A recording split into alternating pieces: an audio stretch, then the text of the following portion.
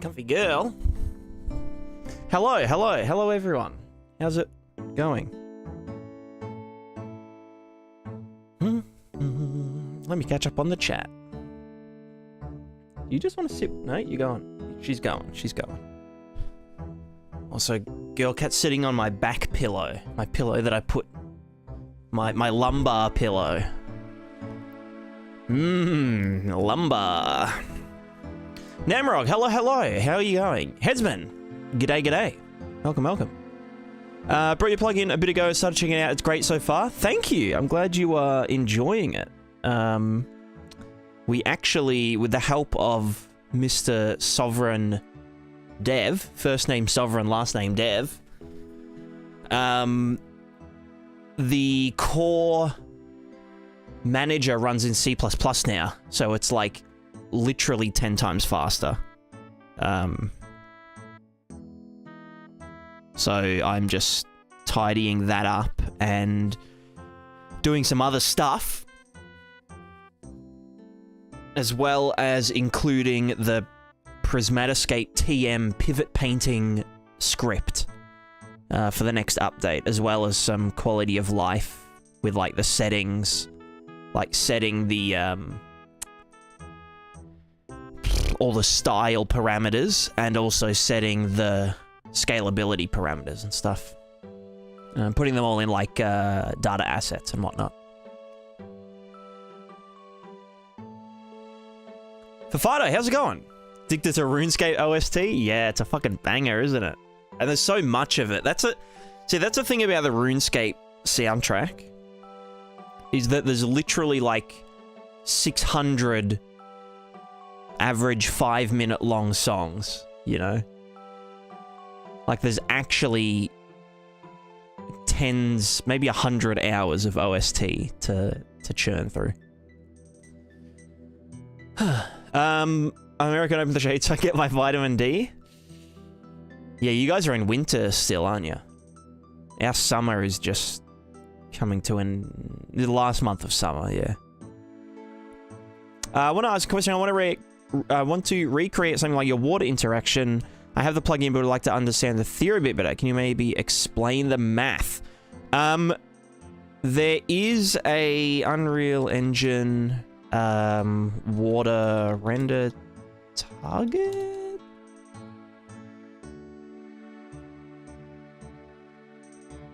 It was a thing by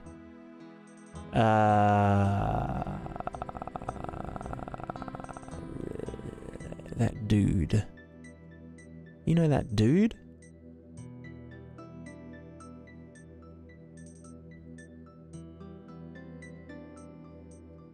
This one. I'll link this in the chat real quick. Sorry, I'm not actually showing, but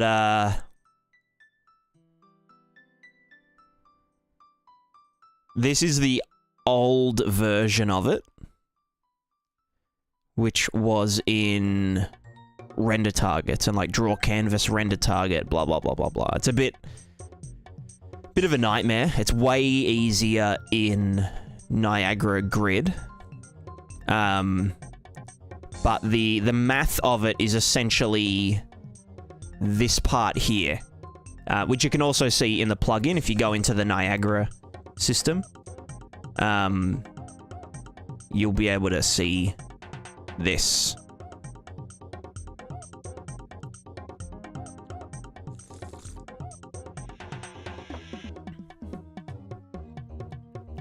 But yeah, the gist of it. Also, if you've got an ad at the moment, just let me know. Well, you wouldn't be able to let me know because you'd be watching an ad, but I'll wait till the ad's done. Oh no, you asked your thing. Okay. So yeah, the gist of it is these bits here. Let me just paint.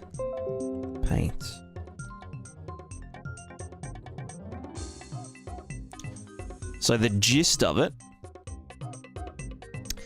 this is basically just saying get the texture, or get the current texture,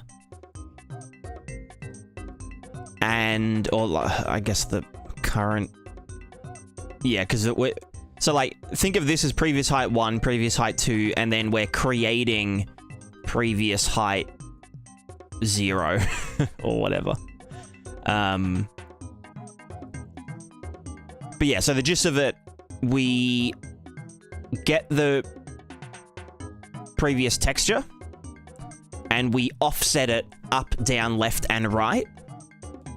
And then, well, this bit here, you could think of it as like blurring it, which, you know, also does, if you were to instead divide this by 4, divide by 4, or this divide by 4, and then not multiply this by 4, then you're essentially getting the blurred version of the texture minus, or blurred version of the texture minus the unblurred version of the texture. So that essentially, like, if we had something like this, and then we blurred it, and then subtracted the red from it, we'd end up with like a sort of ripple, almost like a donut within a donut, you know? We'd essentially end up with like 2 rings, like this, right? And then what we do is we subtract the previous height. So we have to store like 2 frames of data. So we subtract the previous height, which gets rid of this one here to some degree. And so that's how the ripples propagate outwards without propagating back in on themselves all the time, because we get the previous frame and deduct that from the sort of propagation doodad. What exactly is the previous height? The RT things is the RT with the thing stepping on water. So the previous height, it means like the height map, like the ripple map. So if we look at it like this way, and let's say that we, like, something dropped in the water, right? So like we just create a disturbance, like this. So then essentially what we do is we blur that and subtract, so blur it like this. Well, it'll be less intense. We blur it, and then we subtract the red from it. So I should probably use gray. So we subtract red from it. Cool. The previous frame is nothing, so we don't do anything to it. Then what we do is we blur the green, which will become yellow. So we blur this, and that will, well, it'll be like less high, but yeah. Blur that, blur that, blur this, blur that. but then we subtract the... Sorry, that would blur all this. Then we subtract the green from it. And then subtract the previous frame's doodad, blah, blah, blah, blah, blah. So yeah, we end up with just the yellow kind of spreading outwards. And we kind of get rid of everything in the middle. So if we actually go and look at the project real quick, that's sort of the basic math of this. And yeah, so the reason that we subtract the previous height, I think I call it water height too, is so that they propagate outwards by subtracting the previous frame's height map and whatnot. That also contributes to the like the positive and negative, like up and downs and stuff. Your code, you set the height 2 to be equal to height 1 before you do the calculation. So the thing with Niagara grid, and that's actually a good point you bring up. Niagara grid, for each stage, or each module, or no, sorry, each stage, it will cache the grid stuff. So if we actually go to content, not content, plugins, Prismatiscape, and we go to here. Oh no, that's the map. Here's the grid.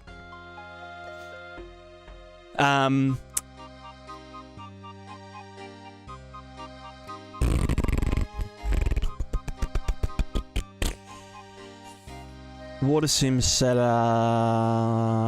Set current height to previous. Okay, so here we set current height to previous by getting the previous float value, but we can still get stuff from here because in the water simulation, when we call sample previous value, it means get previous from the previous stage. And the reason that it does that, usually you would have to buffer it yourself with the old render target stuff. But essentially for... You can imagine, like, let's say we've got a grid of things. A grid of pixels, which is literally what a Niagara grid is.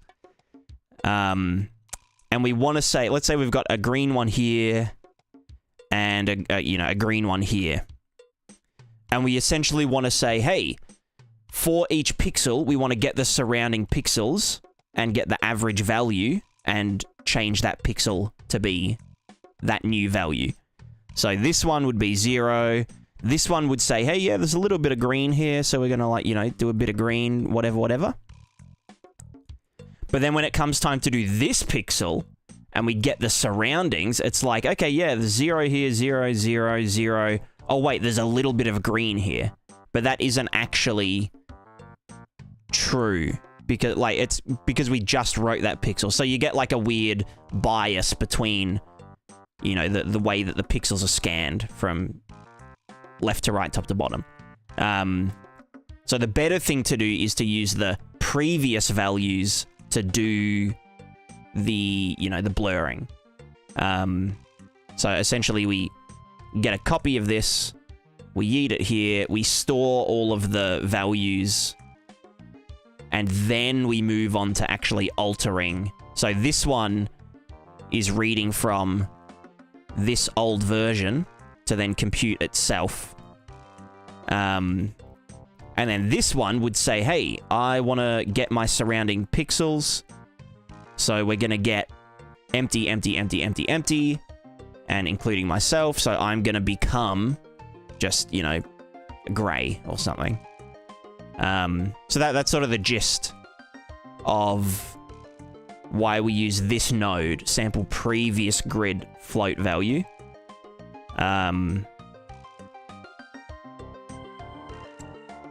And then, hold on, there we go, water height 2.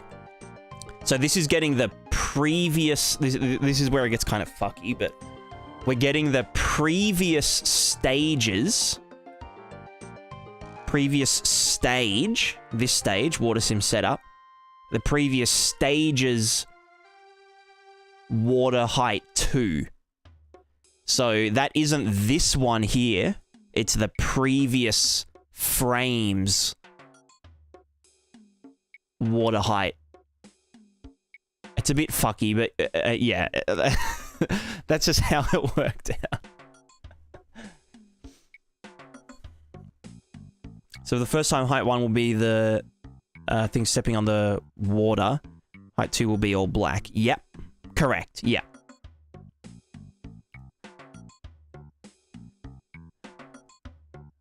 And then in the next iteration, we blur it so it expands outwards, and we subtract height 1 from that. So we get like a kind of, you know, like two bumps now. And we subtract height 2, it's black, so we don't do anything. Then in the next frame, we blur these 2 lumps into even, you know, into blurrier lumps and subtract height 1 from it. So these 2 lumps become 4 lumps. Like this. So 2 lumps get blurred, become 4 lumps. And then we subtract the previous frame's height, which is like around here. Kind of like, you know, because it was the 2 lumps in the middle, and then we've done this. But then we, yeah.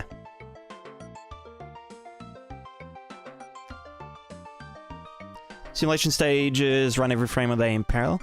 The simulation stages run from top to bottom every frame. But the what do you call it? The actual, like,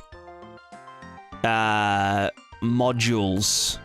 Well, yeah, so simulations run top to bottom. But remember that each of these stages is per pixel on the grid. And the grid cells get run in parallel, because it's a compute shader. So it will do, you know, wind sim setup for each wind grid pixel. It will offset them all, then it will draw the wind capsules for all of those pixels, then it will add the deform input to the wind input, then it will, you know, get the wind blockers, and then cache those results if it needs, and then we do the wind simulation. Blah, blah, blah, blah. I don't even think I use wind normals anymore. I think I calculate them manually. No, we do that there. Why do I do that there again? Can't I literally just get this? That's a future me problem. But yeah. Like you'll find that, like, a lot of the code in here is very artistic.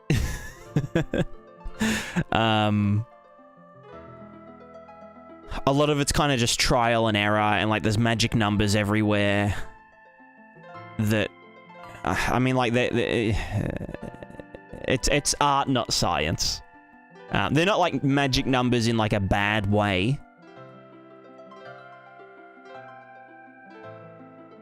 Like this doesn't mean anything, if that makes sense. It's just what works.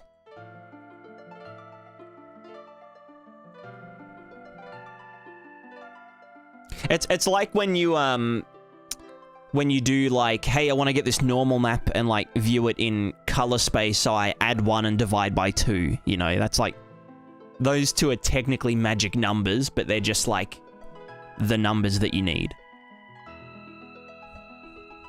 Like, you could parameterize it and be like, oh yeah, this is, like, the offset value, and then, like, the scale value, but it's like, no, you just add 1 div 2.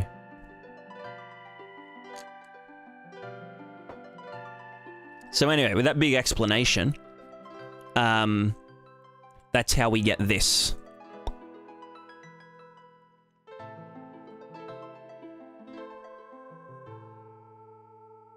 Oh, and then the ripple reflections is just purely coincidence. Because of the way we essentially multiply the thing down to 0 immediately at the borders of the edges, and that creates a disturbance because we then subtract the previous frame's height map compared to the absolute 0 that we, that we're turning it into in the current frame.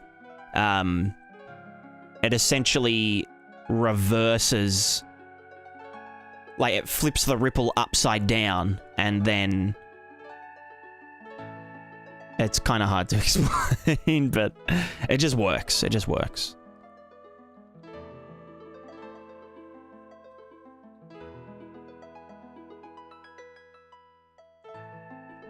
In reality, the subtracting the previous frame,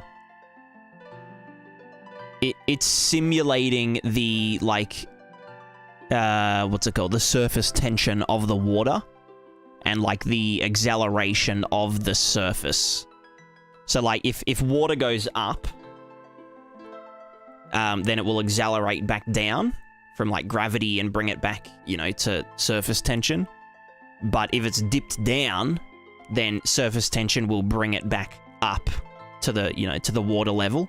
But it will also overshoot it, if that makes sense. So that's sort of what's going on here in a very non-physical way. But that's basically how ripples propagate. It's just a weird, like, chain reaction effect with surface tension and bullshit.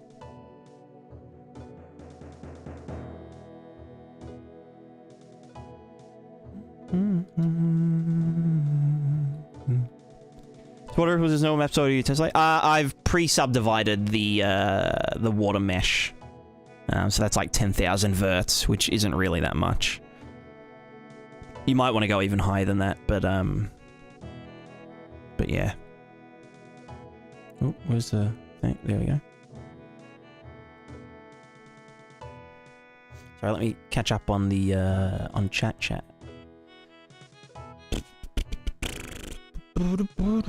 Oh my god, there's heaps. Sorry, I went on a big tangent.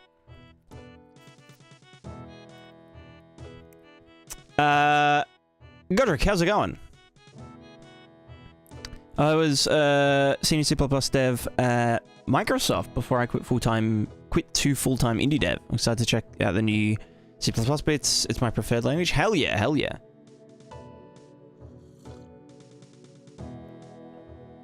Was wondering, is there a way to make stylized volumetric clouds in UE5? How would you do it?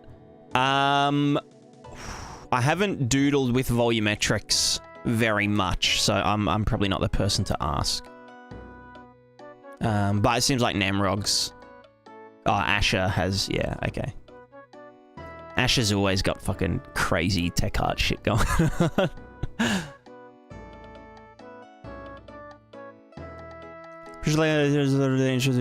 Yeah, actually, I'll look at it right now.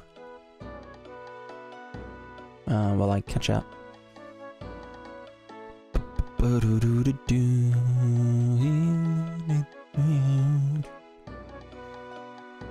Kohaful, what is the update about? Any sexy update notes? There will be update notes when they are ready. The gist of it is... You know, I haven't done a performance test yet. I'll do a performance test in one sec. But, Stoidart, hello. Still haven't checked out the plugin and doing new things to it. That's Gumroad's fault, gonna download now. Well, if you wait till the next update, which will be tonight or tomorrow, it might save you a little bit of work, but I don't know. Well, actually, no, now that I think about it, I didn't get any errors when I replaced the folder with the C++ version, so... Sov did a really good job at making it not break stuff. Which is fucked up. I don't know how he managed to do that. Like, I didn't even have to plug stuff in again. Sandy, how's it going? If you can size, if it's possible to simulate waves with less amount and size. I remember there was scene capture and post-process are way expensive for my purposes, but I have more control. Yeah, so yeah. I do need to look into it. It's probably more possible now because... no, I guess the GPU side of things is still the same. But I was just going to do something real quick. If I go to project settings and go to my frame rate, we'll go to 120. Stat FPS. Cool. 120 FPS easy.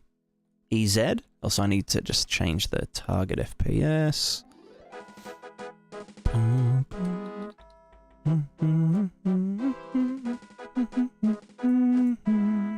120. Alright. Check this out. Check this out. If we get the player character and we here we go. On begin play, add 100 Prismatiscape deform component characters. 100. Add 100 of them. Let's see what happens. So that would mean we're drawing 1,200 shapes.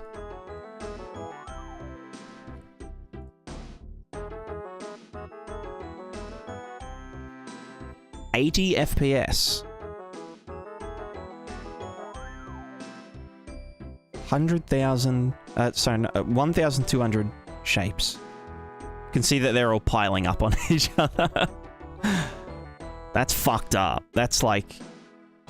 stupid. Actually, you know what? What's the, is it game or... Ooh, okay, we're GPU bound, which is good, because that means I can optimize things. So what's our stat GPU? Niagara GPU simulation. Da-da-da-da-da-da-da-da. Now, so, okay, so if... Oh, that's good as. This is David's page. Yeah. No, but that's awesome, because that means that the expensive part, which is gathering all the shapes and stuff, like CPU-wise, and GPU is double that. So if my optimization... Okay, let me just check if it is the input grid resolution. If I just say input grid.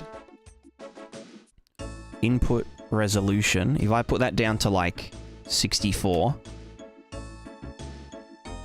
And then do it again. Niagara GPU simulation 1 milli... Okay, yeah, so it is the input. Because it... Yeah. Oh, that makes me want to actually do this optimization. I'll do it in the next update, but...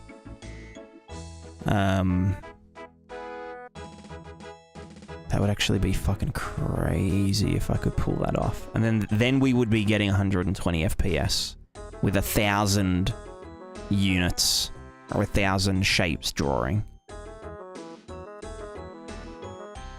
Which would be messed up good. Ooh.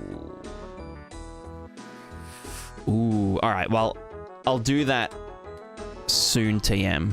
Let me just answer Sandbox's question.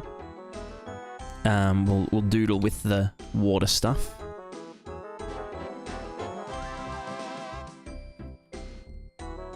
Okay, so... Alright, it's in slow motion, but yeah. Let's do... character. I need to not do 1,000 shapes again. There we go. Alright, back to a steady 60 FPS. Wait, where's my Oh, I didn't change the input res. Yikes. Here. Input. Resolution. I think it was at 3... It was like 1... No, it was 256 times 1.5. 384. There we go. Okay. Okay, so... The ripples, the ripples, the ripples. Now, the gist of it is... It could just be the... Let me just take the sim size down to 1000. So if the sim size is less big, do we get more detail?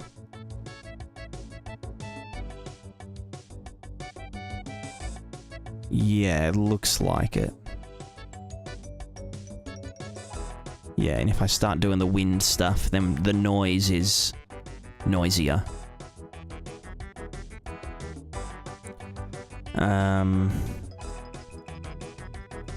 Okay, so essentially the higher the resolution, the kind of more detailed the ripples can be.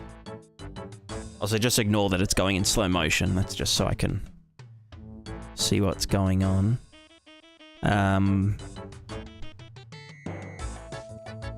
Doesn't seem really way too long. The speed spread is as long as possible to tune to get something like ripples on puddles, short and quick. Ah, okay, I get you. I get you. It's possible. It was actually something I was thinking about. Like...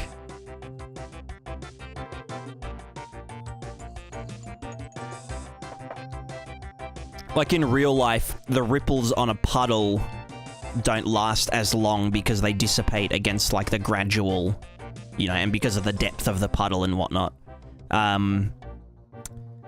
Yeah. So I was thinking... I can use the RVT.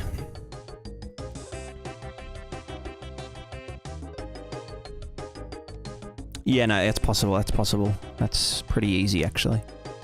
I would just need to... In the water simulation... So we do get water surface, which is looking for the RVT. He doesn't have the RVT, stop jitter, blah, blah, blah, blah, blah.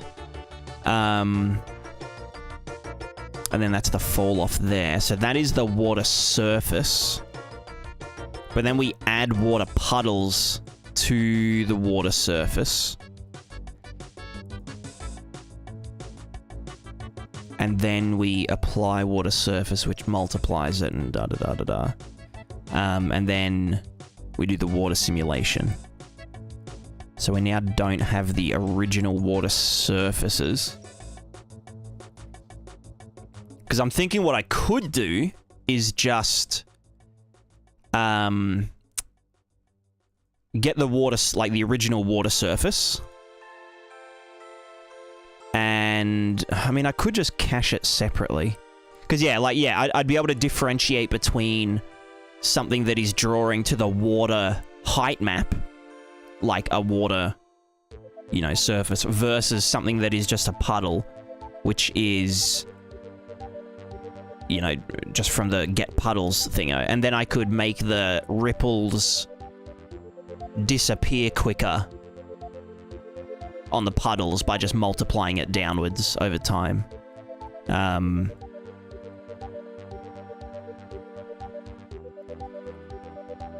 Yeah.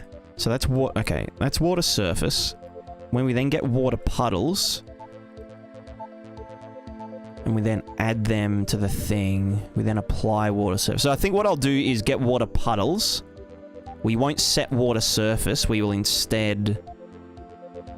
rename you to water puddles, which is going to be just... hold on. That's the footprint stuff, yeah.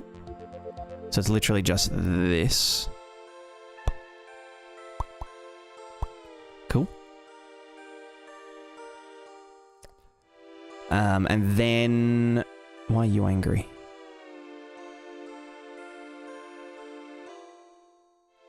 Numeric pin was not resolved with the blah blah blah blah blah blah blah. Water input mask.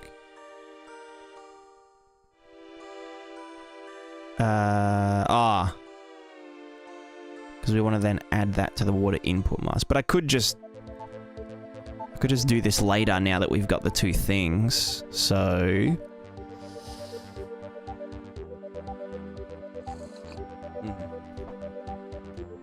So that can just get yeeted. So yeah, just water puddles, no water input mask, remove. Everything good. Then in the... Hello? In the... Water... Apply water surface. Blah, blah, blah, blah, blah. We want to just get... Float. You are called water puddles. You are stackety context. You're going to move up to there-ish. Nope. Below that. Well, there we go. And then we just want to max that against water surface before we yeet it into there. Cool.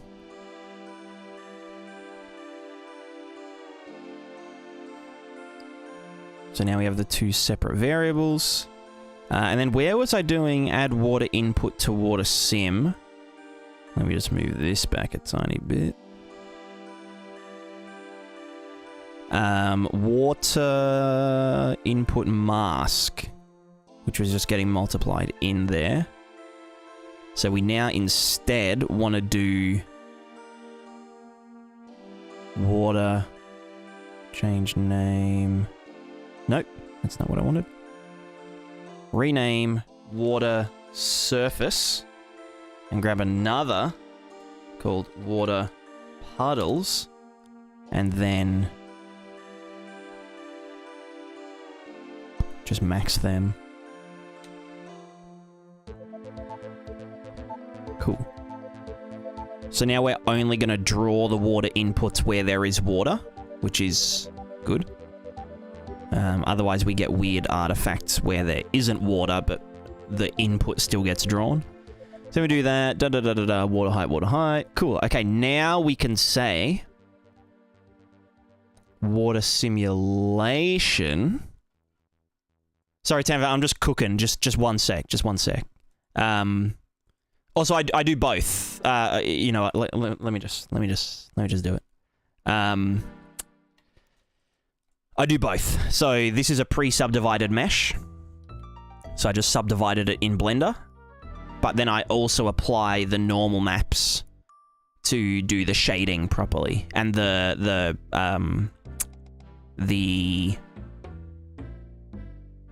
refraction. You can see like the, you know, the distortion of what's underneath it. You know? Oh, there's also another thing I have to do with it. Okay. Anyway, water simulation, blah, blah, blah, blah, blah, blah, blah. Let's just grab float, water, surface, and where we do the, here. Wait, is this it? Yeah, before we do that, that will, yes, this is our,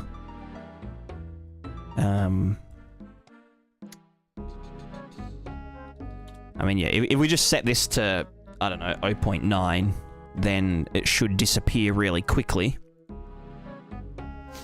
So then we can make just the thingo. Yeah, okay, that's very quick. Beautiful.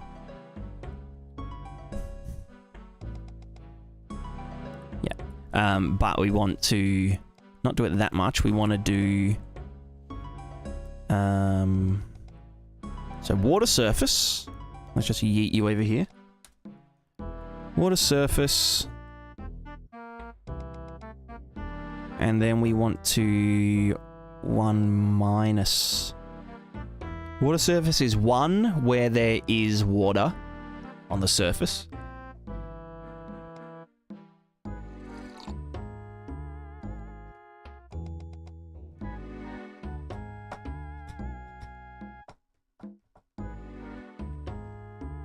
Actually, no, it should be where I apply water surface, shouldn't it?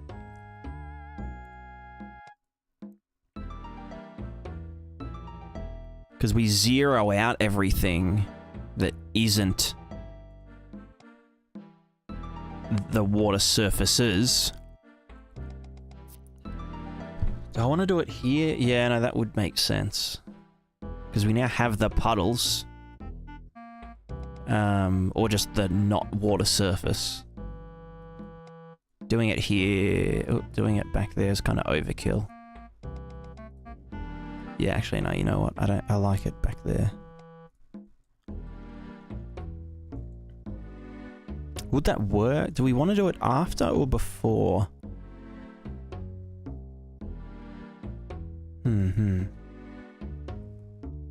If you show me the solution, tell me I need to rewrite Niagara system would be perfect because I don't need whole thing.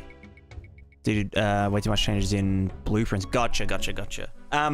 Yeah. Oh, you'll if you've got it on Gumroad, yeah, you'll be able to just download the new update and just open it and take the system, and that kind of thing. Or, like, just rename it, and then you can have both versions in the one project, and then move your changes to the new one, the C++ version. It should still work. It shouldn't actually change anything, because all of the components and even the manager actor have just been reparented to the new C++ class. So all of the other... If you've made, like, extra functions in, like, a child manager class, then it should all work fine. If you've made changes directly to the classes, then you'd have to, like, manually just move your logic over and whatnot. But I would recommend the next update, because it'll just make things a lot more usable overall. Change inside plugin. Gotcha. Yeah. Yeah, that's all good. With every 6. Yeah. Yeah. Alright, let's do apply water surface, and we want to get the water height. And when we multiply the water height, this is just zeroing out everywhere that isn't a puddle. But then we also want to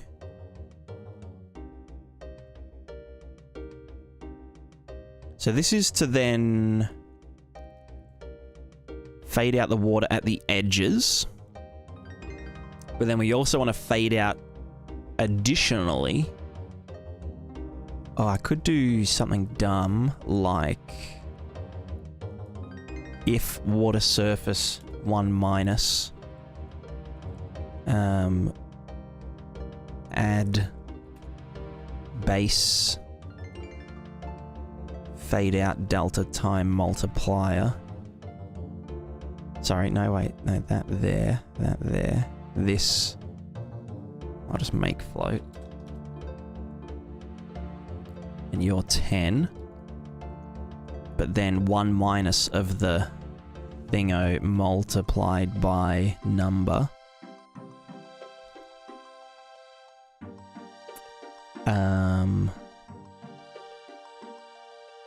So this would be puddle fade out multiplier doodad. Or what's a good name for it? Additional fade rate. Water additional fade rate. Water additional fade puddle. The fuck do I call this?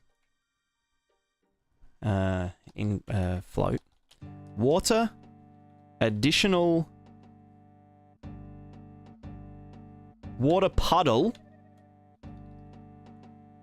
fade rate. Bam. Fade rate. Additional fade rate. Water puddle additional fade rate. There we go. So, and this is the... No, that's the edge fade rate, which is fixed. But then we want to add the 1 minus of that fade rate, blah, blah. There we go. Cool. Okay. And that needs a default of... Where the fuck do I do defaults? In here.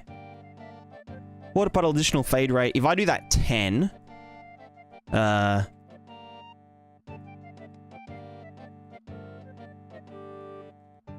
I'll just do 1 for now. So now we do this. And everything is, yep, very puddlious. Very goopy, slow motion, half speed. Alright, and then we go over to the puddles. And they should last Hello?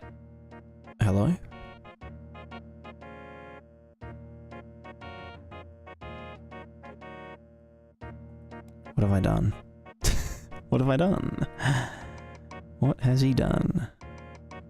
What have I done there, huh?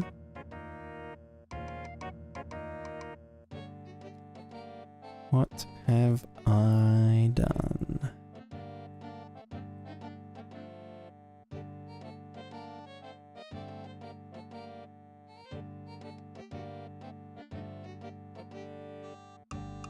Wait.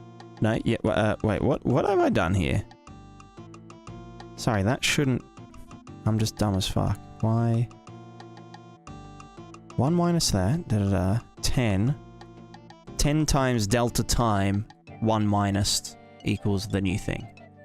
But then we would just want to add more where there is no water surface mask. Makes sense. Let me just set the target FPS back to regular.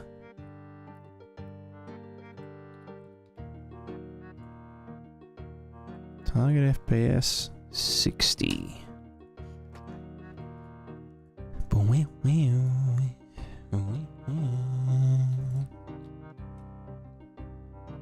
Oh, look how nice that is when it's a higher resolution. Will there be an update on the muddy or snow trail kind of mesh pushing effect? It's already there. It should work with the nanite landscape stuff and whatnot. This is just a pre-subdivided mesh. But yeah, it should all just work. I'll do more example materials in the future. But, yeah, for like sand and snow are essentially the same. But the effect here is basically just in the middle where the value is negative, we just flatten the normals. And then where the values are positive, so these bumpy up bits, we change the normal to like a disturbed, you know, dirt mask normal map. And that's all there is to it, really.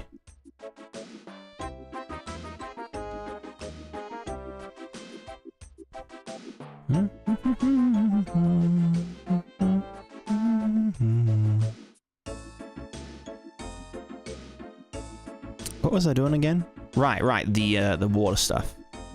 Okay, so that's all good. That's lasting as long as it usually does. It's going to fade out because of the distance and whatnot. But then these ones...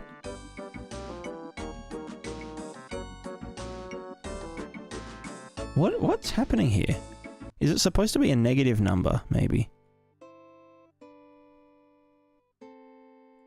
I feel like it's ballooning.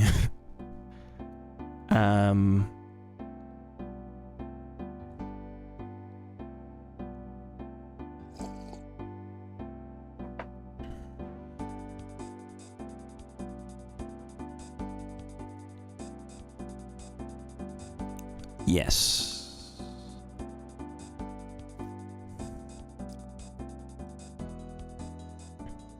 Yeah, okay, it's doing a runaway. Why is it running away? Water additional fade rate, blah, blah, blah, blah, blah. Multiply the surface, which is a mask, by this. So that should just be 1 times 2, 10 times delta time, 1 minus da da da. 1 minus da da da. So if I just go and set that to 0, water puddle additional fade rate. Maybe I do want to do it in the water sim stage. Because again, this is all fine. It's just the puddles. Why are you fucked up? Huh?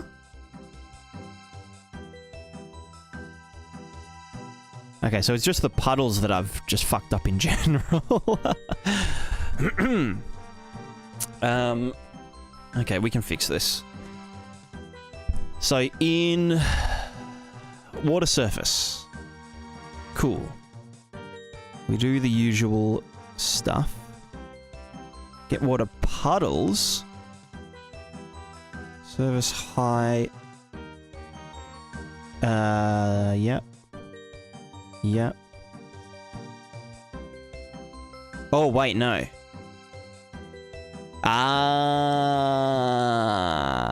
What was I doing here before?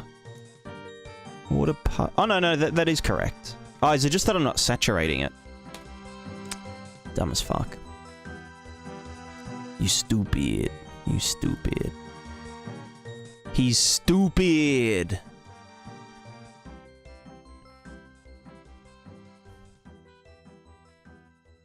There we go.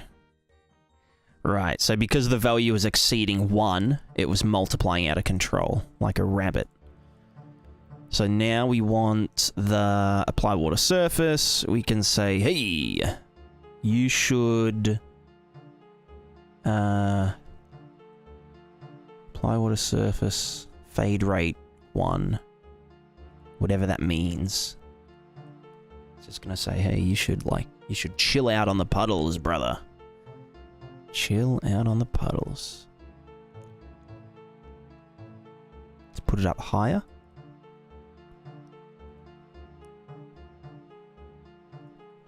An extra 10. I might also do it so that...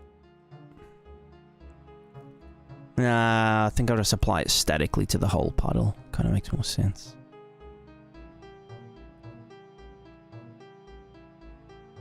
Is that doing the thing? Can't tell. It should be applying... Water puddle additional fade rate. Get the water surface 1 minus. Do that. Add that to the fade out from the...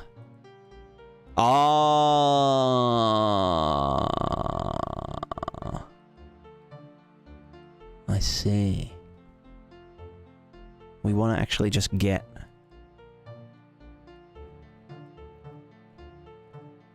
this and add it before or after this. I think after this. And then, oh, we'd need to...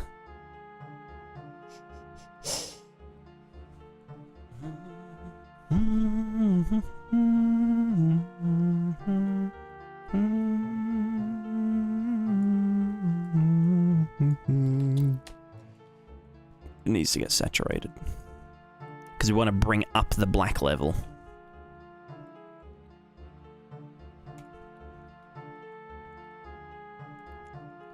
Right, so everything's good here. That's normal.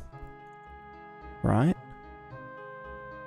They look normal. But then, over at the puddle side of things, they should not last as long. I am gravely mistaken. Alright, let's, So getting the water surface. And we are... Why am I so dumb? Hold on.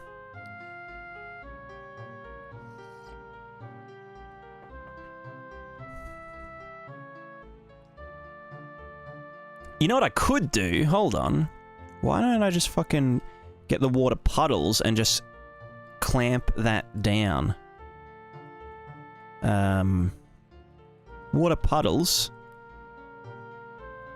Yeah, just wherever there is puddles. If it was to be fucking, I don't know. Water puddle additional fade multiplier? No, but it has to be delta timed. So delta time multiplied by this bad boy, then 1 minus that, because it has to be frame rate independent. So then that multiplied by the water puddles gives us puddle fade out over time, blah blah blah.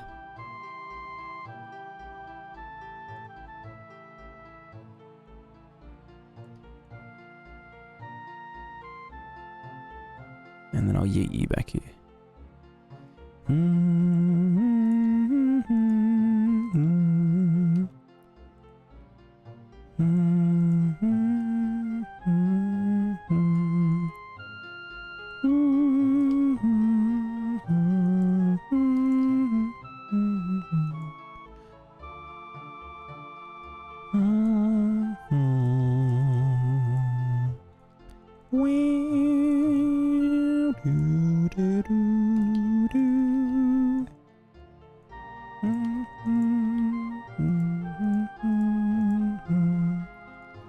Right, this should be it.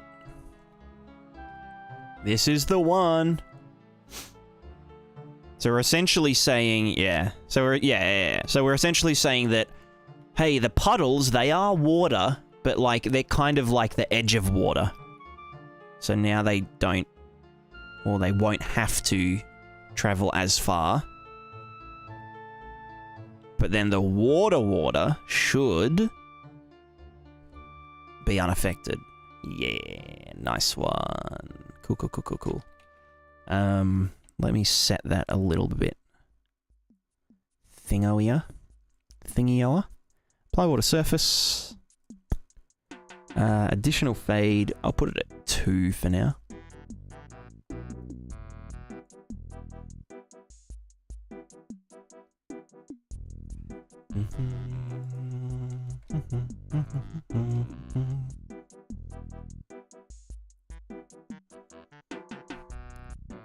I'd only chill out on a puddle if it was made of beer.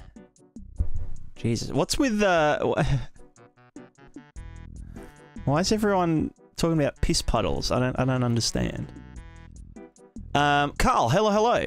Got a new question. Does something weird happen when playing editor loses focus? I'm doing a solitaire game. When I click out of the game, the cards all fly into oblivion.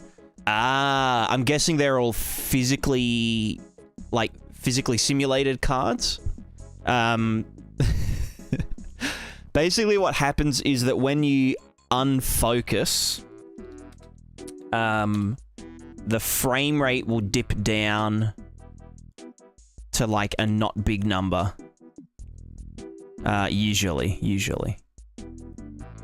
Or just freeze entirely, yeah.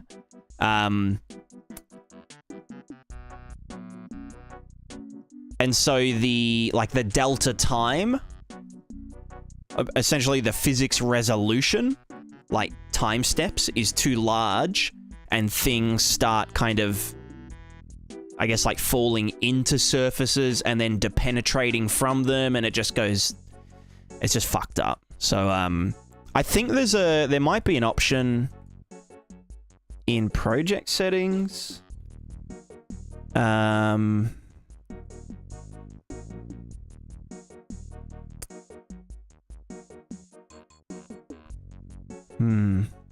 Maybe editor preferences? Focus?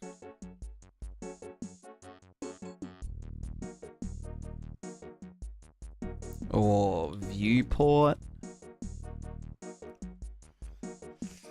You might have some, you might have to Google that one.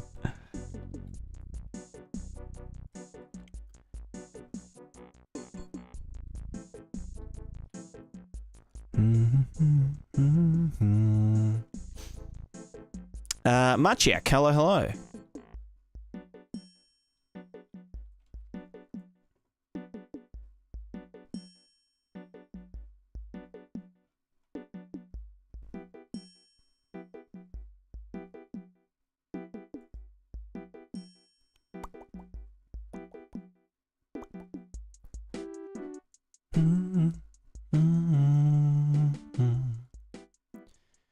Because no, it's not a crazy thing. Yeah, it always happened to me with ragdoll, like character ragdolls. If there were like character ragdolls on the ground and then I'd unfocus from the window, they'd all, when I refocused on the window, they'd all like do a big jump. Scare the shit out of me. Like zombies coming alive.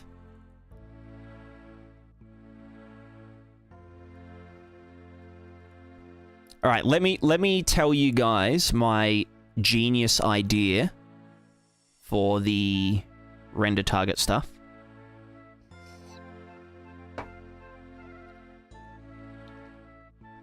Because I think it's actually huge, gigantic, like, I don't want to like pretend that I'm like a god, but like I'm basically a god. Water sim looks better than the usual. What changed? Oh, I just upped the resolution temporarily. Let me just stat FPS and stat Gipu. No GPU simulation 0.6, and then if it goes up, water. Oops, wrong box. Water resolution, we'll go to times 2, and then times, oops, 1.5. So this is a 1.5K resolution, and we only gained 1.5 milliseconds, but it is a higher resolution.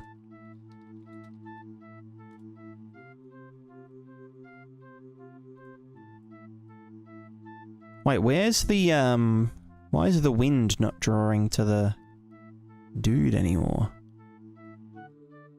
Hello?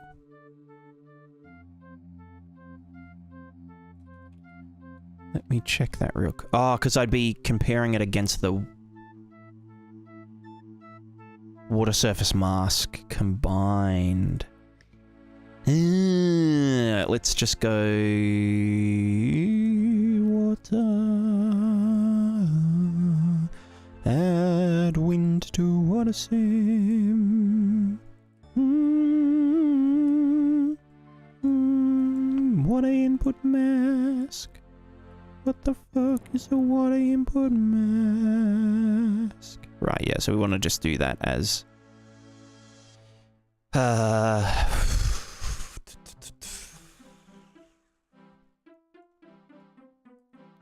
water surface. Water surface. And then Water puddles. Is that what I called it? Water puddles? I guess we'll find out. We just max them together. And now we're good to go. Yeah.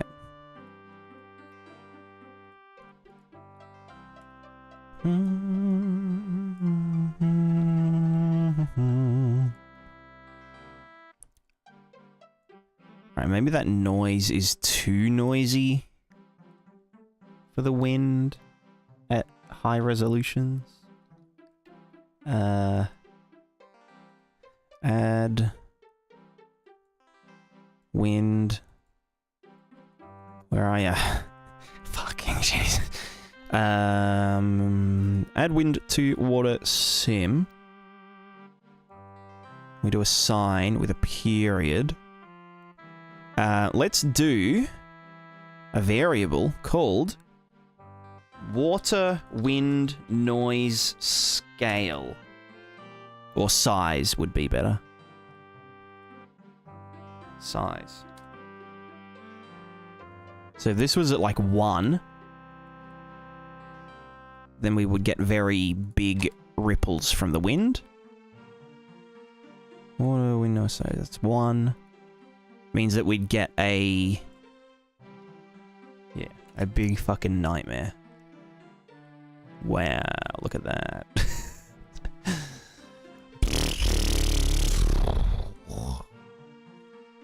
It's actually kind of terrifying. What the fuck? Interesting. So that's not what we want. We want instead it to be smaller. So if we put that to like 0.5, then we'll get 4 bands per wind thing. That's getting better. I could just do a noise texture, but then it doesn't have directionality. I mean, it doesn't have directionality anyway. That's actually terrifying.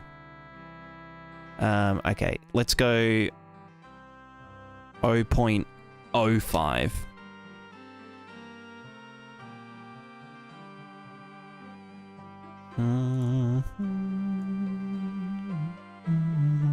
See, even that is a bit fucky because of the... maybe I should just use a texture. Because, like... otherwise the ripples are, like, too... what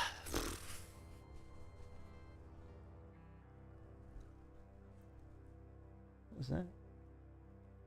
Yeah, otherwise the ripples are too... they're either too small and noisy, or the opposite. Something. So, let's get...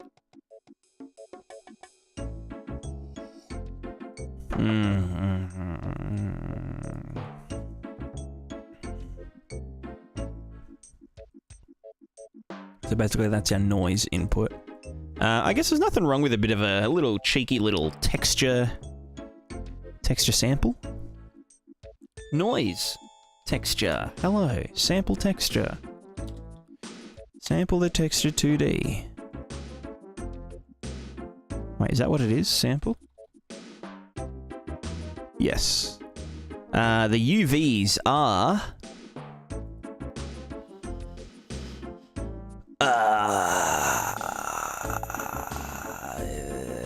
into the water, fucking...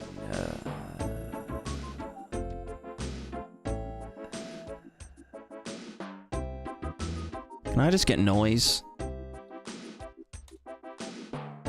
No, it's just a Perlin noise. Fuck.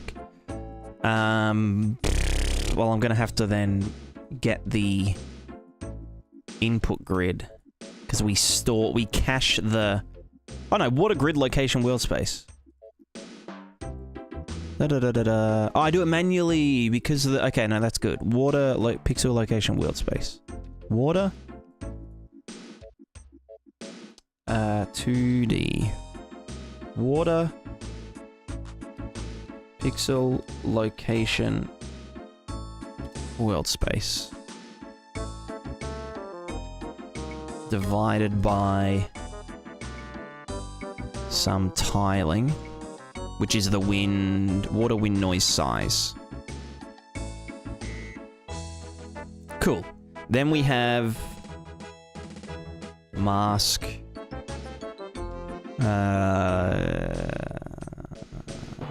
We want to get the Y channel, which is good. Also, tomatoes, or tomatoes, or tomatoes. How's it going? Thanks for popping in. Looks like full-time plugin dev. Yeah. Yeah. No, I'm enjoying it. Having fun, right? That's all that matters. So this is wind density minus wind min influence? Min wind influence. Minimum wind influence. Oh, right. So if it's just a tiny little breeze, we just say fuck off. So then this is the mask of the wind over there. Then we've got the influence and the blah, blah, blah, blah. Yep. Yep. Delta time as well. Yep. So then this sign can just... Do I have... Can you get... You can get game time, can't you? Game time? Or just time? Engine time. Sweet. Because I then want to do... Okay, hold on. So we want to get this and yeet it. Then we want to use this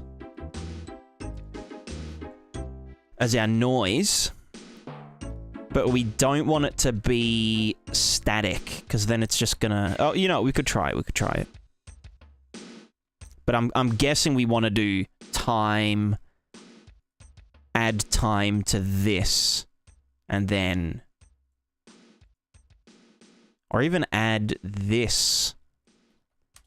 Add that to this, then add time with some fixed value, and then sign, and then into there. But we'll see what it's like if it's just a static texture. Add wind to water sim. Texture, Prismatiscape, cloud noise. Pixel location world space is pixel water. Pixel location world space. Water, wind, noise, size, 1,000. Oh, that's gonna be kind of fucked. You know, we'll go like 200. Okay, so now we should get our noise. Our noisy dudes.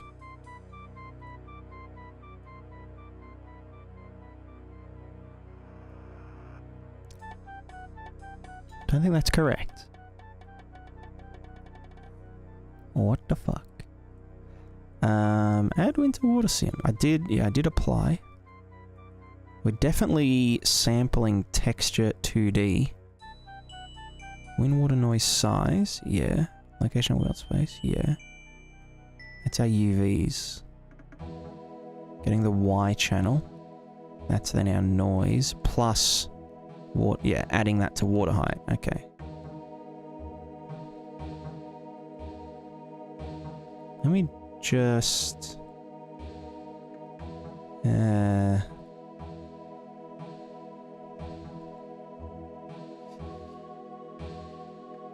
Mean wind influence, don't care. That's, yeah, cloud noise, which is G channel noise. Maybe I'll use B instead, actually, which isn't going to change the fact that it isn't working, but that's outputting a vector 4. Cool. If we then... Wind density. Da-da-da-da-da. There you go.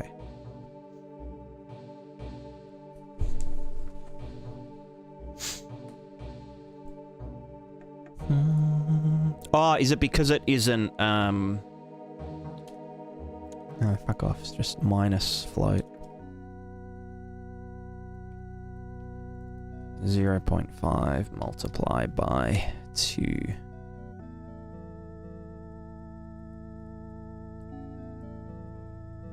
Although if I was to run it through the sine wave, I don't have to do that. So this is size 200. Wind noise size, wind ripple influence, min wind influence. It should all work. Huh? Oh, wait, I saw something happen. Hey, okay, yeah, and I can see the noise texture. Fantastic. Oops. But it's, yeah, we need to, like, noise it up further. Like, we need to noise the noise, because, yeah, otherwise we're just going to get weird shit. You know? Like that. Yeah, you can see it's, like, static noise. So if we just do this, like that. Also, I don't know if I'll have to add that to it. It might be unnecessary. It might actually create some weird shit, but yeah. Yeah, so now it's like true noise, but I might make it go faster. Wait, is it? No, engine time, these nuts. Time. Plus, oh, I didn't apply scratch. Classical gassical. Alright, yeah, now it will... Okay, so maybe adding the mask is not a good idea because it will fluctuate. Unless I get a multiplicative of that. So it's way less influential, but still has influence. So that we still get a little bit of, like, macro wave generation.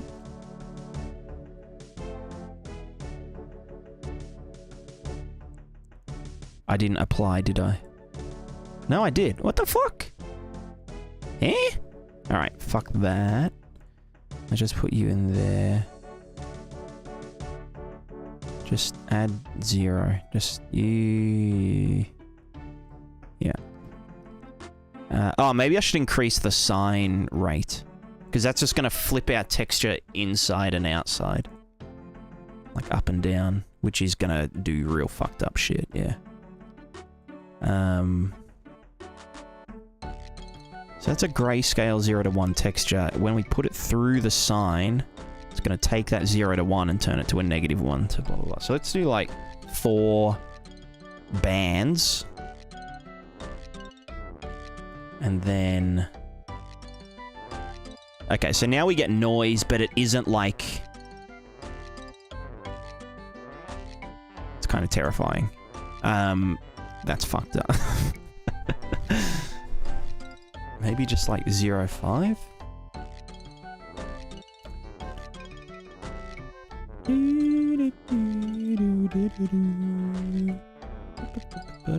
So I made a good call, thousands of characters, interesting feature of your game. It's this plugin.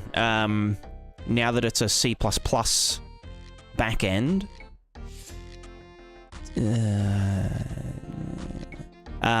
It is heaps performant. Heaps performant as, they would say.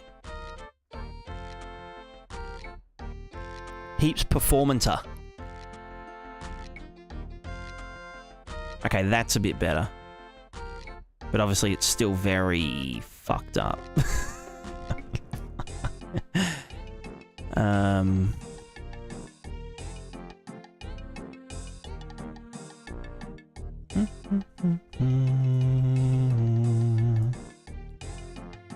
So there's like a constant ripple. Yeah, so let's just do... So that's all good. I guess we just need to decrease the size.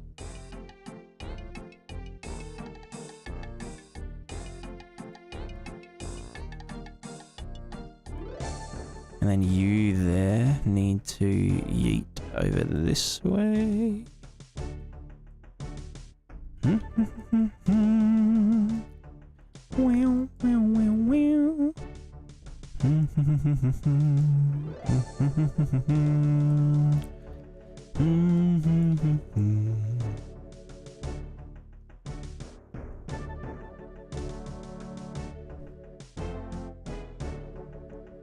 I could also increase the time.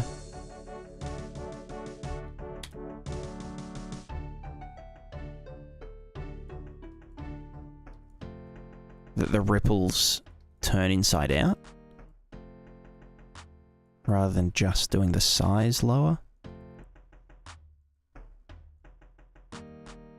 Jesus Christ, that's a lot of bullshit. Also, that can go up here.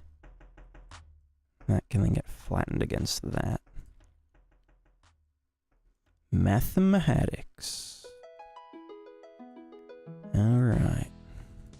I think the original ripples you had before were pretty fine. They had one problem, which was that the noise... When the noise was at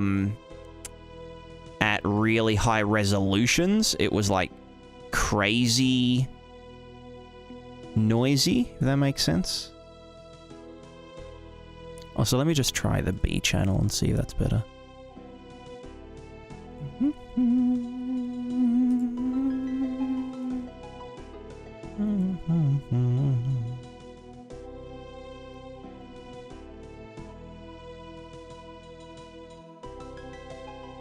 So I just wanted to move it to like a fixed... I mean, like, I'll still have it really noisy. Wind noise, water wind noise size 100. Wind ripple influence, I don't know, 2.5 now.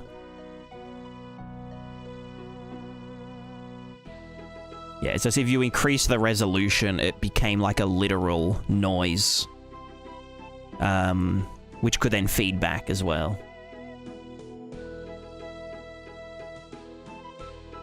That looks too, like, weird, though. Okay, what if I then add this up a bit more?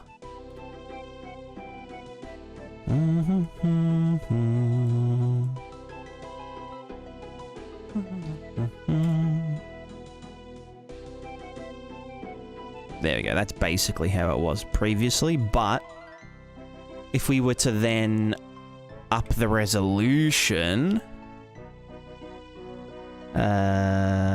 manager? Can I speak to thee? There we go. Water. Resolution. We'll go to 2K. 2.4.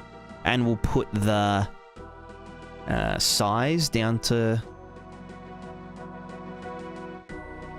2K. So we've got 1 pixel per centimeter of simulation. Which is kind of fucked. So our regular old ripples can be very detailed. But then the wind... Yeah, okay. So yeah, so now the wind ripples aren't like infinitesimally noisy. They still are kind of fucked up, but... previously it would have been like... If I just set the scale to 10, maybe. So if it was like true noise, like it was before, then yeah, you get like this weird... Okay, that's not exactly how it was. Noise size 100.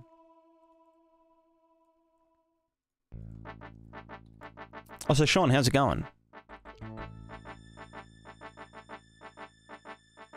Okay, you can kind of see it at the edges, but... I don't know. I don't know, man. It's probably fine.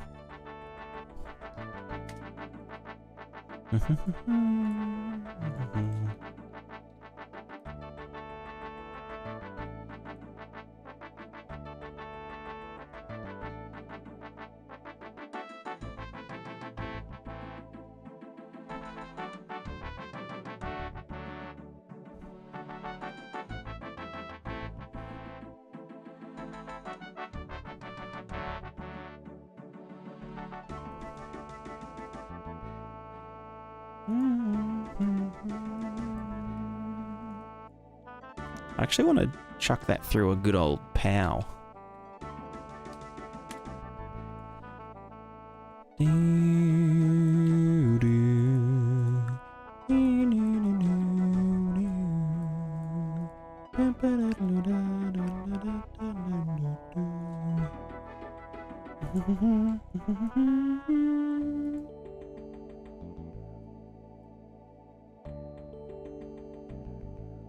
Yeah, not bad, not bad.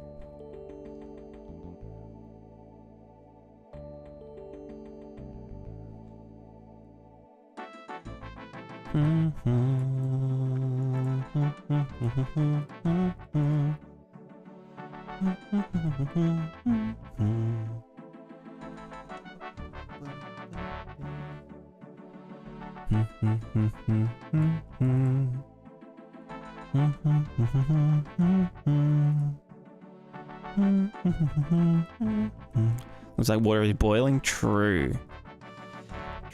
True. I think, yeah, wind ripple influence we just put down to 1. Also, the size will go to 50. Yeah, also keep in mind that this is with a 1 centimeter simulation res.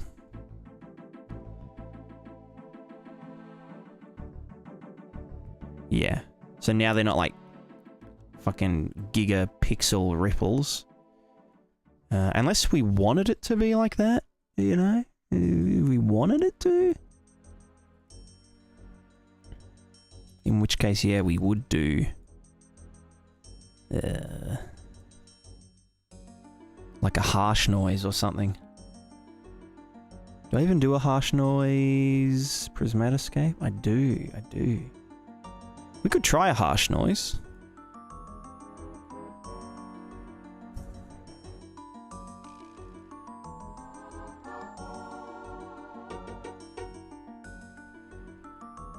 So that's like a true noise. Obviously it's not as, I mean, that's kind of more how... Yeah, you know what? I kind of like that. We put that up to 500. And what are your... blue? Was it using blue or was it using Y? Yeah. Doesn't really matter. So if we put the ripple influence back up to 5, then we're basically back where we started. But it's less.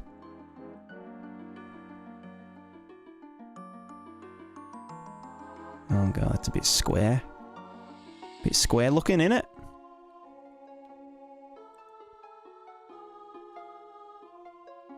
Alright, no, we go back. Just, wind, water sim. Praise, noise. Air noise. Noise size. That one. Influence. 1. Okay. Maybe the wind influence 05.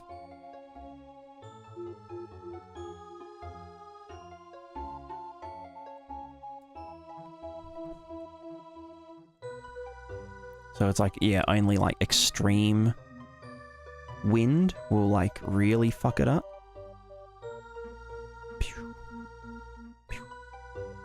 But like, you know? I mean, that will never really happen. It'll be like, yeah, there's an explosion, pew, like that. So maybe we do want it higher. By default. I mean, this will all be in the data asset.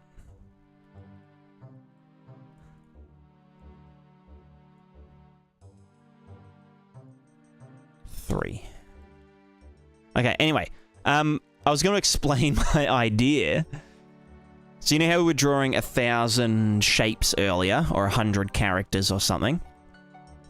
And we were only getting 90 FPS. My idea is... So when we turned the input simulation to a really low resolution, we got like all of our performance back. So the dilemma is that drawing to, you know, a 1K render target or a 1K simulation, for each shape that we want to draw, so, you know, we want to draw a foot, we have to iterate over the entire render target and be like, oh, yeah, what are the color of these pixels? Oh, yeah, they're all black, they're all black, they're all 0, 0, 0, 0. We get to here, and it says, oh, yeah, this one should be, like, slightly yellow because it's moving in this direction, and that's the capsule start and location, and blah, blah, blah, blah, blah. And then it moves on, it says 0, 0, 0, it comes back to the next line, oh yeah, that should be yellow as well, and then, you know. So there's like a heap of wasted stuff. And so, let's just say our input was 1K, which it isn't, it's like 300 maximum, but if it was 1K multiplied by, well, 1,000 times 1,000. No. So 1,000 times 1,000. That's how many pixels there are. Times 1,000 shapes. Means that we're rendering, or we're calculating 1 billion pixels. Just to calculate the input grid, right? Which is a lot.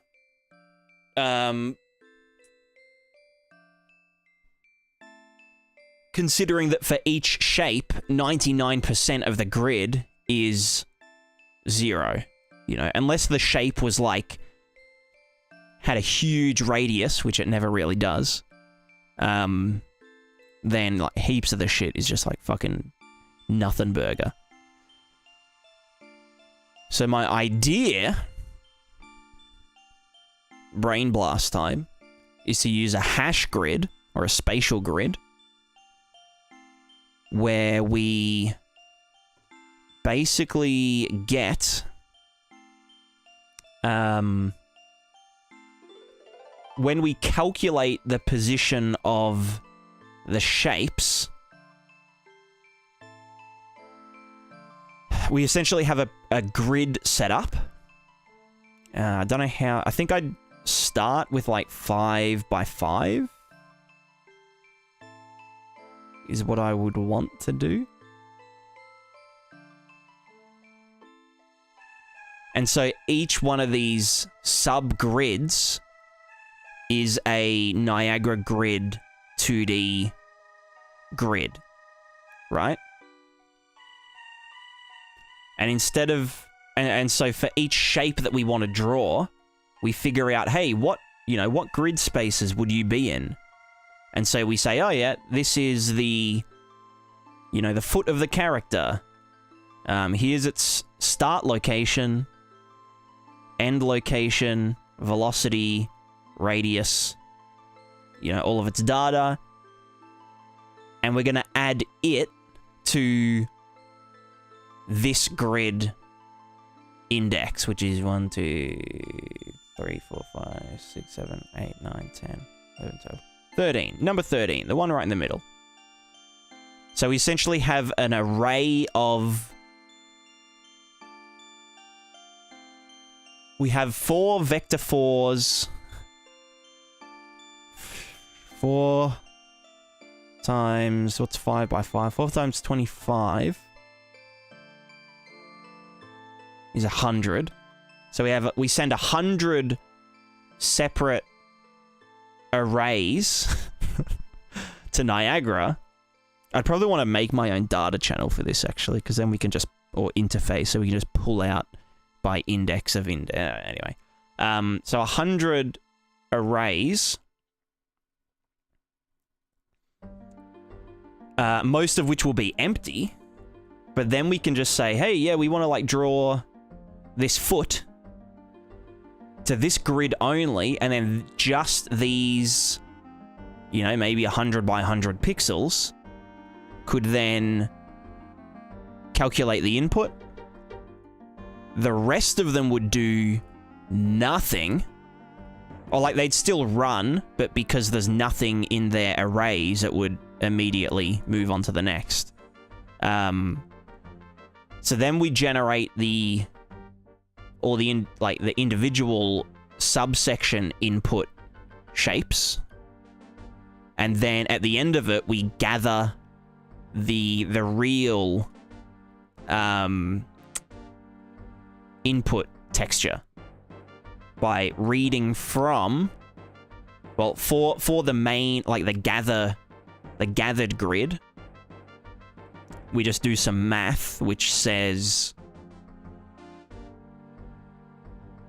what does it say? Actually, no, can you, I could have the individual grids change the value on the other one. Can I do that? Am I allowed to do that? If we just say,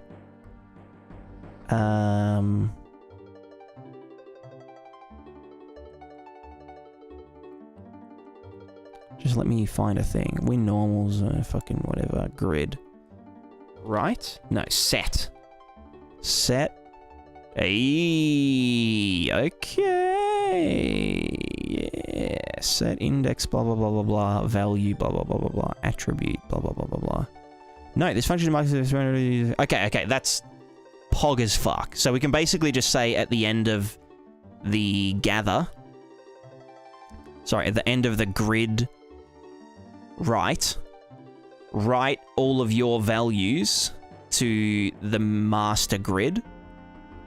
That way we don't even have to do a gather and whatever. It's just per grid, write to... We just have to do the offset math. So it would be like, this one would write to pixel 0, 1, 2, 3, 4, 5, 6, 7, 8, blah, blah, blah, up to 100 something. Then the next one, you know, these ones. Yeah. So that's my idea.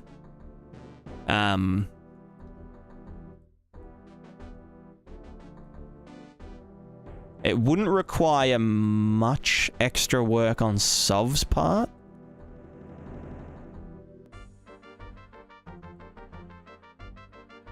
I don't think.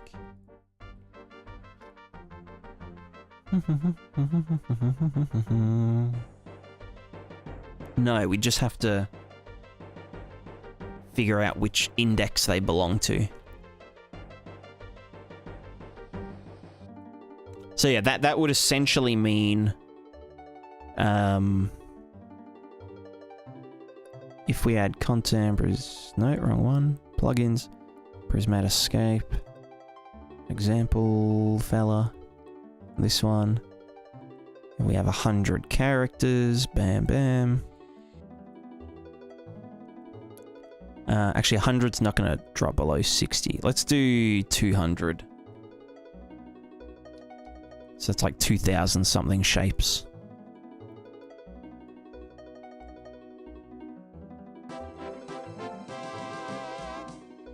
Wait, what's the input grid at?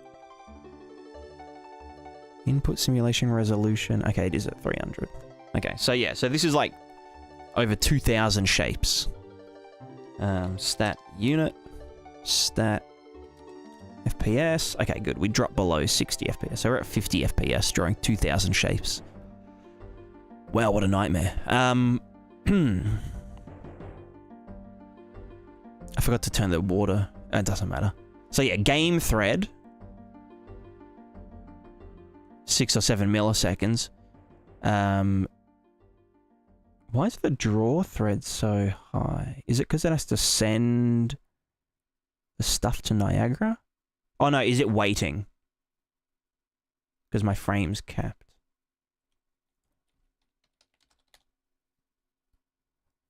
Niagara GPU simulation, 12 milliseconds.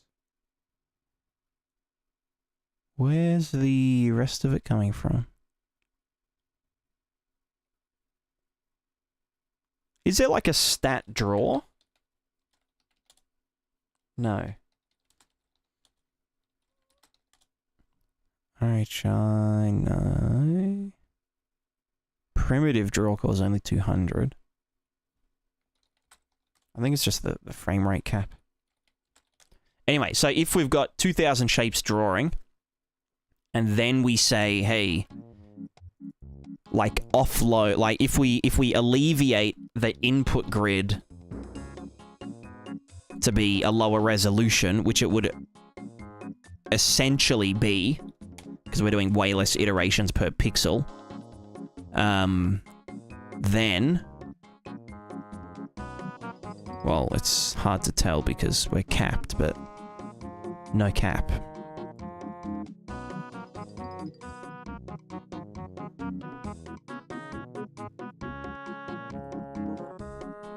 Yeah, literally 120 FPS.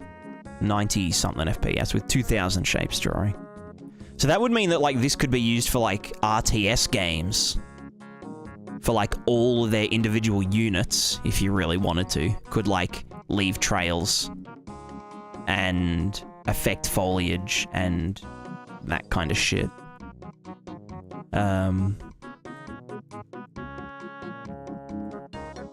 That would be lit as fuck.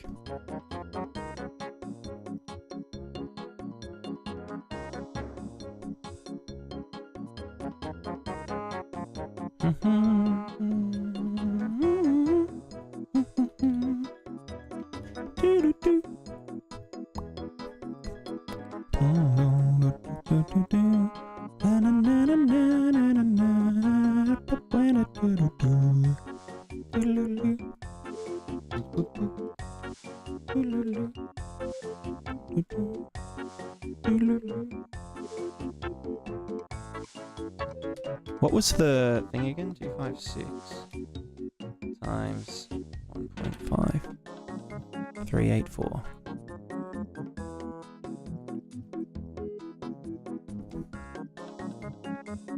Yeah, so that would be like a 2 times. No, how do frame rates work again?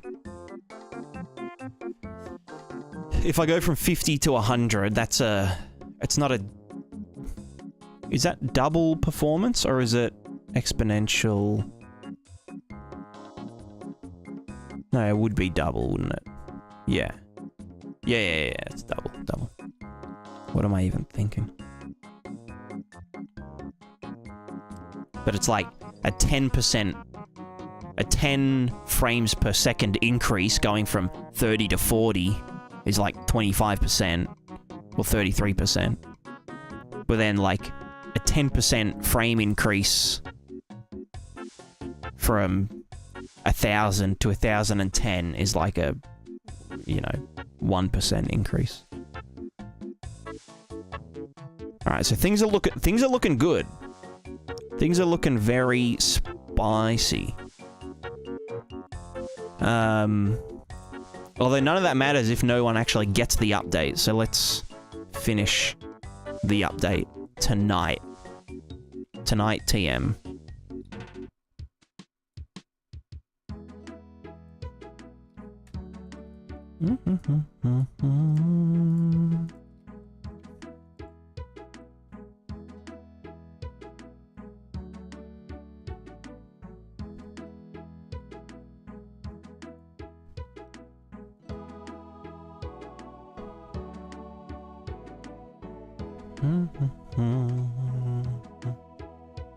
Oh, is that still at 2K?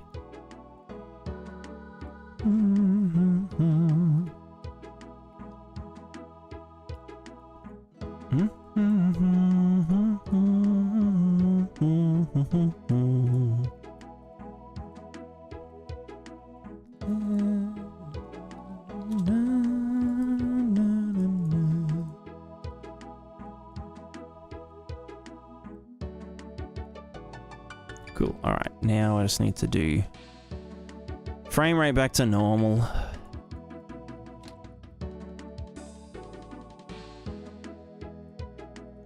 And we're good to go.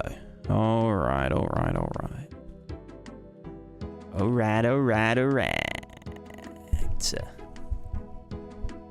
God, it's nearly been 2 hours and I haven't done anything yet. Well, actually, no, I have done. I did the puddles. Puddle's less bad.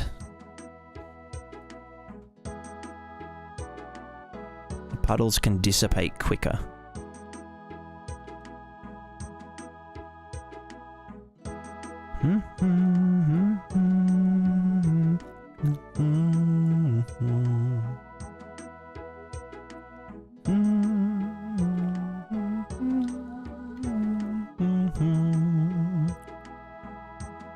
Alright, let's go to my pivot painty test map thing. Because this is like a whole fucking doodad that I need to ship as well. Yeah, why is everything so dark?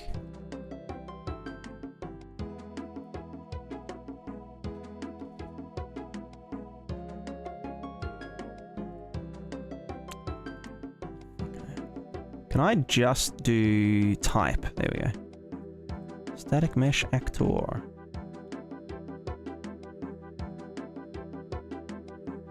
That's better.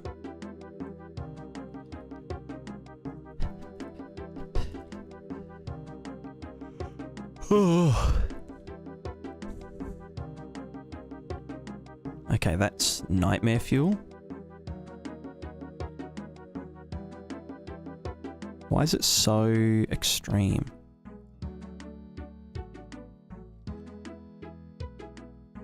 Beautiful.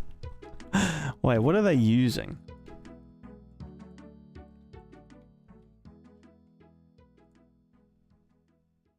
Single bush large WPO. Yeah, okay. Global wind waves, you can just like chill the fuck out. Right? Oh no, it's because I done a goofball.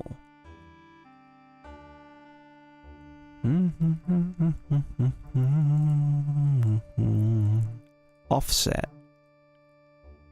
No, that's right.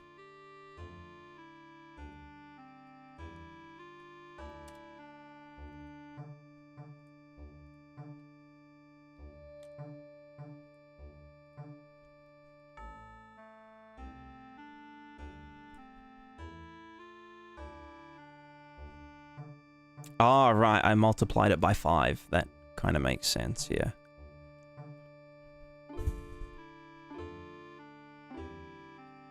And what are these doing, huh? What are you guys doing? You're not using the test wind. Example, wind, global wind waves. Bam, bam. Cool.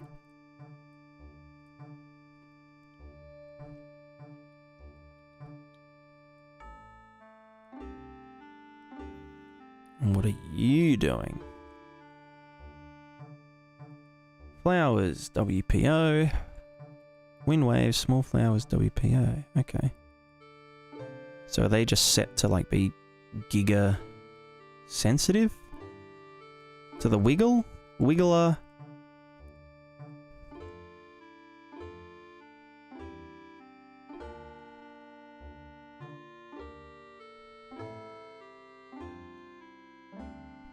Hold on.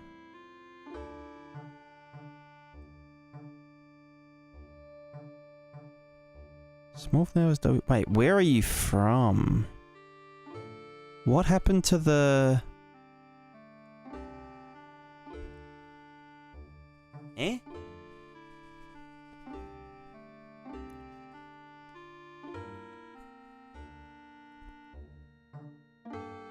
Plugins, Prismatiscape content. Da da da da da.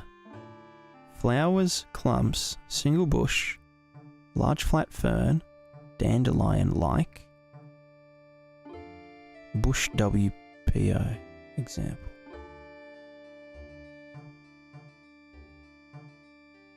Yeah, no, that's fine. Except that should be fucked off.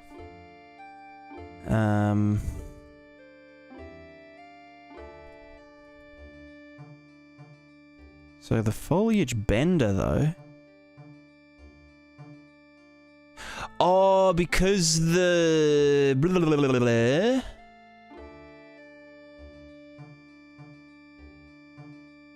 Because...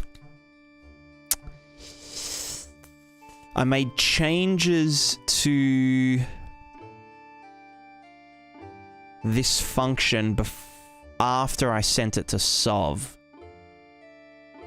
Which means that I've now got the old version again. But all I added was just an override here. And I'm pretty sure that's the only thing that I thingoed. So you're going to be input world position. That's the preview, and that's that. Did I do that anywhere else? I don't think I did. I think it was literally just the bender. So you need to be... yes. Pivot point, world position. Because we want to rotate the pivots. Sorry, we want to rotate the tip points to then sample the tip points at their new locations. And I also want to tell the wind to just chill the fuck out.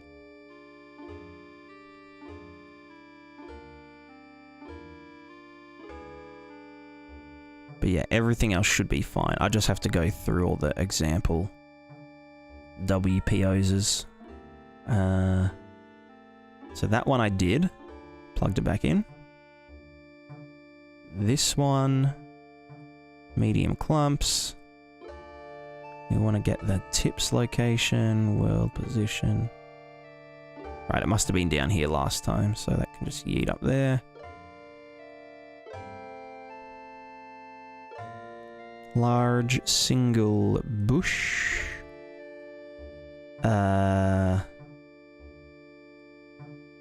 So, hold on. Pusher downer. Sampling the bubbles. But we want to get the...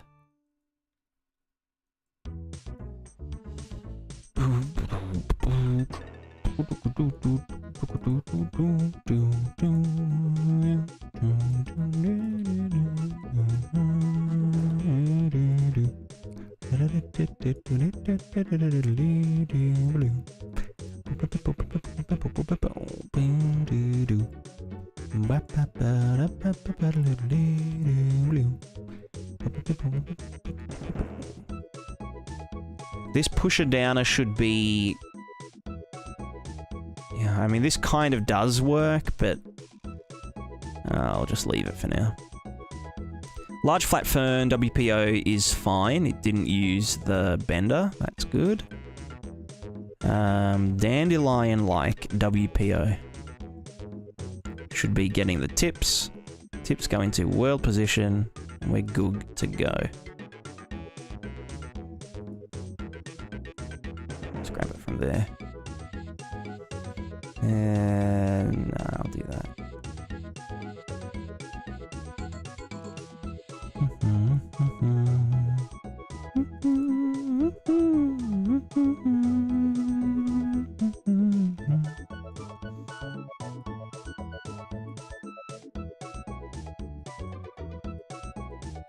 I don't know, does this work? Or should I just get my old version and just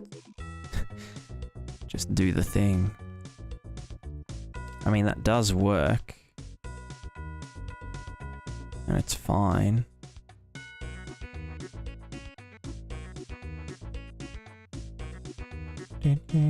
Are they separately sampled?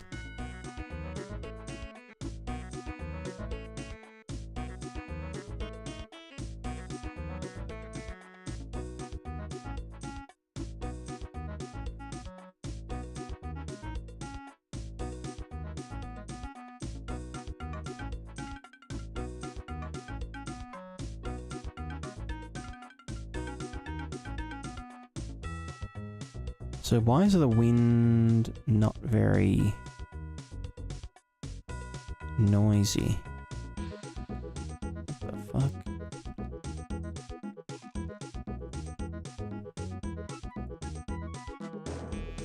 Wind. Simulation.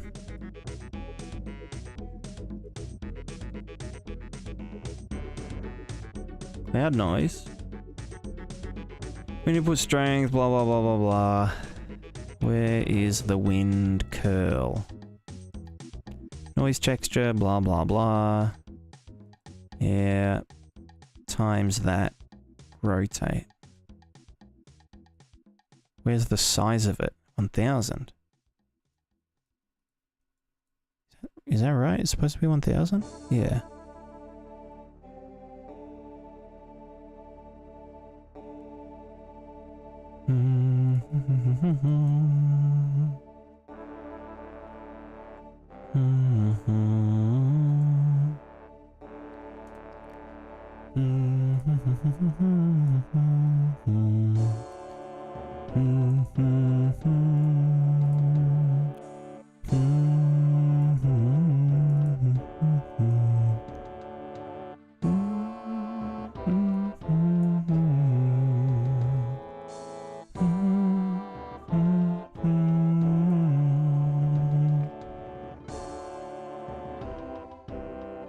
Okay, that's fine.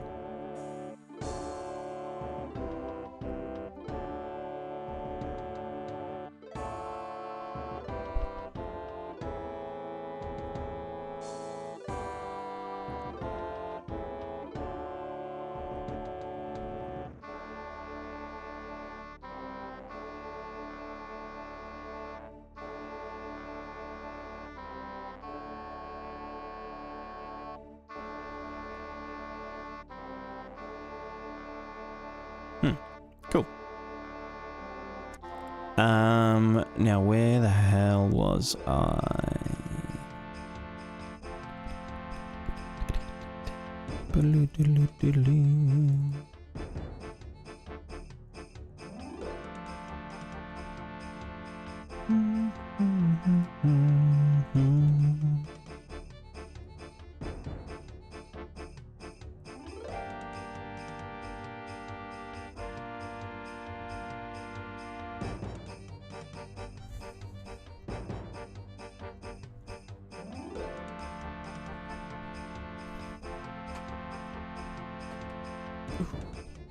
Val, hello, hello. How are you?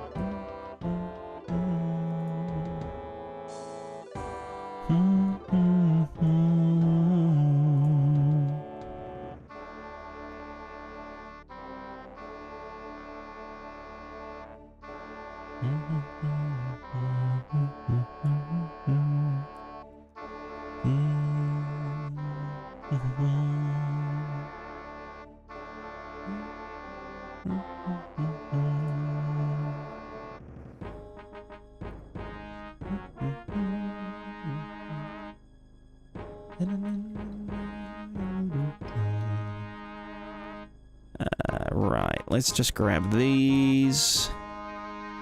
Run our script on them. Which is... Script and asset actions, Pivot Painter, Prismatiscape, assign, default polygroup layers. Secondary is one big fella. Yes. Right, now we can go to...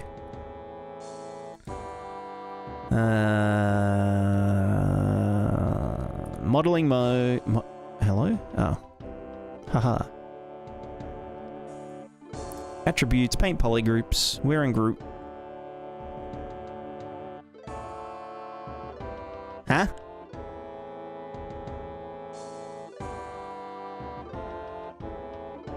I said...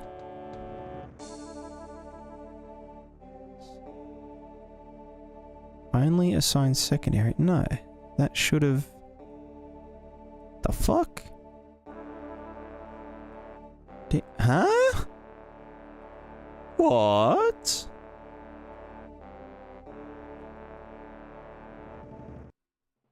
Right click. So, oh, I don't have the pivot paint actor fella.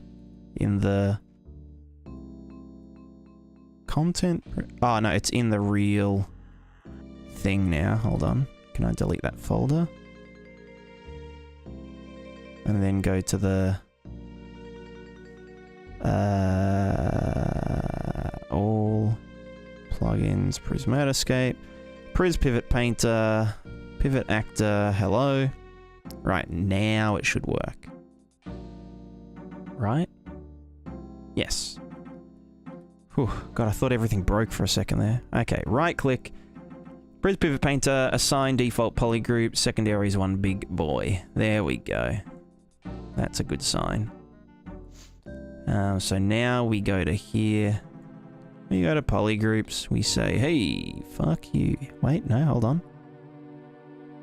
We say, action type, fill. We say, fuck you. There you go. Go to you. We say, get fricked on. Sweet. We go to you. We say, get fricked on. We go to you guys, we say frick, frick, frick. We go to you guys and we say, hey, get the flip out of here. And this one. Sweet. We go back through them and we say group number this one. We want to use the old volumetric dude. New group, bam. Bam, bam, bam. Cool. New group. We go bam, bam, bam. New group. We go bam, bam, bam, bam. New group. Bam, bam, bam. One last one. Here. Nice. Very good. Accept. Success! Alright, this one here. We'll do the big boy. Number two, number two, number two, number two. New. Do the second biggest. That one, that one, that one. Cool. Those are all singular. Okay, now we can grab this. All of them. Right click. Pivot Painter. Pivot Paint. We want to do the vertex color first as a bush using the complex stem detection. And we want to use an absolute vertex paint distance of 20. Polygroup layer index default. Yep. That will go through and do it. Cool. Now they're all vertex painted. Right click, Pivot Painter, Pivot Paint, assign UV pivots as clumps. Group 0. And that's all. Cool. Now, if we go to them, they should all interact and be good. Yep. Perfect. Amazing. Look at us go.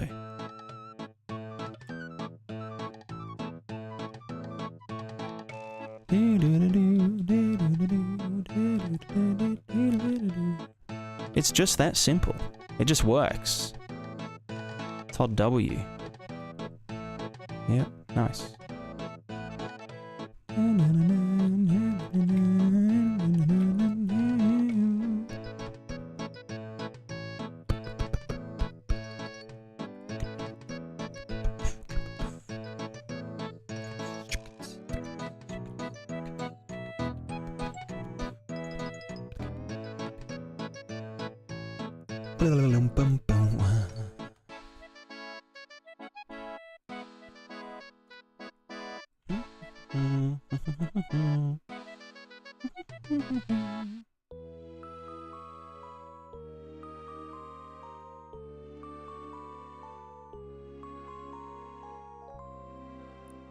These ones will be a cinch.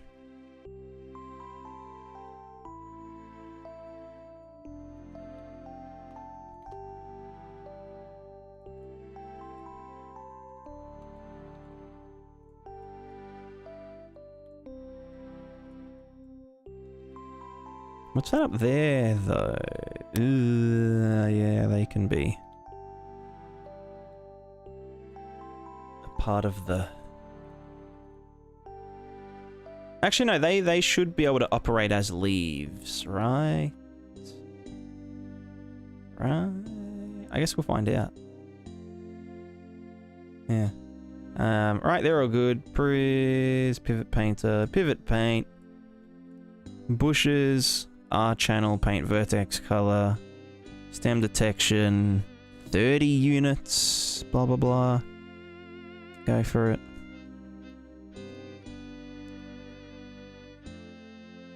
Looks good to me. Oh, except you. Haha, you piece of shit. There you go. Eat it. And then we need a spaghetti it. Scripted asset actions, pivot paint, vertex color, bushes, stem detection, 30 unit absolute. Sweet. Alright, now we get all 4. We say pivot paint number 0. Oh, actually no. These could use the bushes thingo, which means that they rotate around the origin, but the leaves act independently. So we could say use -1. Assign UV pivots as bush. Stem detection thinger.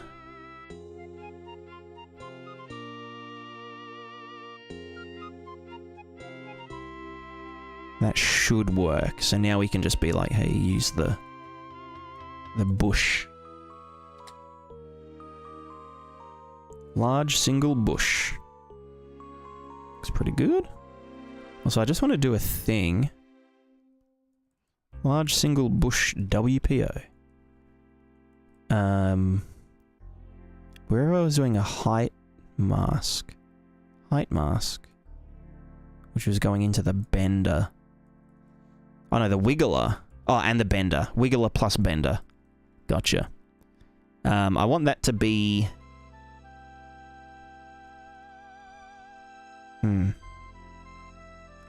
Root to tip mask. Wiggler. Vertex color inverted power. Okay, not the height mask. No, that should be fine then. Alright, so in theory, these should act like these. Although that's a fuck. What the fuck is that? Jesus Christ. Yeah, so the leaves interact individually. Yeah, what's with that? That's kind of wacky.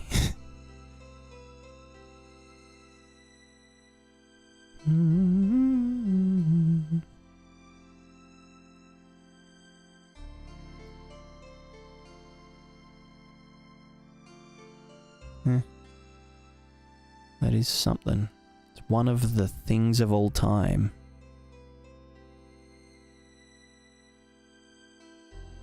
Why does it happen so quick? It's supposed to... Oh, because of the velocity. Yeah, true, true. Yeah, yikes, yikes. Anyway, I want to... Whatever the fuck, the pusher downer. Pretty sure that's supposed to... do the thing with the stuff.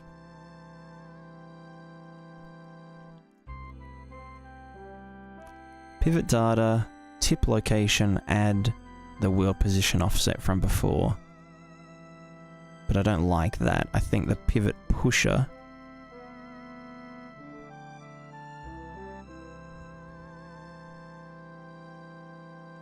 should have a... Oh, it does have a world position. Yeah, cool, cool. So what we should be doing is, in parallel... Oh, my neck. In parallel, we should be getting the bender pivot points at 0. So we want to have the bender push pivot data. We want to pivot around 0. World position is going to be the tip location. The bend amount is going to be the same as this. Scale factor, blah, blah, blah. I guess, yeah. Then we want to pivot pusher. Again, with those same values. So push amount. World position is going to be the new tip location. Wait, no, bender WPA output. So we want to add that to the tip locations. This gets really fucking complicated.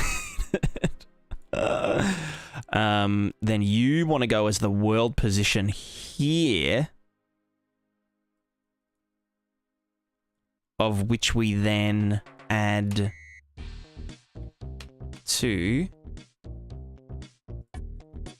this one or the original? It would add to this, wouldn't it?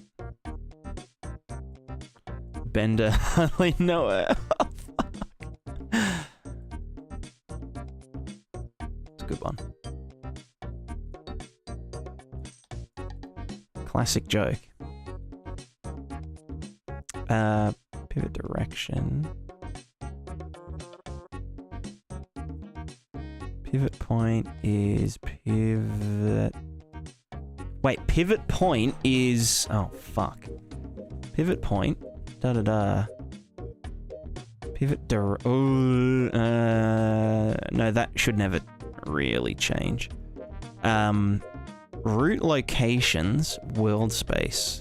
To do the pusher. But that's...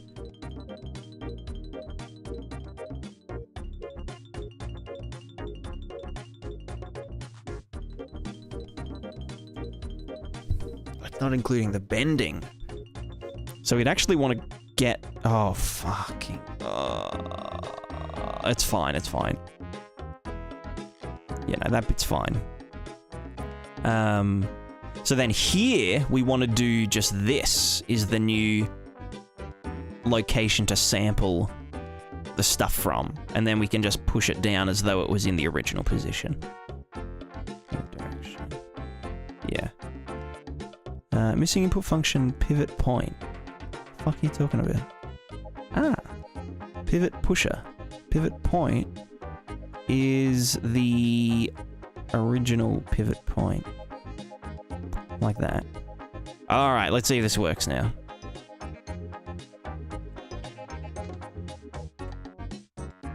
The last foliage bender? Yeah, literally. Look at this sweet output. No. Alright, so these should all push down without going nuts.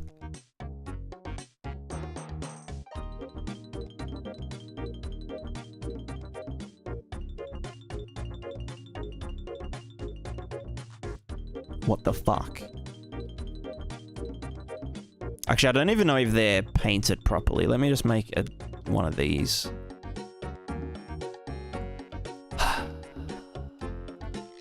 I don't know why it would have broken.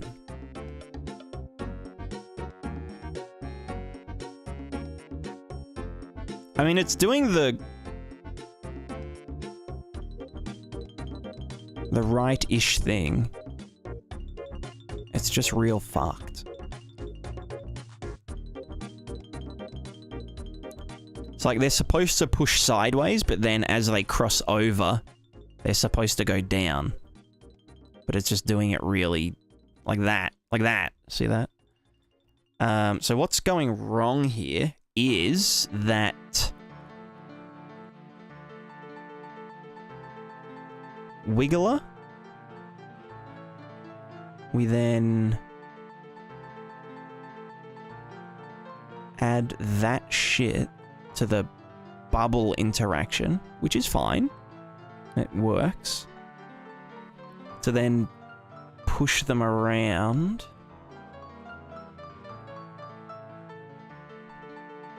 We then wiggle the leaves based on some other shit.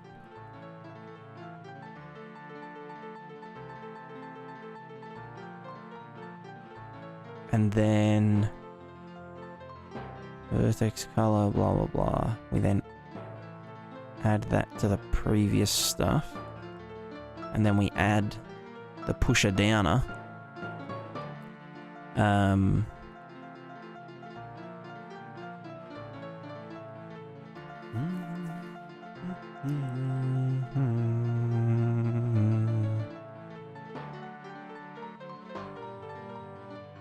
And that should just do it, yeah, based on the new routes, the direction, the blah, blah, blah.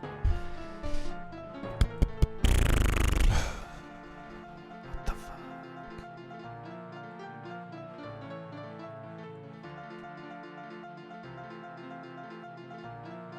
Am I supposed to just do... No, this is the offset. Oh, am I supposed to... No, I'm supposed to add it. We then do this. And then add that to that.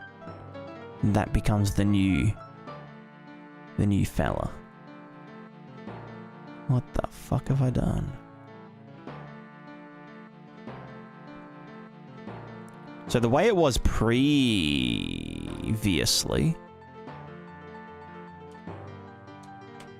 Why is my... Oh, that's the shift button. If I just get the... If I just did this again. How did it look?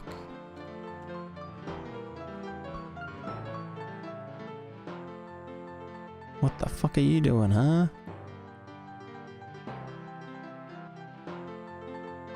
So that's like not too bad, right? Like it's a bit fucky, but like it kind of like does its job. It almost looks better because it's a bit fucky, because it, like, isn't true. Yeah, no, I kind of like that better. YOLO.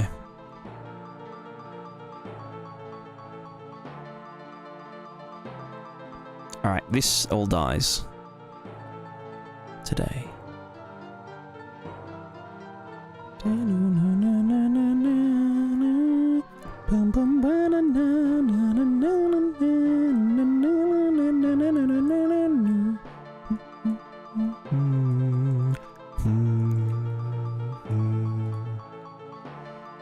Okay, so they're all good. So wait, what's going wrong with these ones then?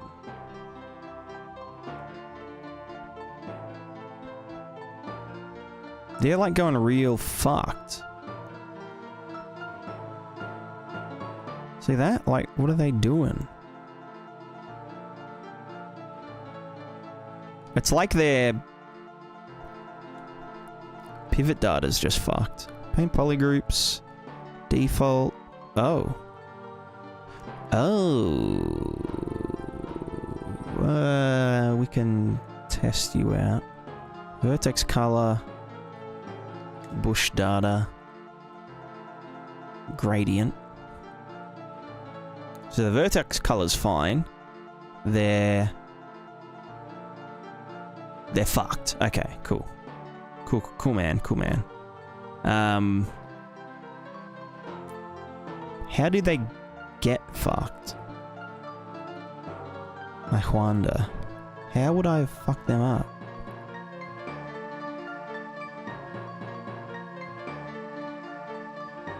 Well, anyway, we do a little Control B. We do a little Pris Painter assign default polygroups. We do a little... What are you doing, girl? We do a little this. Do a little zeroing out. I could try and see if these will paint properly. We'll give it a crack. Otherwise, I'll have to paint these all to group 0.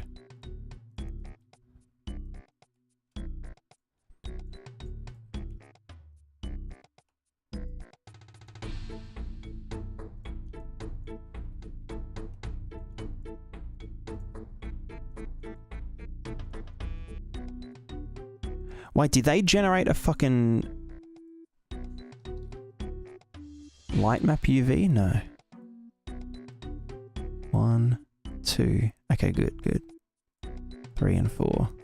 And that's the original. Cool, cool. Cool man, cool man. Alright, so now we get these. Right click, asset actions, Prismatiscape, pivot paint, paint vertex color as bushes, advanced detection. Absolute unit. Well, they're pretty big. They're like 50, maybe? At the origidid. Yeah, there we go. Bam. This will take like 30 seconds. No, it won't.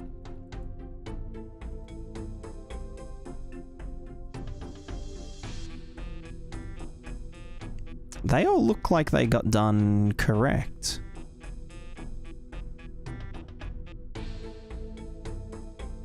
For the most... No, yeah, they all went pretty good. None of them ran the wrong way. Sensual. Alright, now we just need to... Right-click, scripted asset actions, Pris pivot pane to Pris pivot pane, assign UV pivots using that one as bush, advanced detection, go. So that will then tell us the root and the tip of each leaf. Now that that's all good, they should be... Yeah. It goes down when we go near them.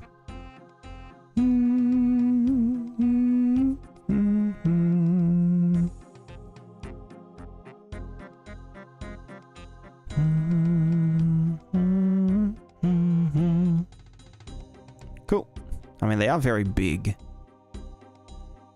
I swear they're supposed to be half that... Oh, is it because when I re-imported them...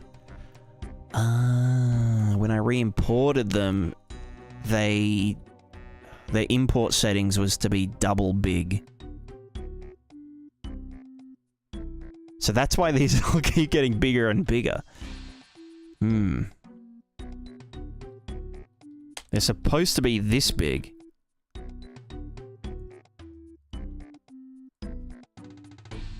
I think. Wait, are they?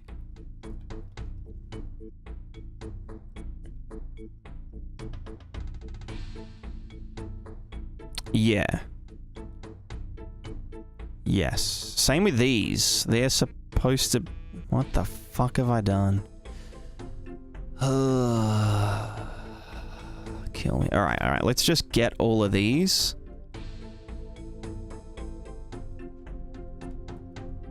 And bulk export them to here, to my in and out folder. Export all. And then I need to I need to undo the import settings. Oh, my brain. Edit selection property matrix import scale 0.5. Good. Same with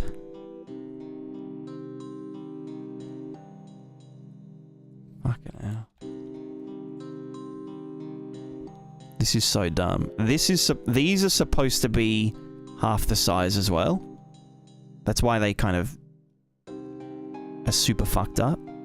Same with these flowers. Like, Jesus fucking Christ, what is going on? Okay, literally, like...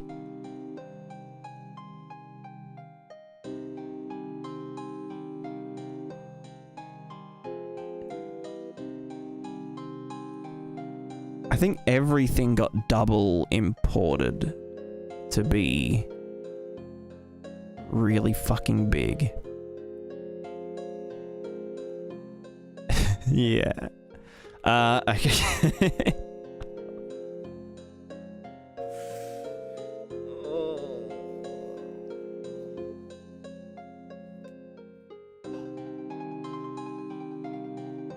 Well, we just need to go to all of them and say,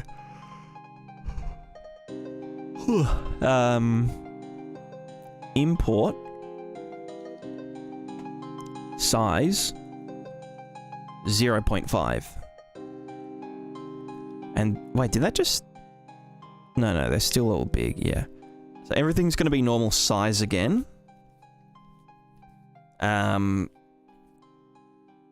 Once we re-import.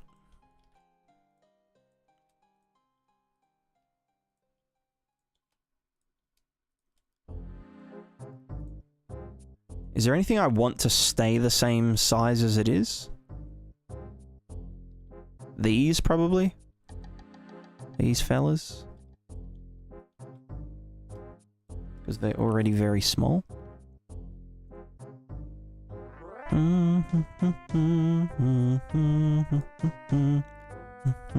Scale 1. Oh, not 10, 1. Okay. Because the actual size of the imported ones does matter. Because we scale the the effects are based on their original size. So so that's why a lot of these have gone super exaggerated like this, because these are supposed to be half the size, so the effects aren't as exaggerated. But if I was to decrease the size like this, then the wiggling gets really fast. So that the native size has to be correct.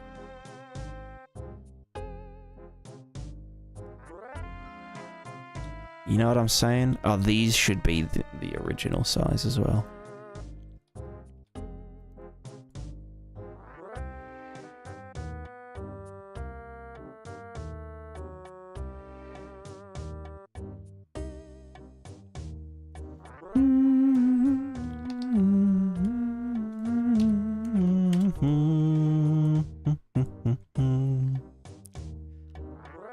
Yeah, because originally I imported everything at double size because everything looks better, bigger from a top-down perspective.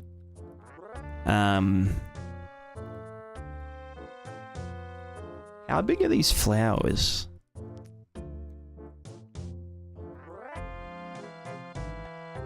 Yeah, they're like fucking knee height. Yeah, they're too big. Okay, so now we can get all of these and re-import them. I'll just save everything. Re-import. Re-import. It's going to go through all of these, re-import them from the place that we exported them, but then it's going to apply the scale on import, so they should all halve in size and not look super crazy and shit.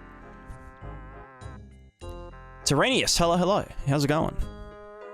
Not much is happening, gamer. Just doing plug-in.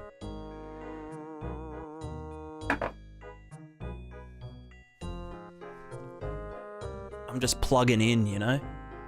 Plugging in for a long night.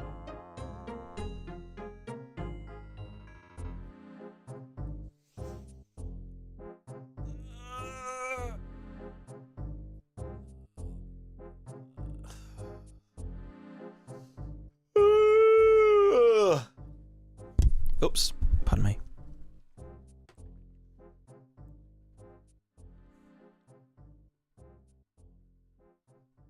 Hey, there we go. Everything is back to its normal-ish size. Just because I'm playing, having to play feels cozy so far? Hell yeah.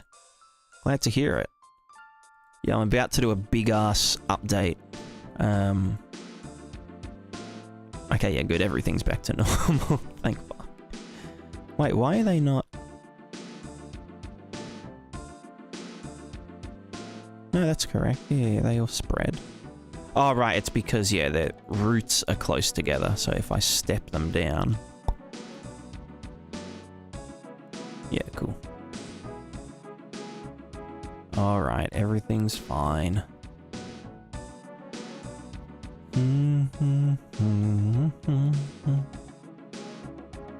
Get squinched. Yep. Yep, yep. Cool.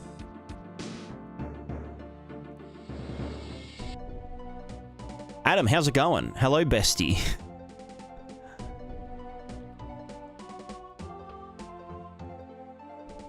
Oh, so do I want these to do the thing now that they're smaller? Probably not, because it gets real fucked up. But these are... Oh, what the... What is... The, what the...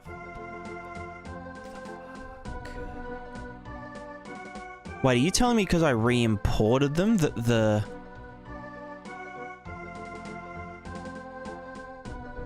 Huh? But... Hold on. That's doing the...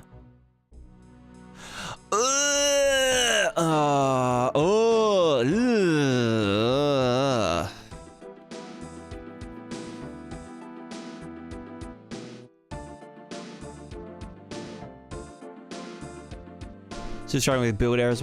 I think I might know what the build errors are. Because I rebuilt yesterday. Set your Unreal Engine directory to be not read-only. So if you go to UE 5.3, right-click Properties. Huh? Why is it set back to read-only?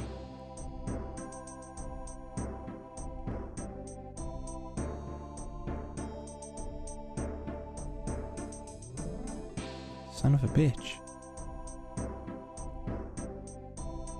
Anyway, there's like a file that should be writable.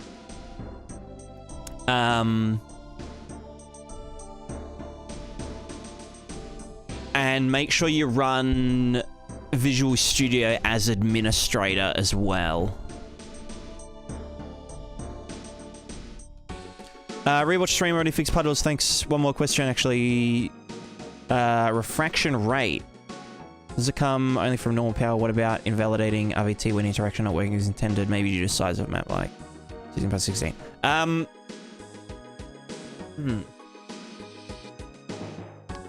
Refraction rate. So do you mean the...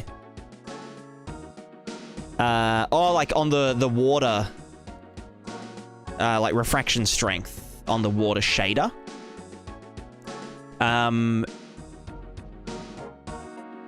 Yeah, it's just the normal strength. So if you just multiply it by less, then it will be less. Yeah, if I look at the shader real quick.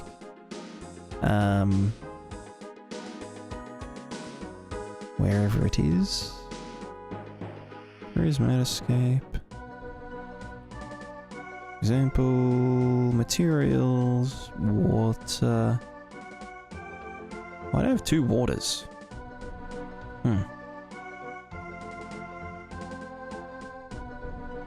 Normal. And then we've got the refraction pixel normal offset. Yeah, so this number here. So this is getting the water normals, dividing it by some number, or multiplying it by less than 1. And then add 1 gives us the refraction with pixel normal offset. I'm pretty sure, I think it's a bug, but in the single layer water node, the index of refraction and the pixel normal offset do the exact same thing. Usually what happens is the index of refraction, IOR, you just put in a static value, like, you know, 1.33 for glass or whatever it is, and it will automatically take the normal output and apply it like that. But I don't think it works with the single layer water shader model for some reason. I'm not 100% sure why. So you got to kind of do it manually by getting basically just, yeah, whatever's going into the normals, and doing this.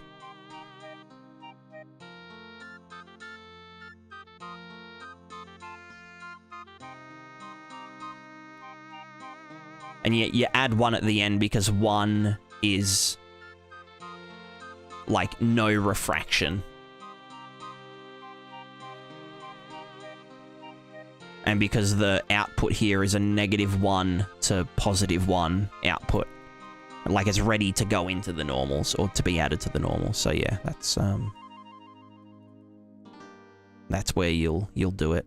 And then for the, if you're doing like the puddles and the puddles have refraction, it's pretty much the same thing, except you, so here's the water, here's the normals, there's the puddle mask, then we just, yeah, so the whatever texture was underneath it, we just offset in its UVs by the normals. Like the water normals. And that creates like a fake refraction. No, it's a good question. Because with translucent materials, the index of refraction actually does work as intended, but the single layer water, it's just broken.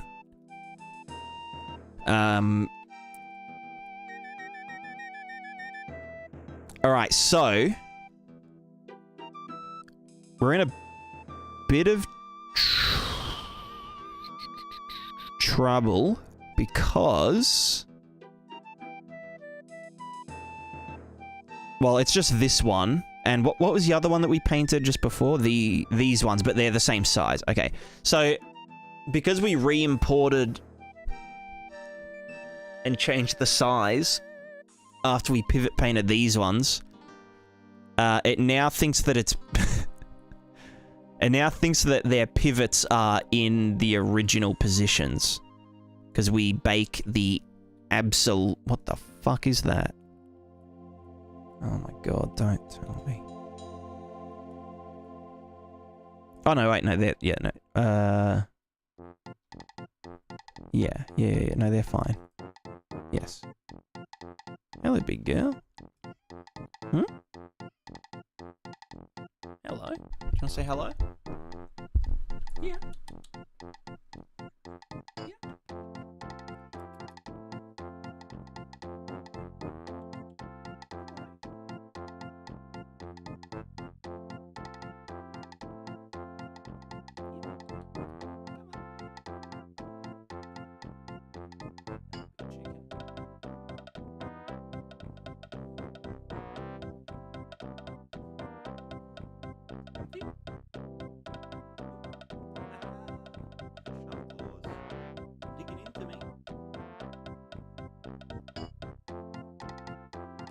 Great update, true.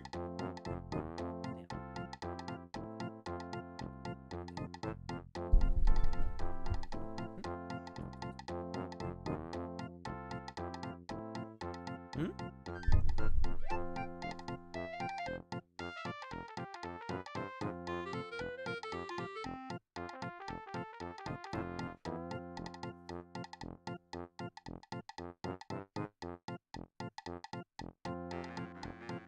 Do you want to go outside? Alright, hold on. Alright, I'm just going to sort these cats out, and then we will finish what we were doing. BRB.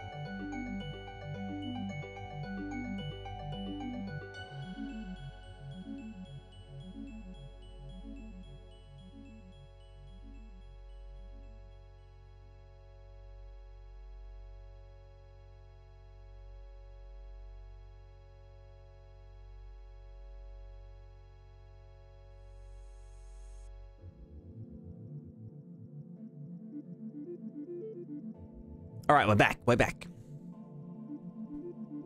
Can you see my... No, good. I spilled Doritos salsa on my white shirt. I'm fine.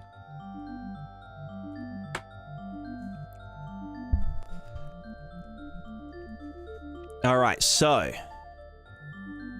because of my stupid scaling bullshit. Oh, the other thing is that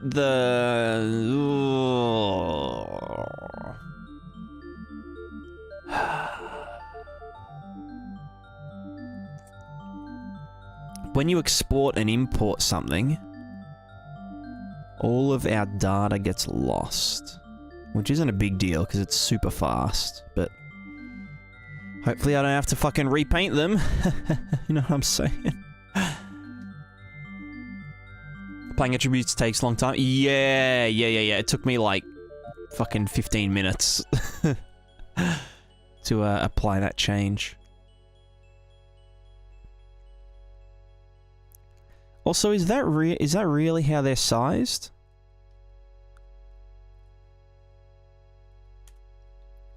Yes. You know what? I might just get this one, though, and just be like, hey, you should be bigger by 1.5. And then just re-import. What the fuck? Oh, no, wait. Because we exported it. Import. Scale. 0.75. Re-import. Okay, now they go up. Why my thing go up? Why me? Alright, let's get this, that, this, that, this, that, and that. Control B. Assign default polygroups. Secondary is one big fella. We're not going to use it anyway. Alright, paint polygroups. Kill, bam. That one. Kill, bam. Get you. Kill it. Bam. Polygroups. That one. Accept. Bam. Polygroups. Bam. Accept. This one. Polygroups. Bam. Accept. This one. Polygroups. Bam. Accept. Okay, now we get all of these again. We go to this. We go to this. Pivot paint. Group layer index, that one. Foliage type. Bushes. Vertex color, R channel. Pivots based on doodad. 30 units big. Do the thing. They'll all get vertex painted nicely. Spicy. Right click. Scripted asset actions. Pivot painter. Pivot paint. Assign UV pivots from this one as a bush. Assign pivots based on blah blah blah blah blah. Cool.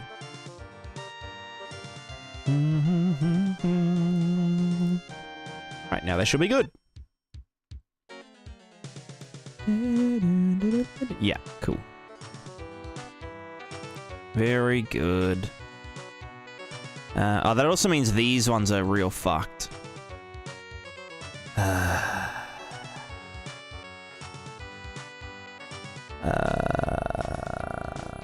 What the fuck is... Oh, there's just two of them. Just check plans to my project for polygroups. It's all white. Yeah, they'll start off white.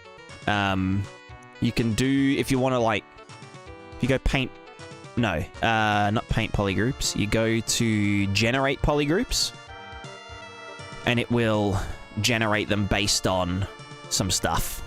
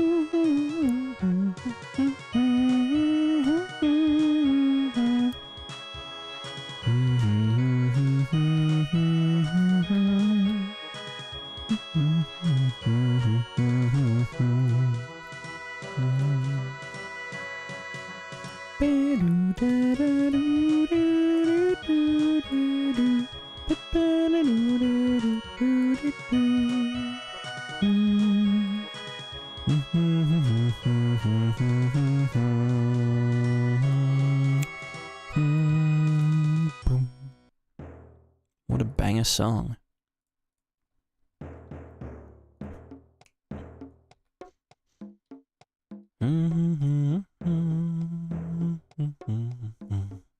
Sign pivots, that one as bush as that. Cool.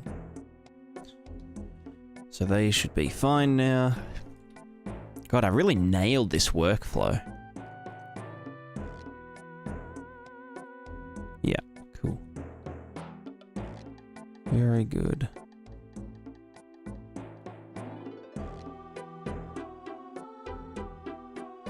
Sweet, these ones are also good. Yep.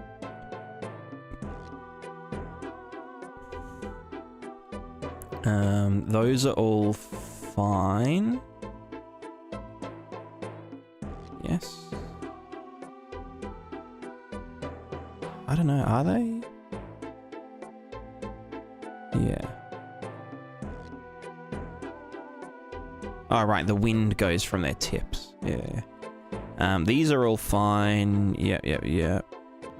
We can squish them down and whatnot. Yep. Those aren't even done yet. Those are fine. These ones are also fine. Because they got done before I re-imported them and shit. These ones are fine. Yeah. These are fine. They're a bit big. No, I think that's normal. Right? Yeah. They just need to be done. They need to be done as a different type.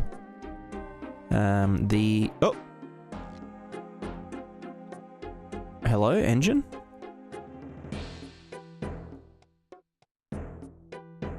Is my stream still going? Yeah.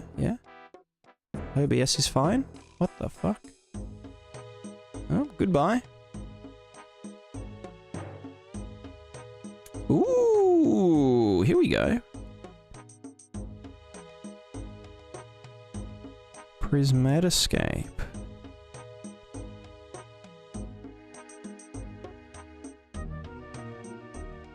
Oh, this is good. This is good. Editor, Prismatiscape, a Prismatiscape manager, tick. Source, da-da-da. 4183. And that's it. I'll just do this.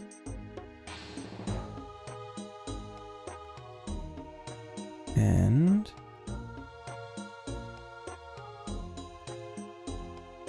I wonder what would have caused that. It's probably something to do with, I don't know, I'll send it to the...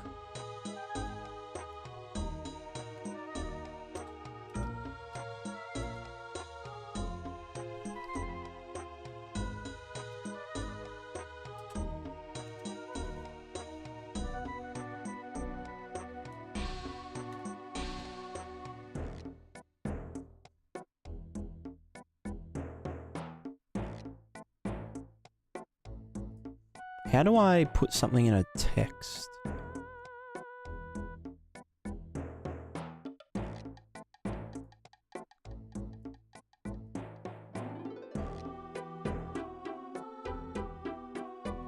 There we go. Playing a new.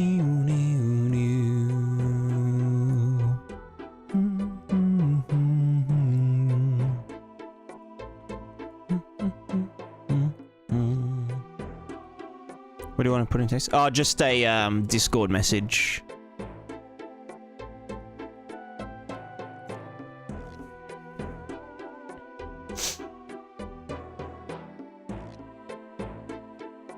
If I make socket on static mesh and make custom profile bone lists to apply for non-organic shape like vehicle and mechs, would it work?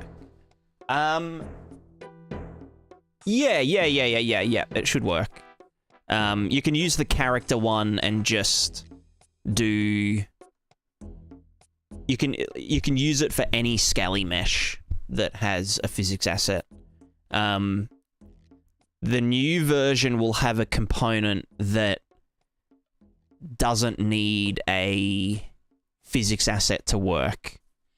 It'll just use the socket locations and it will track all of them to get the velocities over time. What's the tune to get sent information more detail like in this game? You'll need to increase the surface resolution and possibly the input resolution in the manager settings, but they'll be getting moved to a data asset. The settings will get moved to a data asset so that you can change it in your settings menu really easily. So you can be like, you know, landscape or, you know, footprint quality, and you can have low, medium, high profiles that you just say, hey, you apply this data asset, apply that data asset, and it will handle that all for you. So you can like change the, you can let players change the footprint quality and the, you know, the water quality and all that kind of stuff separately. Or you could just do it as one, you know, low, medium, high overall.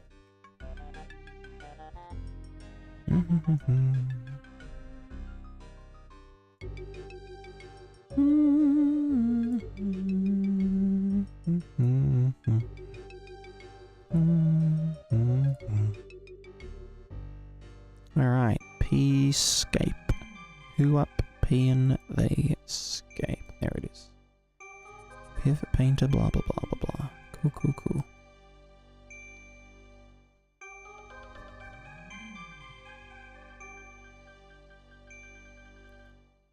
Alright, these ones here, they should just be good to go, really.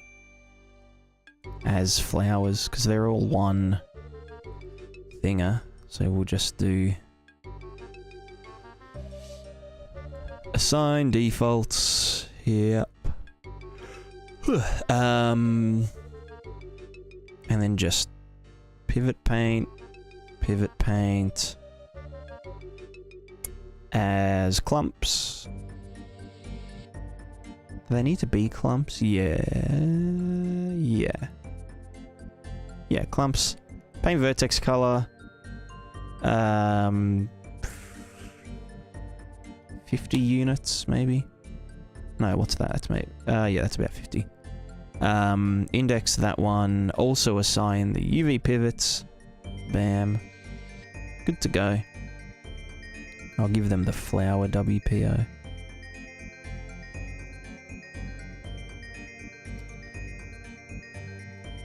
Cool. These ones here get the exact same treatment, I believe. Could have just done them in one group, couldn't I? Whoops. Actually, I don't even need to... Is that all? Yeah. These can just be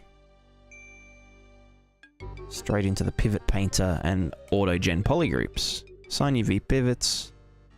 That one. Clumps. Paint vertex color. R channel. 50 units again. Cool. Now you can get the flowers WPO example. Sweet. Now, how do I want to handle... Why do you not have that?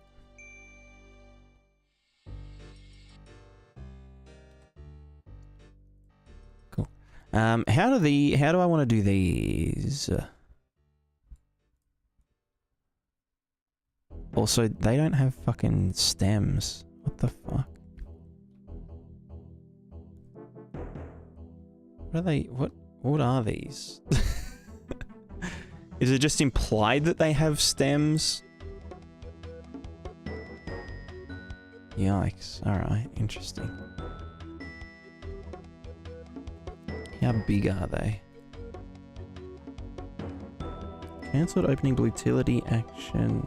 Ah, right, that's fine. Oops.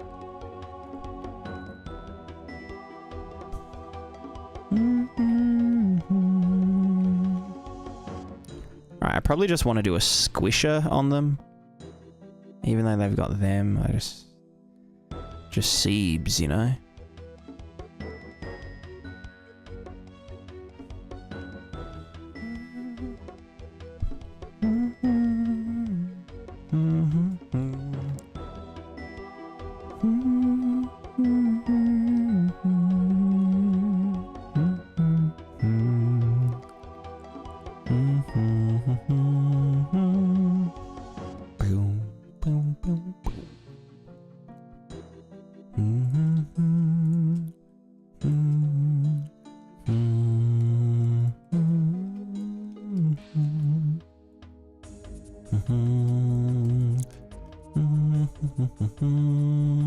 Oh, how would I do these? Because we don't have an actual stem point.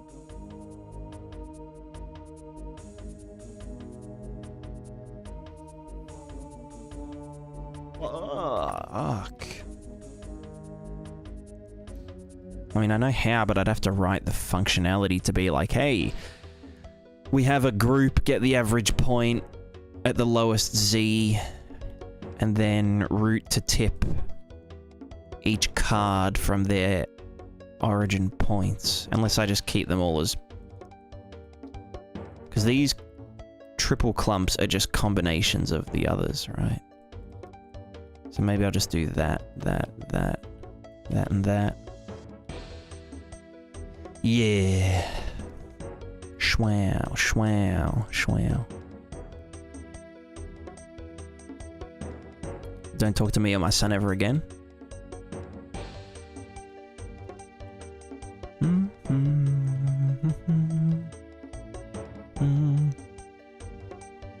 Also, McCabe, now known as Core Pilot. Hello, hello. Sorry, I didn't, I forgot to say hello. My bad. I apologize. Terribly sorry.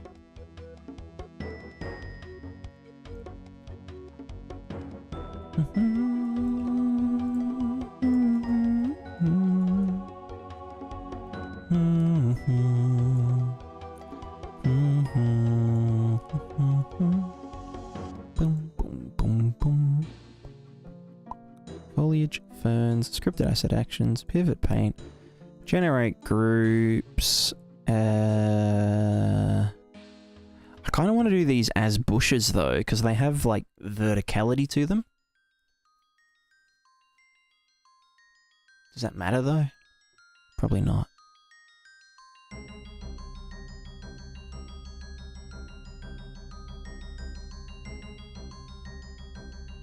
Because they all come from the center. Yeah, assign UV pivots. Paint vertex stuff, blah blah blah. Do that as like, I don't know, 75 units. Assign. That should be fine. Fern, WPO, example. Large flat fern.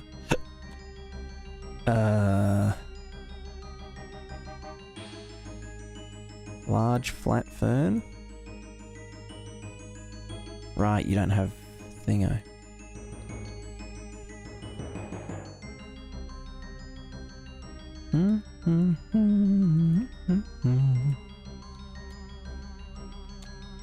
Oops.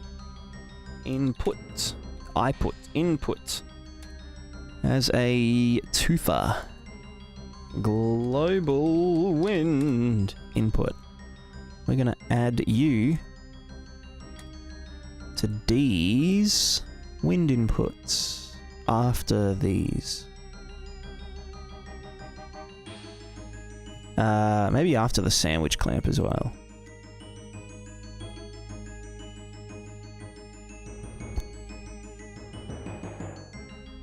Is there anything else that samples wind? No! Very good. We also do a foliage squisher, which I kind of want to... Oh, what the fuck have I done? Sorry, that's foliage squisher at... sampled at origin, but I also want to do...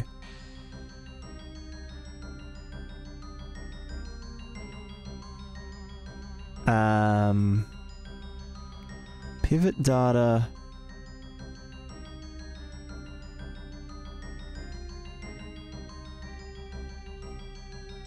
Rather than doing it at pure origin, let's get the tips at like 10% and use that. 10% distance. Right?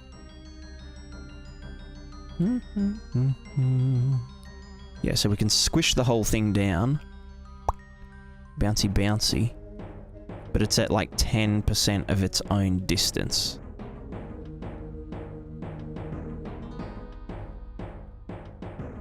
Also, I want to increase that.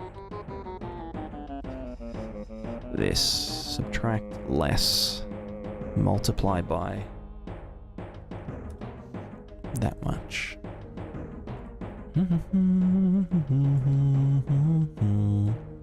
Oh wait, no, hold on. That's to go into the wiggler. Still the same, yeah. Fuck it.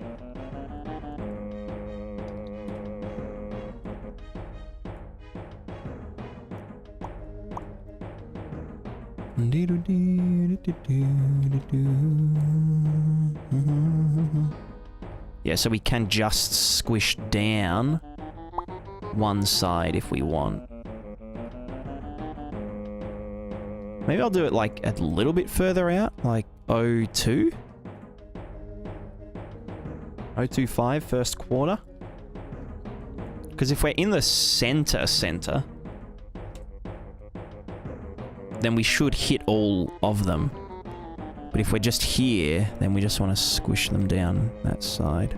I mean, they move out of the way anyway, so it's not a big deal.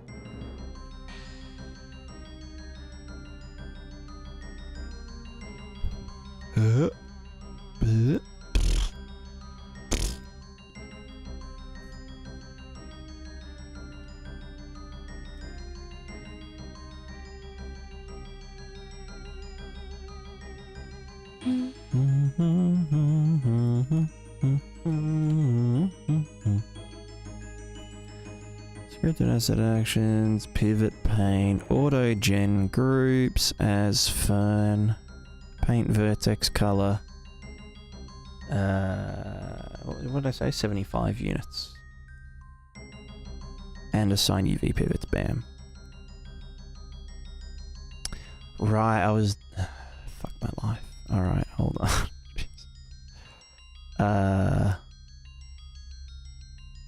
Scripted ass actions, pivot paint. Do it all again, but... 100 units there. Paint vertex color. There we go. So, sorry, what's your most anticipated game or games of the year 2024? It's a good question.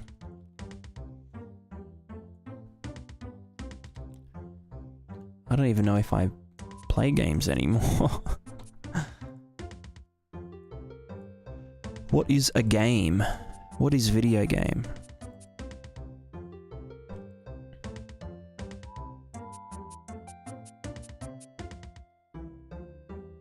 What the fuck are these doing?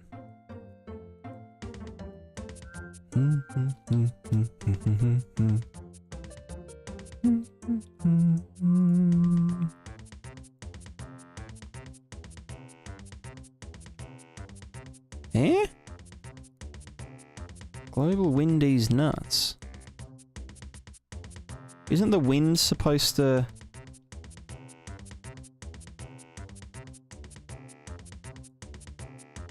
Eh? Large flat fern. Get the bubbles. That's to do the push downer. Get the bubbles and...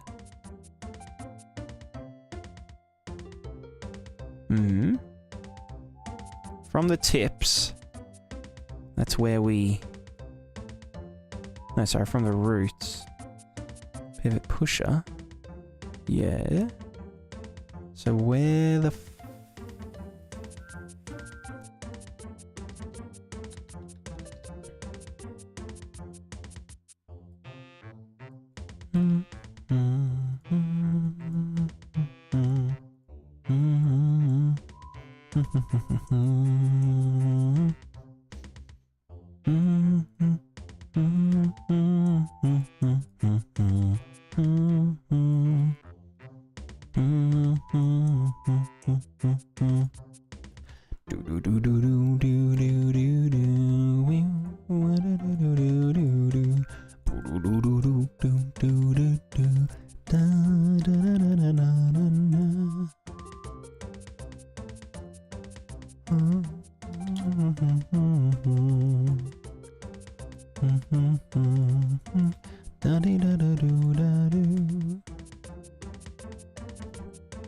Yeah, see, they're not like...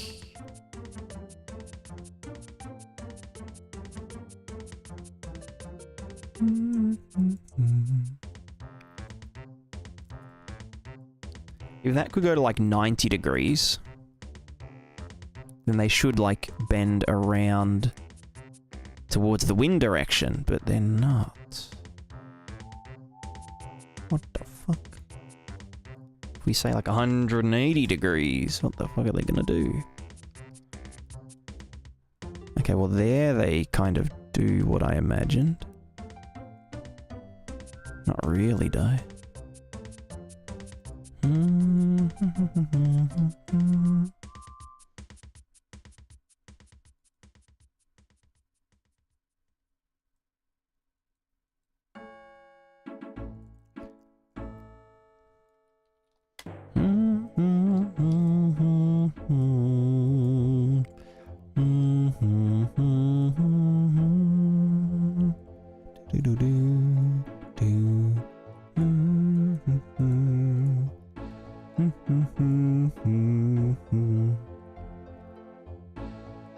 What the fuck? Push amount. 0. 0 push. Okay. So they're just jiggling. That's fine. So then if I put X, or no, go negative Y, they should kind of They should kind of flip around, you know? The ones on the side should be like... Yeah, like this. Pivot direction? Yeah. Yeah. So if you're up to like fucking 90... Right, yes, then all the side ones rotate this way.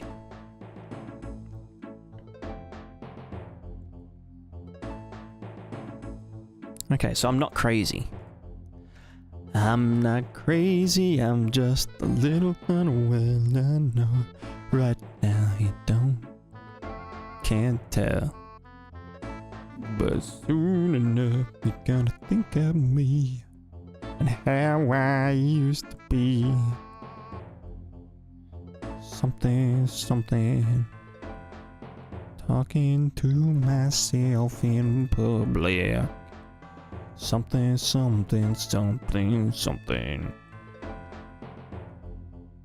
Peak, how's it going? Welcome. How have you been? How's it been streaming again? Have you been loving it? Have you been live, laugh, love?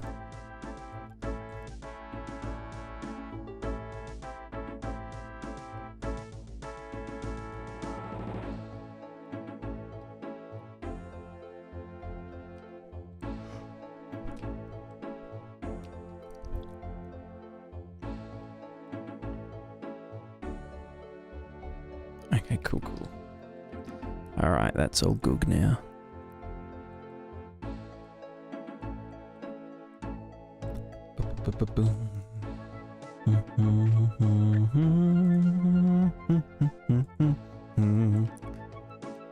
Live, laugh, loved it to stream again. We'll do more. Hell yeah. Ugh.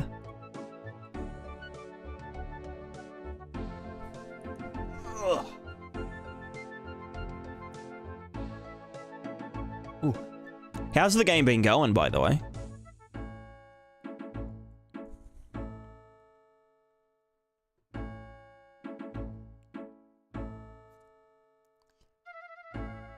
Can't find anything interesting. Don't know if it's just me or games just suck these days. I'm looking forward to Elden Ring DLC.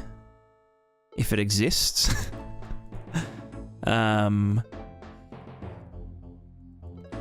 Which, you know, maybe it doesn't. Maybe it does.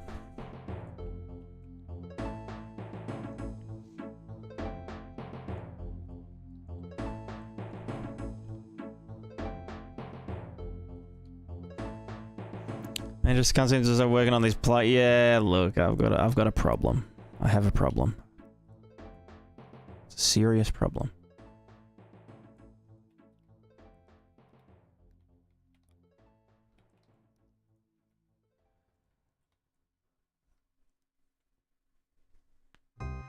Ooh. I mean, I'm only working on the plugin because I want to submit it to the Epic Store with the next update. So I'm just doing another big push. And now that it's all in C++, it's giga performant. See the hidden Steam page for Elden Ring DLC keeps getting updates. Yeah, it looks like it's gonna drop, like, on the 21st of February, I reckon. If it's going through QA right now, then... yeah.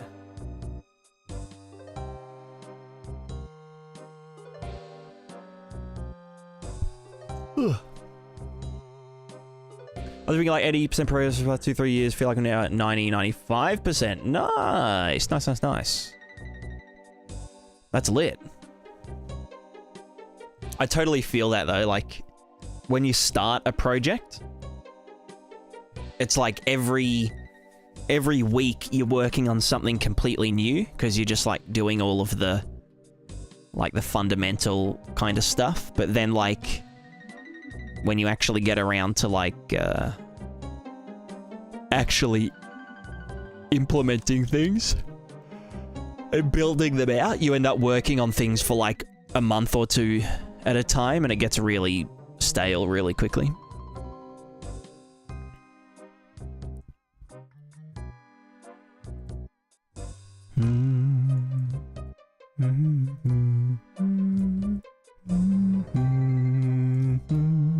Oops. Okay. So this one is not real. Yeah, it's the other one.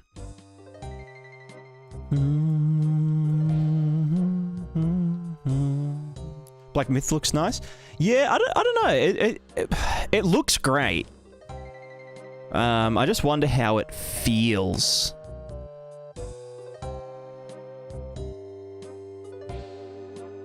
You know what I mean?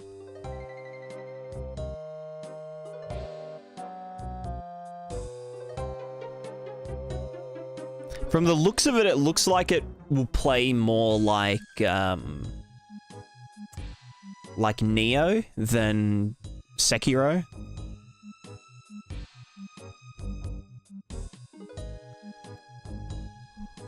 So iteration, perfection is kind of good enough now? Hell yeah. That's good. That's good enough. But nah, totally, I understand that. It's something that I think you just end up, like, learning, is that sometimes things are just good enough. And you just gotta leave it at that.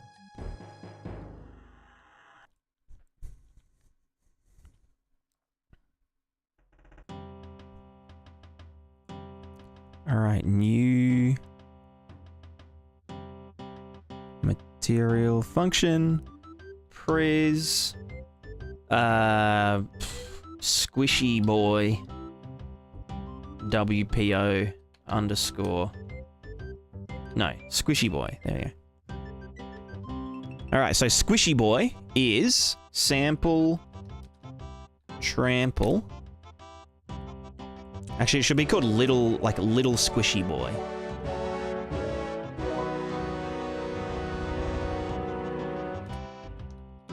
Little squishy boy WPO. So we get the trample deform.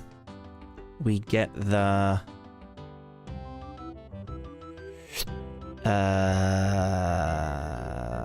pivot. We want to get the fern data. No, it would just get the fucking text coords. And we do append vector. Oops, do this, do that. Transform.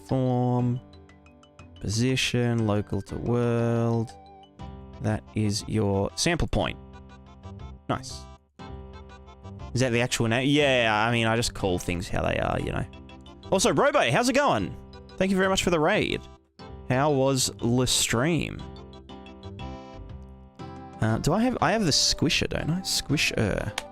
Prismatiscape Foliage Squisher. Let's get the length of this. Yeet it onto there. And then we want the jiggler. And we'll get the velocity length. Jiggle amount. Jiggle root tip mask is vertex color.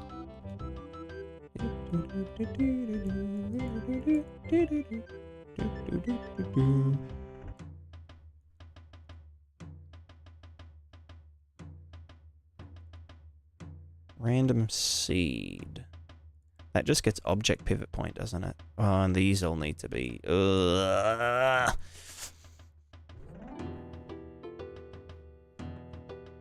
It's fine, I'm fine.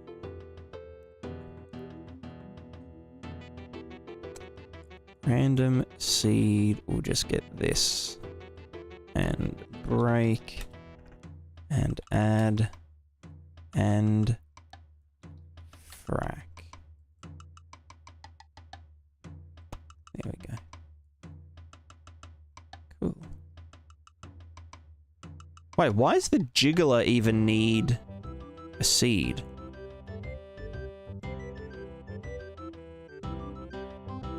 Oh, so that they don't all jiggle as though they're one big fat unit. Right, we want to get squisher.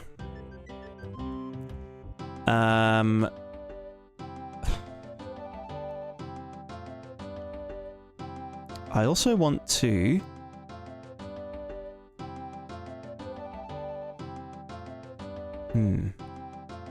What's state of game? Undergoing major refactors again.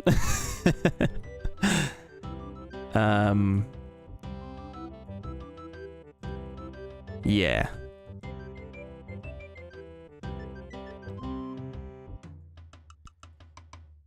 Mainly just as I mean, the main refactor is just the action system.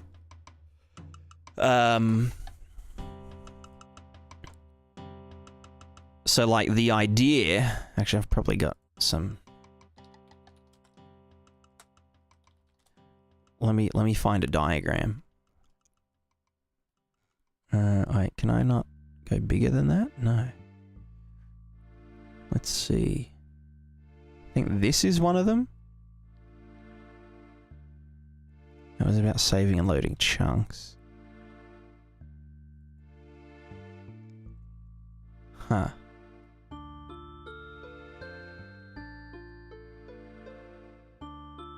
I think this was a good one. Yeah, okay, so this is... so this is why I'm refactoring. Yeah. MechuCube, love the plugin so far, just wish more of it was in C++. Well, look forward to the next update in a few days, because the entire thing is in C++ now. Yeah. Yeah. Well, most of it is. Some of it's still in Blueprint, but it might get moved. But yeah, actually 10 times performance gains. So like you can run 1,000 character shapes or 100 characters at once, and it's like only 5 milliseconds or something. So we're now GPU bottlenecked. But I've got a solution to the GPU bottleneck, because it's about drawing 1,000 inputs at once. So I'm going to set up like a hash grid, which I said here. Yeah, hash grid, so that our input shapes get drawn to a bunch of smaller 2D grids, and then added at the end of their iterations to the main grid. And then that gets used as the inputs into the simulations. So that way, if we've got, you know, 100 shapes, or even just like 10 shapes on our character, and they're only within these bounds, in order to draw those shapes, we don't have to iterate over the entire, you know, 1K input texture. We just have to do this little bit, and then it will get added to this kind of thing.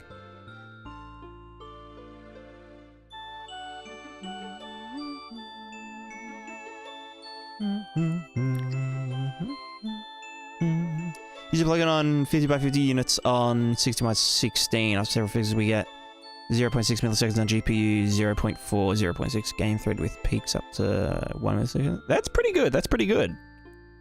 So do you mean 50 by 50 on 16 by 16? What does that mean?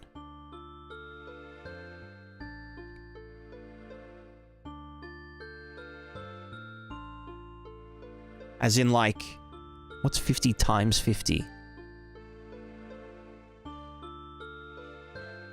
Oh, 50 okay, yeah. Gotcha. On a 16 by 16 kilometer. Gotcha. So 100 units total. Are they just drawing one shape each?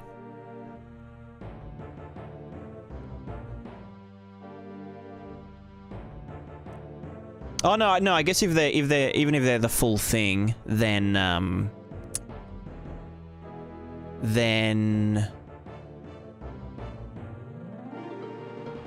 they're probably not all visible at any time. Because I check if they're within boundary, and if they're not, they don't get sent over and whatnot. Andy, should I buy your updated plugin again if I bought the old one? You'll get it for free. You'll get the updates for free if you have already purchased it. I might put up the price by like $5, or maybe just put up the price on the Unreal store. I've been thinking about how to monetize it better without alienating hobbyists from like dicking around with it. And I might do something like Fluid Ninja, where it's like... I mean, I'd only ever charge like maybe $50 maximum for the plugin. But I might do something where you can download a trial version, where like you get the full plugin and everything, but you won't be able to package it into a game until you have bought it and whatnot. But I'd have to figure out like a fucking sort of DRM thingo. I know that some plugins already do that, but you know, who's selling updates? That's disgusting. No, it's not an update. It's a DLC. It's a DLC. What about Prismatica game backlog door? Oh yeah. I was about to talk about the refactor to peak.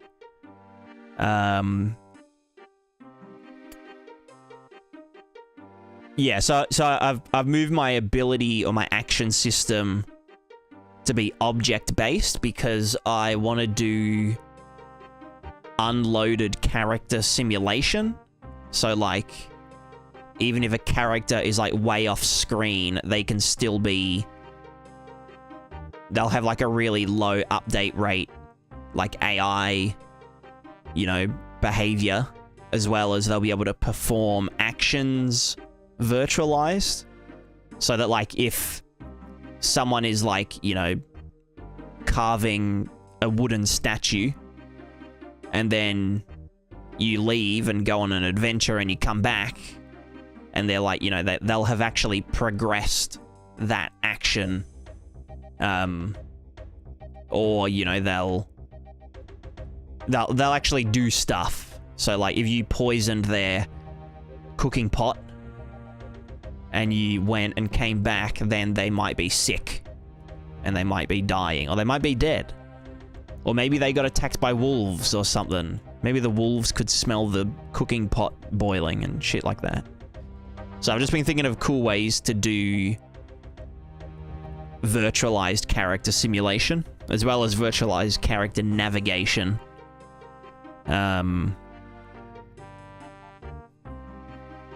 So there's just a few little refactors I need to do in order for things to like slot in to that framework, but it's basically, I mean, I've done the framework of the actions. I just have to remake the actions, which I kind of wanted to do anyway, because a lot of them were pretty messy, because they were like first iteration actions and whatnot.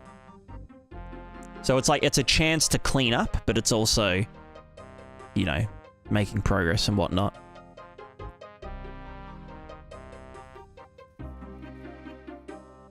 Do you know the name of the Scaling Mesh Merge plugin that chatted about the other day? I'm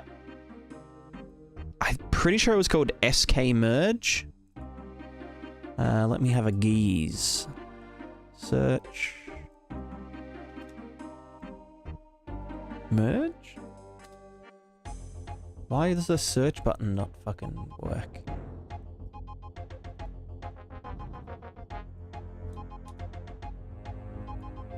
SK...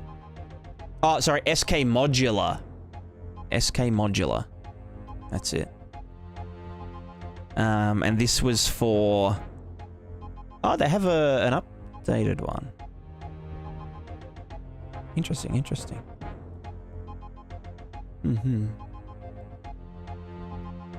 So you can send NPCs on their own quests? Yeah, exactly.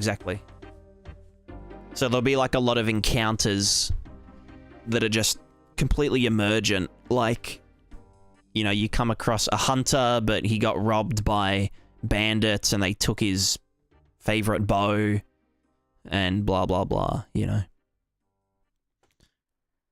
I wonder if this... I mean, it's obviously been updated. Fully modular physics assets, da-da-da-da-da. Because the thing about this that was nice was, it would merge all of the LODs as well. So if all of your character scaly meshes had like 4 levels of detail, it would merge the LODs together, which the standard Unreal 5 like scaly merge doesn't do.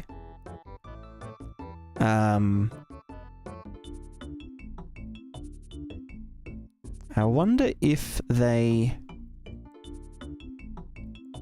Yeah, morph support.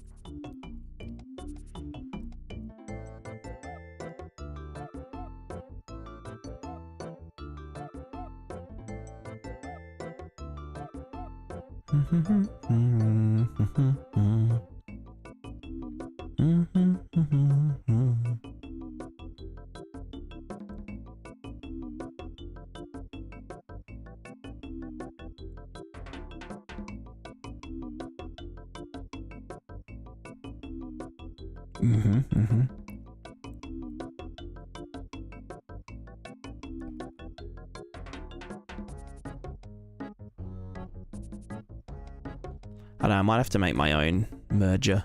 Do you know if cloth physics will still work after merging? Yes, it does. Yeah, that plugin handles that. I'm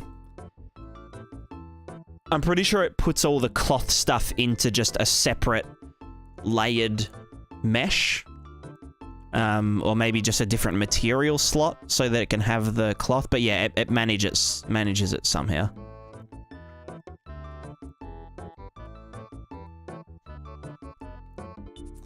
So now team just helps with outside activities. I was just helping with the plugin, because he was going to be using the plugin anyway, and he was going to convert it to C++ anyway for performance. So we just decided to, you know, to include it in the update.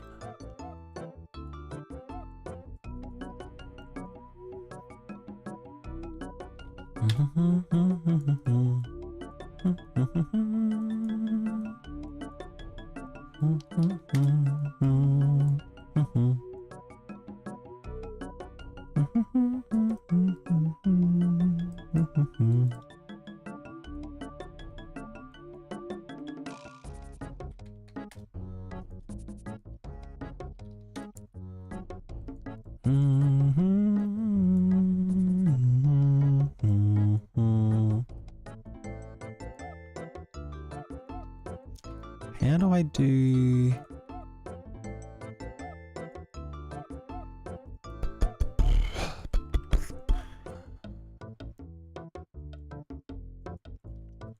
I'm trying to think. If I got this, and I multiplied it first by a less than doodad amount, 5.9, and then 1 minus did, and then did that, and then added it to that.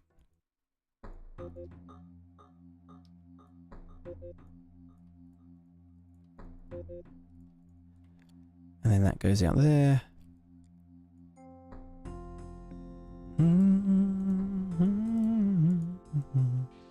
Sample wind vector length. I can save some juice here by absolute.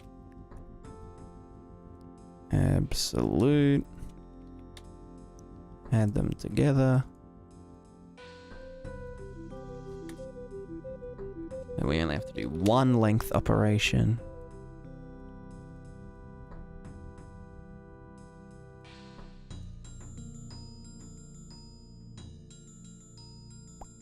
And also saturate.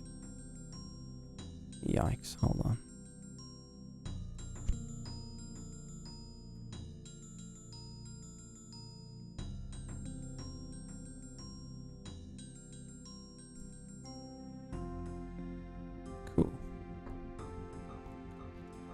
So that's going to jiggle. It's going to do the thing with a little squishy boy WPO.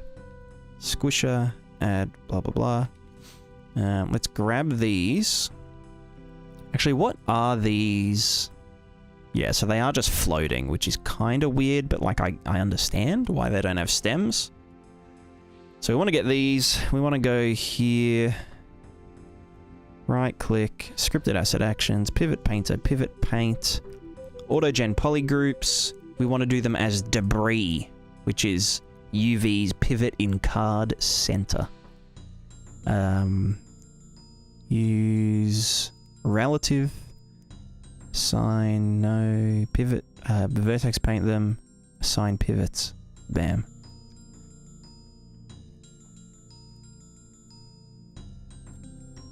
Okay, well, oh, you know, that should have vertex painted them, going from there to the outside. Flowers, submaster. What do I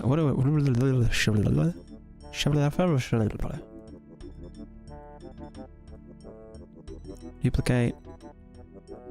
Small. No, what do I call it? Little squishy boy. WPO. Example.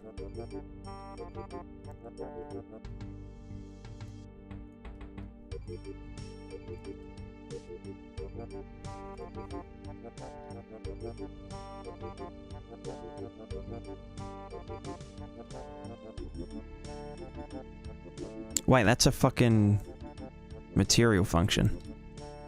Piss off. We want there we go.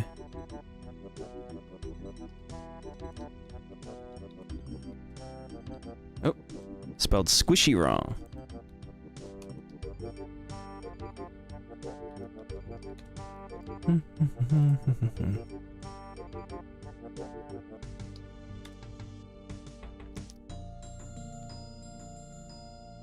Oh, I didn't expose it.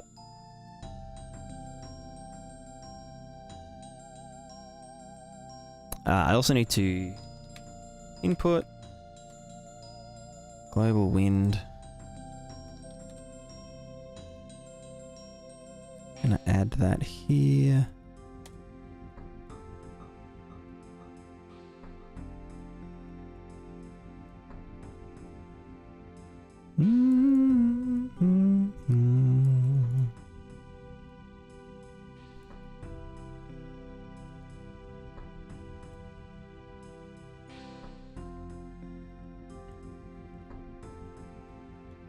Yeah, I wonder why they didn't get pivot painted nice. Duffy, do you reckon you could build your own game engine? Absolutely not.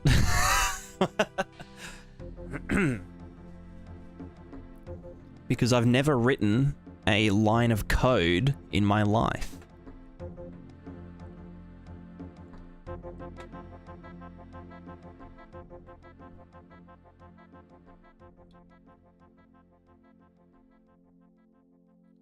Why would these not paint proper? I could write a game engine in Blueprint, yeah, for sure.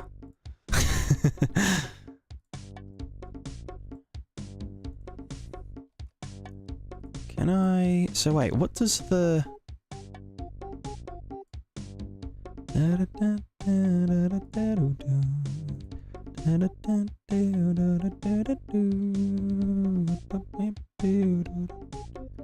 One UV's pivot in card center, paint vertex color.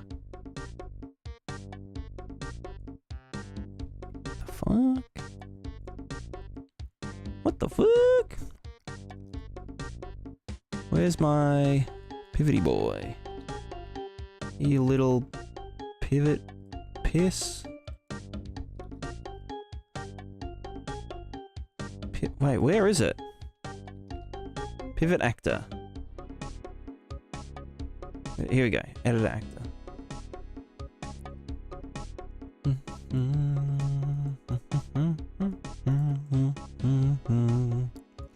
debris. When we say debris, get average position of the verts. And that is now the pivot point. Right, we don't have a tip point. Fuck.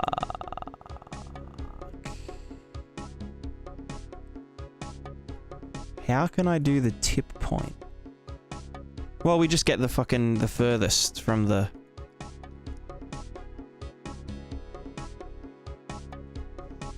Furthest from the center will just give us a tip point. And then that gets used to do the vertex color, because it's distance based. So pivot point is the location, get us the furthest one in XEY. Oh, actually, no, you know what, just in general, just furthest, good. Cool, all right.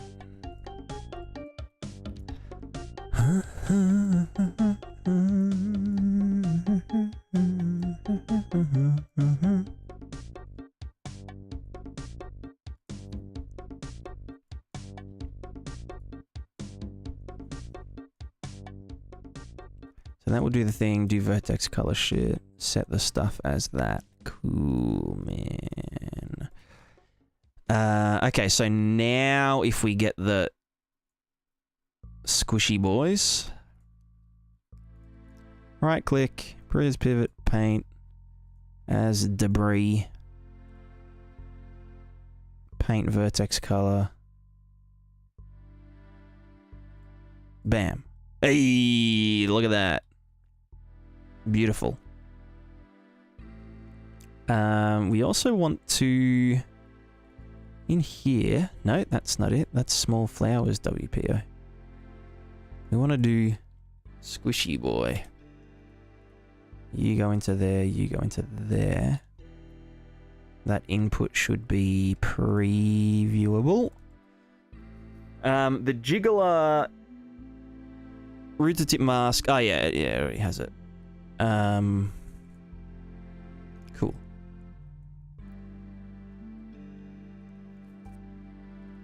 I might also do vert pusher.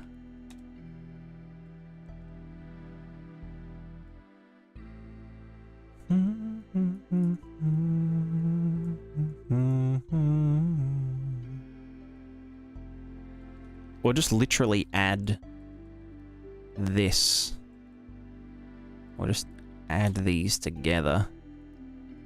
And just literally multiply it by a number. And just add that at the end. Just to kind of squish them sideways. Append these nuts. Append vectors. So we just want to like squinch them over sideways.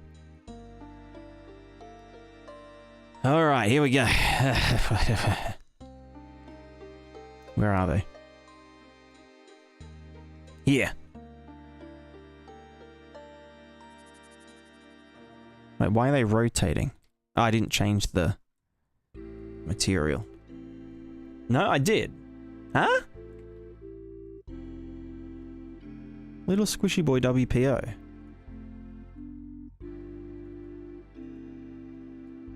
What the fuck? Sample wind, jiggler. Is that just this that's making them...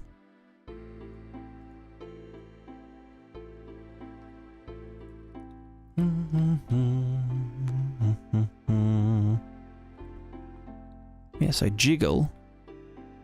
Do they squish? They do squish down. Not very much, though.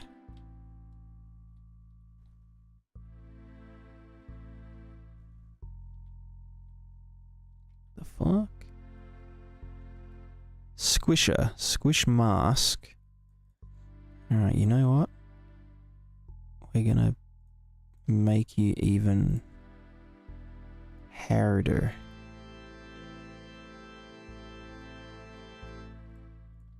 we're gonna do U by 2.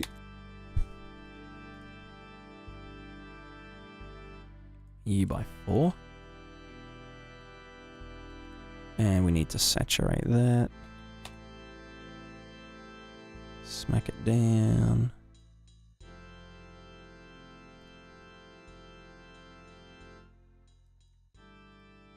And that's just the jiggler. Cool.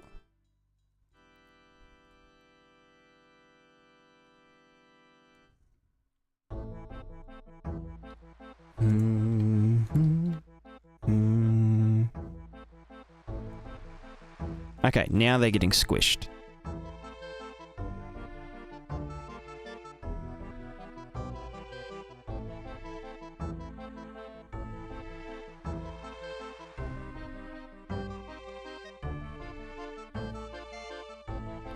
Right. Very good. I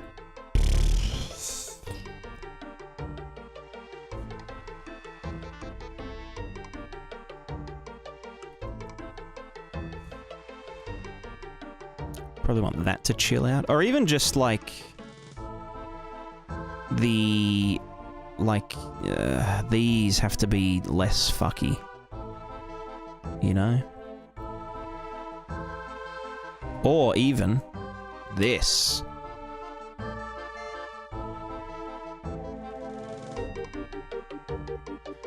Well, no, because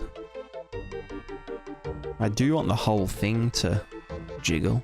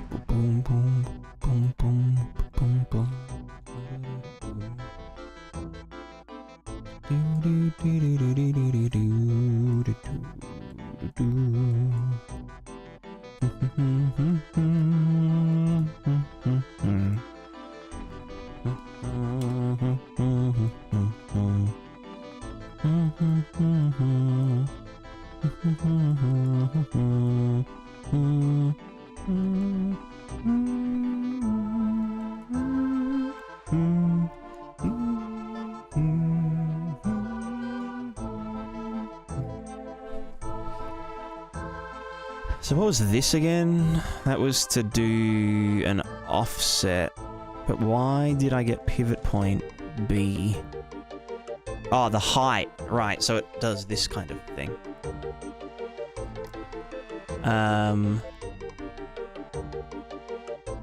That's all good. Here we go. Max magnitude.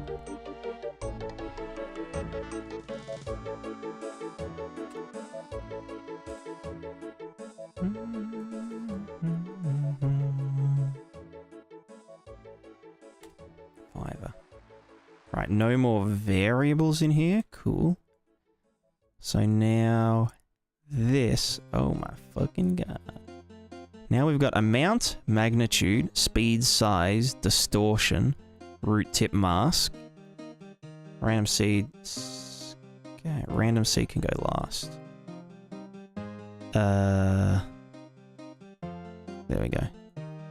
You can go 11,000th in priority.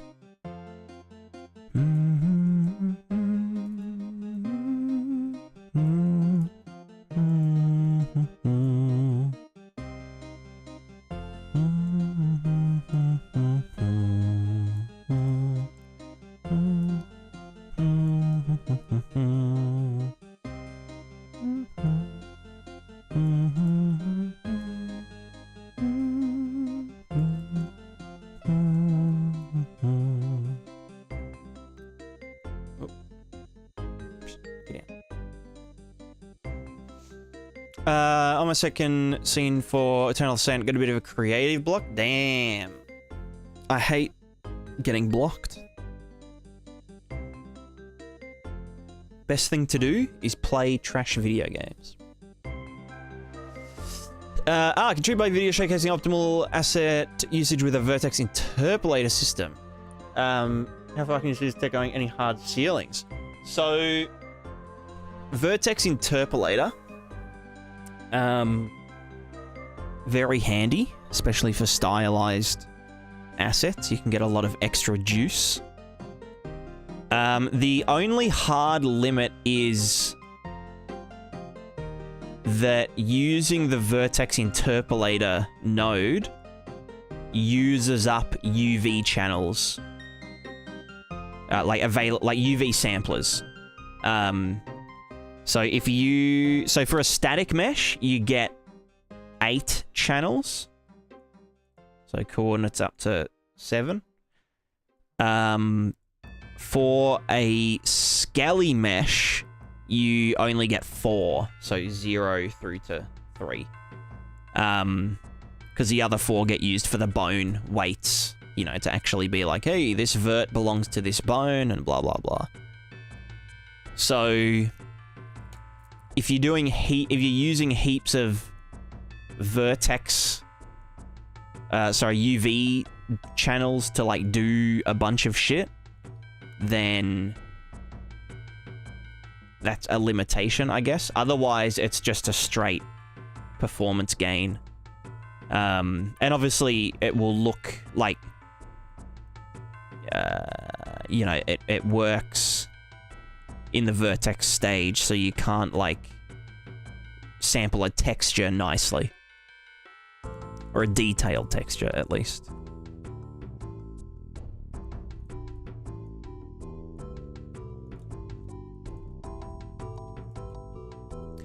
Prismatica, hello, hello. What's happening here? I'm just doing an update to my plugin.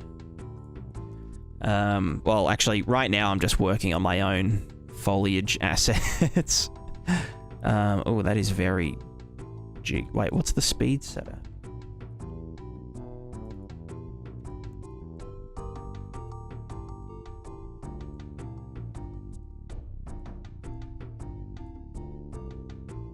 One. That should be less than 1.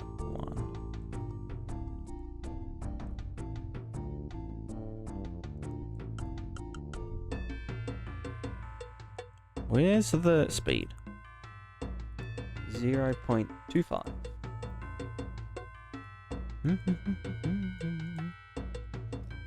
Alright, and then if I like went to the foliage mode and I was like, hey, get all of these things. Oops. Here. Foliage. Get these fellas. Material override. Squishy boy.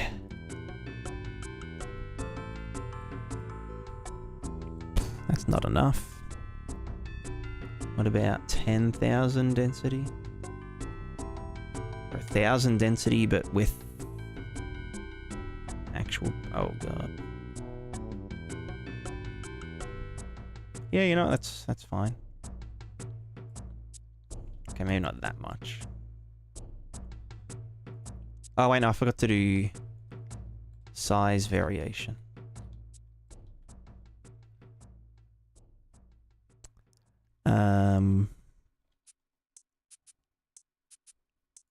Between that and 1.5?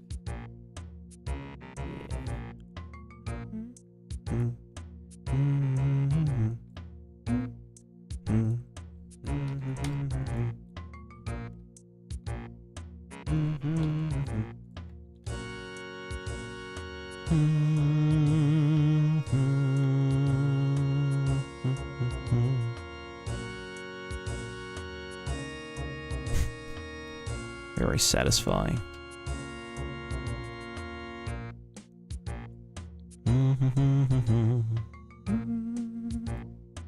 Okay, the wiggle speed has to be higher.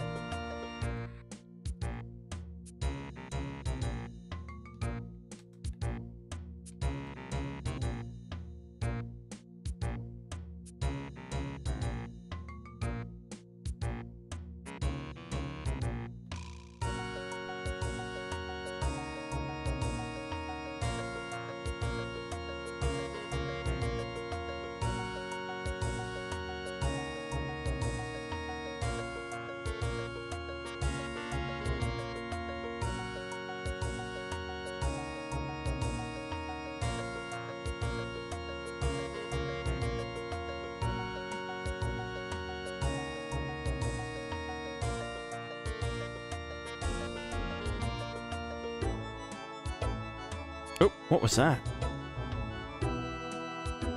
Oh, not again. What the fuck? Oh, right, I never got around to actually... Okay. to fixing those ones.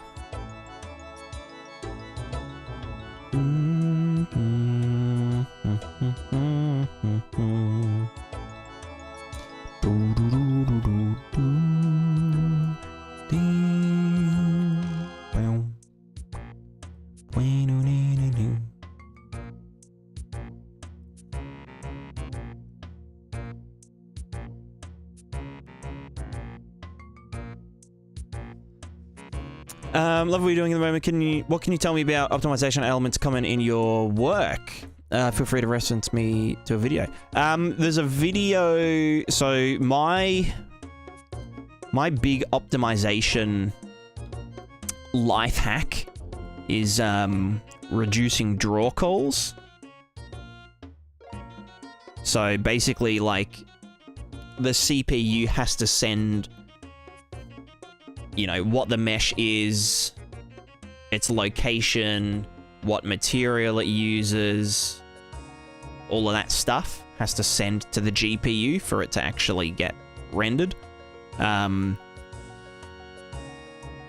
so if you've got assets that have multiple material slots on them, which a lot of marketplace assets do, where they're like, you know, oh, we've got this castle prefab thing, and it's got a material for the tiling brick texture, it's got a material for the window trim, it's got a material for the windows, it's got a material for the metal part of the window, it's got a material for the fucking, I don't know, everything, for some detail bricks or something.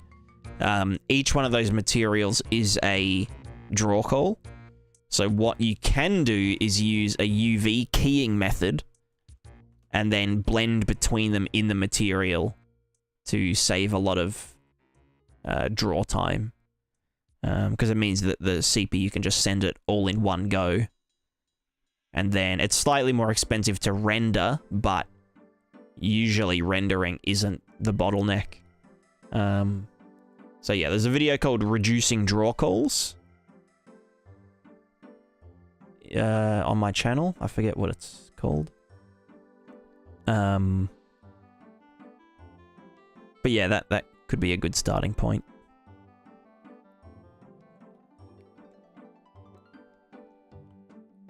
Although it's... I'm not sure how it works with Nanite, because I know that Nanite does a lot of batching.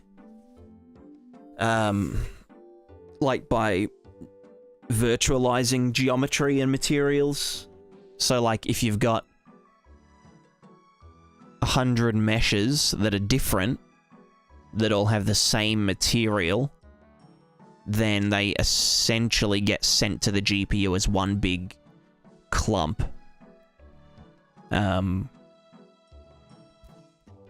I guess that wouldn't really help with if you've got multiple materials on one object, unless you had that castle model with the 14 different materials on it, and then another one that had all those 14 materials. They could all get juiced up together, but yeah, I'm not 100% sure how it goes.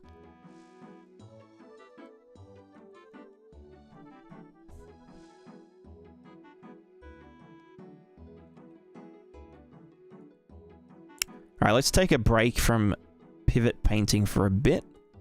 Actually, no, I was going to do these first. Hold on. Do they have polygroups? Attributes, polygroups, default. No, they don't. Fuck my life. FMW. I mean FML. Alright. Scripted asset action. Assign default polygroups. Yep. Go to here. Go to polygroups. Yeet. Nope. Fill. Yeet. Yeet. Bam bam. Polygroups. Get rid of the stem. Polygroups. Stemless. Polygroups. Stemless. Polygroups. Bam. Polygroups. Bam. Polygroups. Bam. Right click. Pivot paint. Assign UV pivots as bushes. Starting UV channel 2. Paint vertex color, yes. Assign pivots based on stem, advanced. Absolute vertex unit 75. Yep.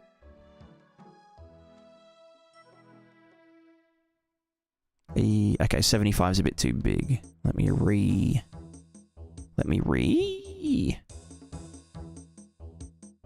do the vertex color at like 50, maybe?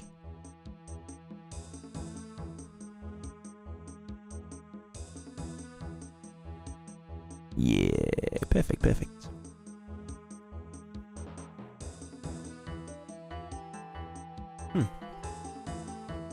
Sandbox helps.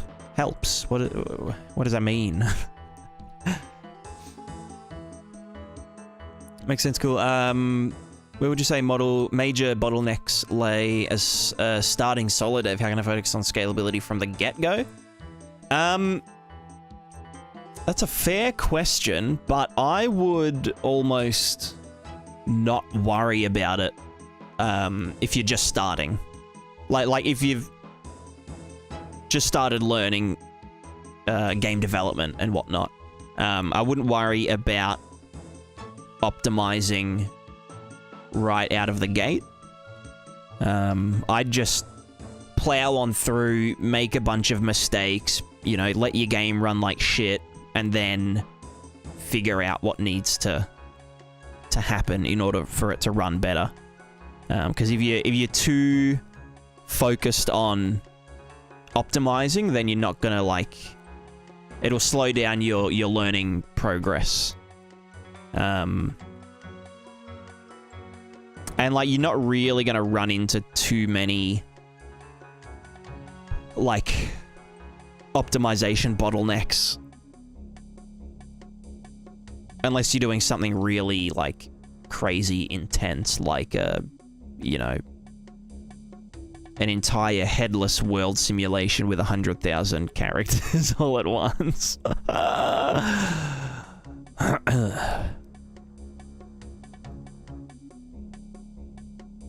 You know, something stupid like that.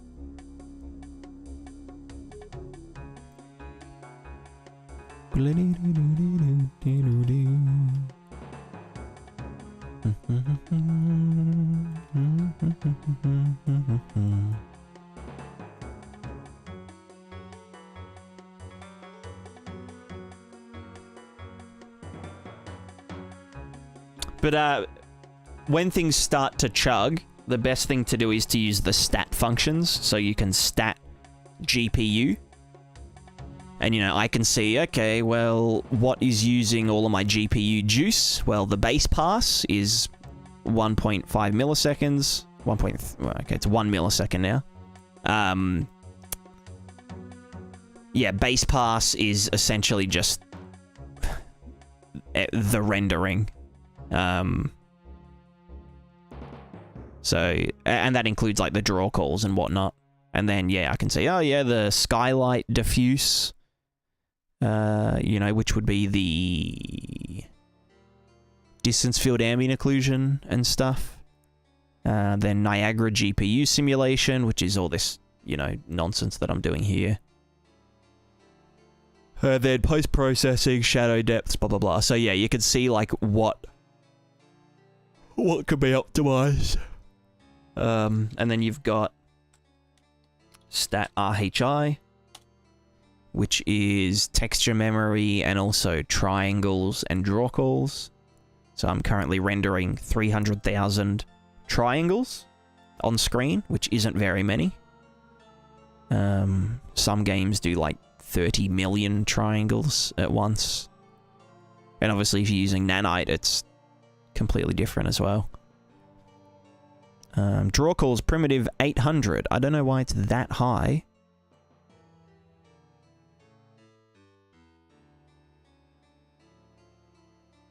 Draw primitive calls.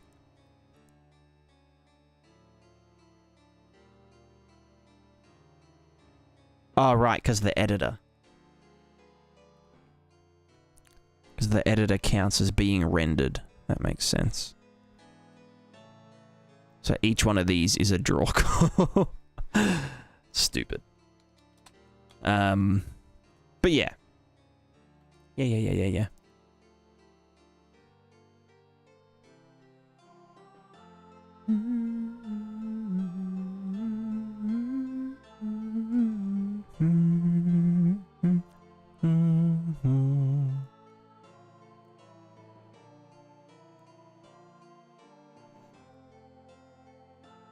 It's also for fast rendering in all apps during creation, but yeah, I get that got a crumble fire. Yeah.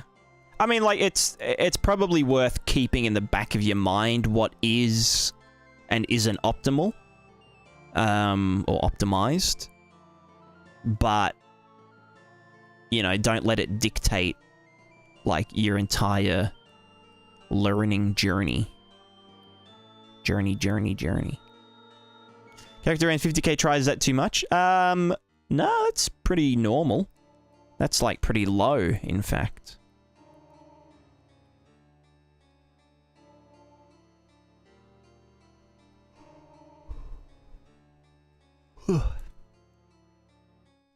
Well, if they've got a face, that's like, yeah, good. Oh, okay, there's that crash again.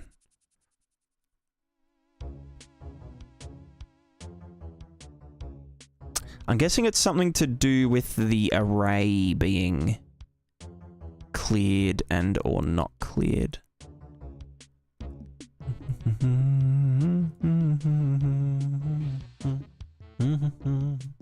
God, it's nearly 11 o'clock. I might have another coffee. Right, I was going to do the data assets now. Don't let me get distracted.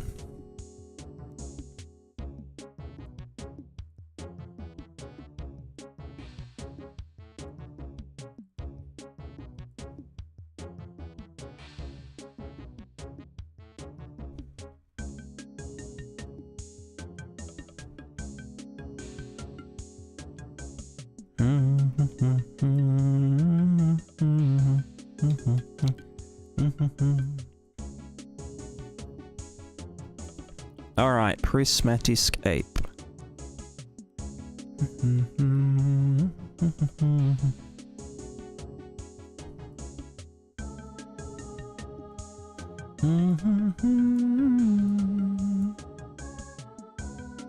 Alright, let's call these... what do we call them?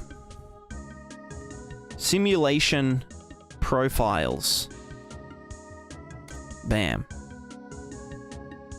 Okay, so then we're going to do a data asset. Primary data asset. Yes. This is called Prismatiscape Simulation Profile. So that's the base class. Then we can do a child of that called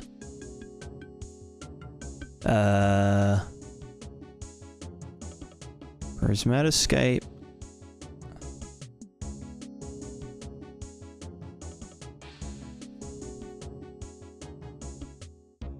do I need to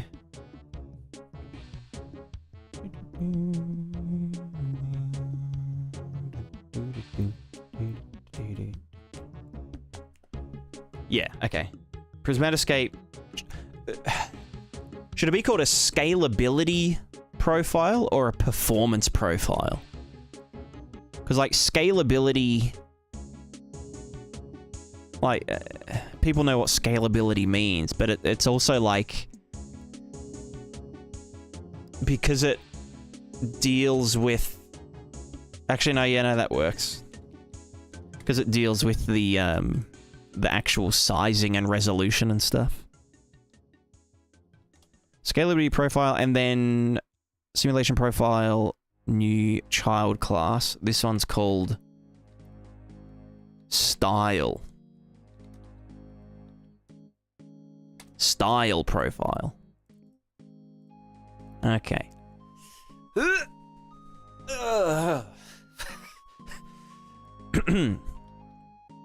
Okay, so then we have a child of style profile called Prismatiscape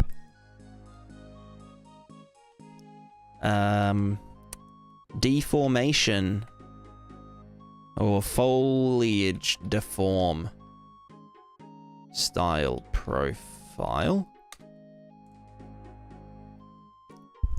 of which and then we do this one has the shit, the variables, and it's also responsible for setting the variables onto the simulation doodad, the Niagara system. So rather than that being done through the manager calls this data asset, and the data asset has a function, so apply style. Well, no, actually, that should be getting done on the big fella. Style profile, simulation profile. Should I implement it on here? Prismatiscape simulation profile.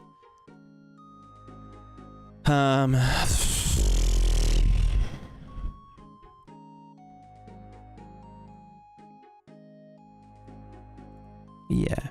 Function. Apply profile. This will have a return. Requires re-init. Re-init, init. British.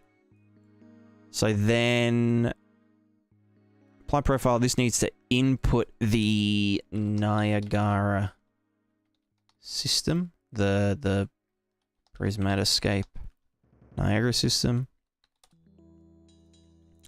That is going to be of type Niagara system object. Sweet. So then the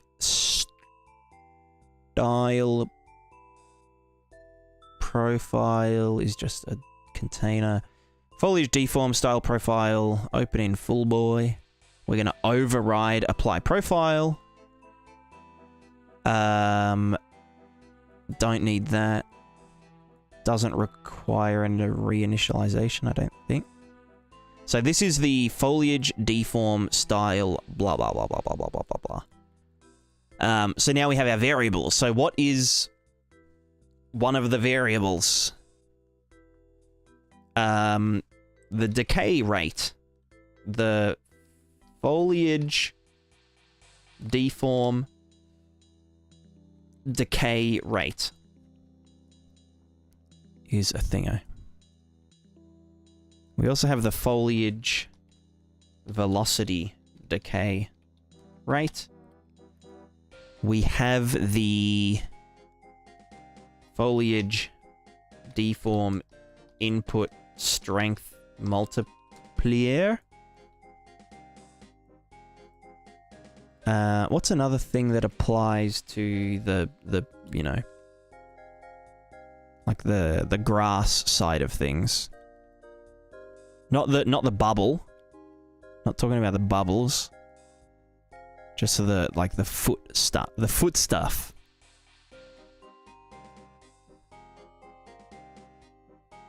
What else is like something? Oh, the height from dude. Foliage deform height fall off, or foliage interaction height. Bam.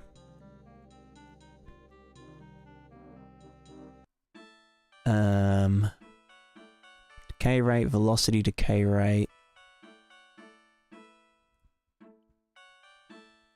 Oh, we also want to do the velocity input.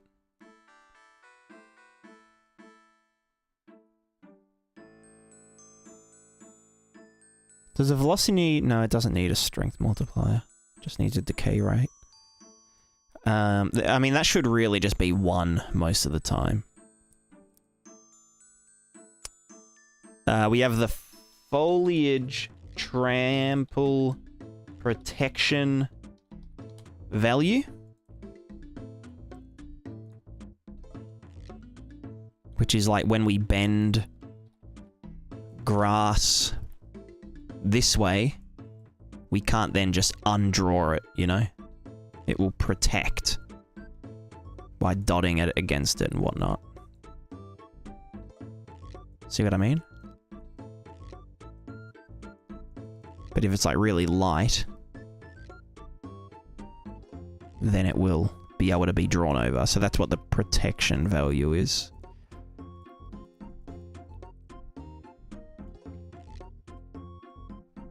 Is there anything else? I guess we'll see. Style profile, child class, Prismatiscape, water, style profile. All right, we have a variable called. What's it called? Water ripple speed.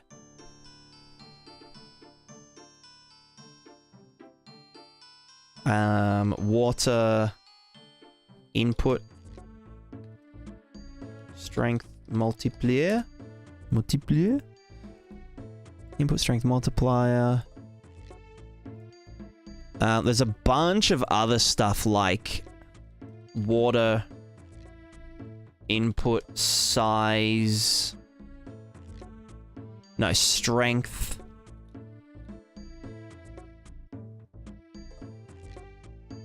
Water input size strength factor.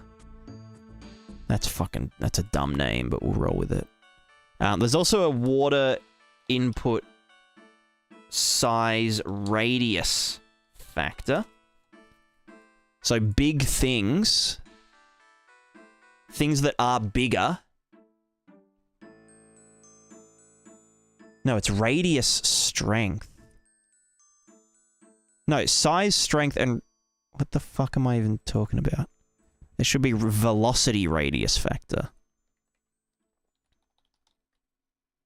So if something's moving fast through the water, then it increases the radius. I'm pretty sure. I can't remember. I'm kind of dumb as fuck.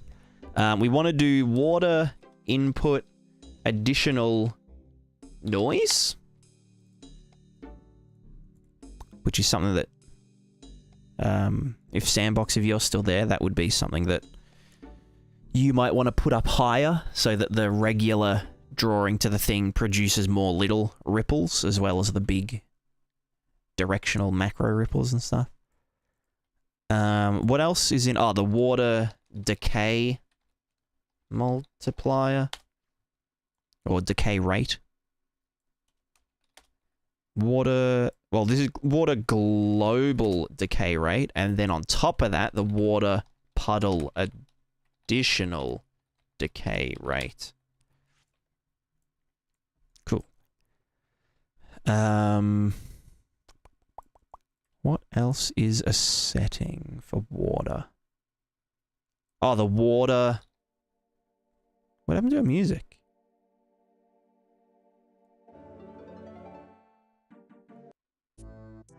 Nice. Just water. No, water...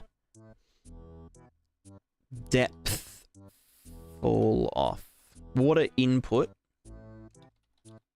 Depth fall off. Actually, that's something I have to implement in the actual shader real quick.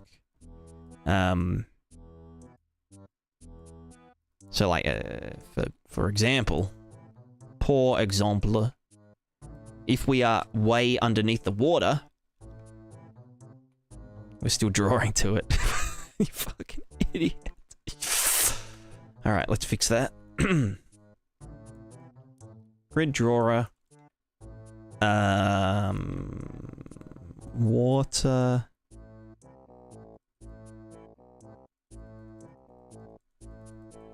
Wired water in each variable if it's inside water BP.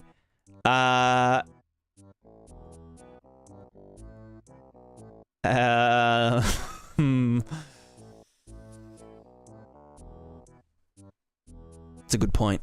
Maybe, yeah, that's that's a good point.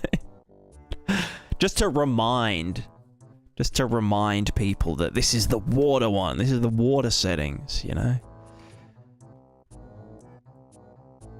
Alright, drill to form capsules in here. Water height checker, have we broken the surface?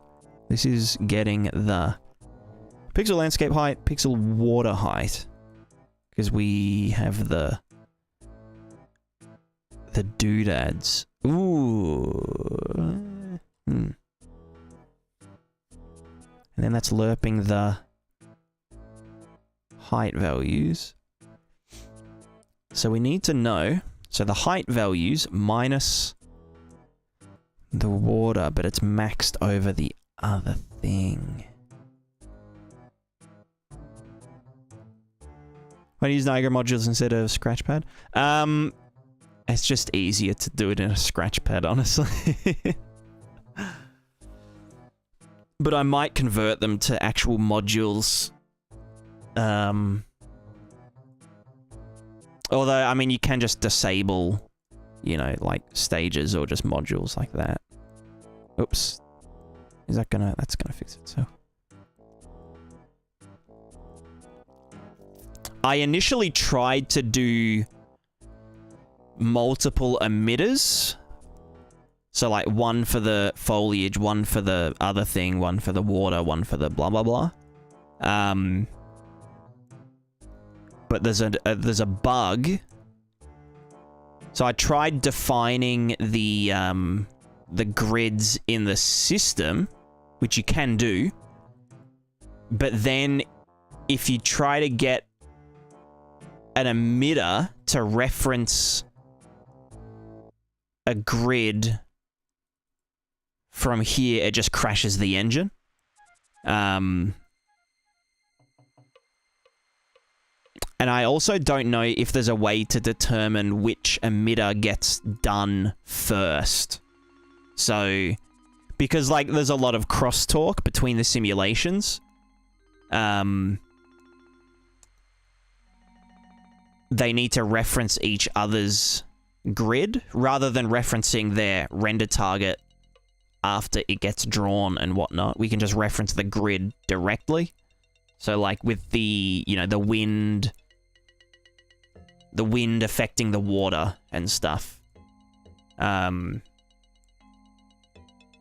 you know, that can get done because we can just access the water grid, or the water grid can directly access the wind grid. Same with like the deform grid drawing wind. You know, when something moves really fast, it will start drawing wind based on its speed. I could refactor it in the future, but I mean, it all works pretty well as is. The main reason I wanted to do that was so people could just turn off the entire emitter, but then it would get weird because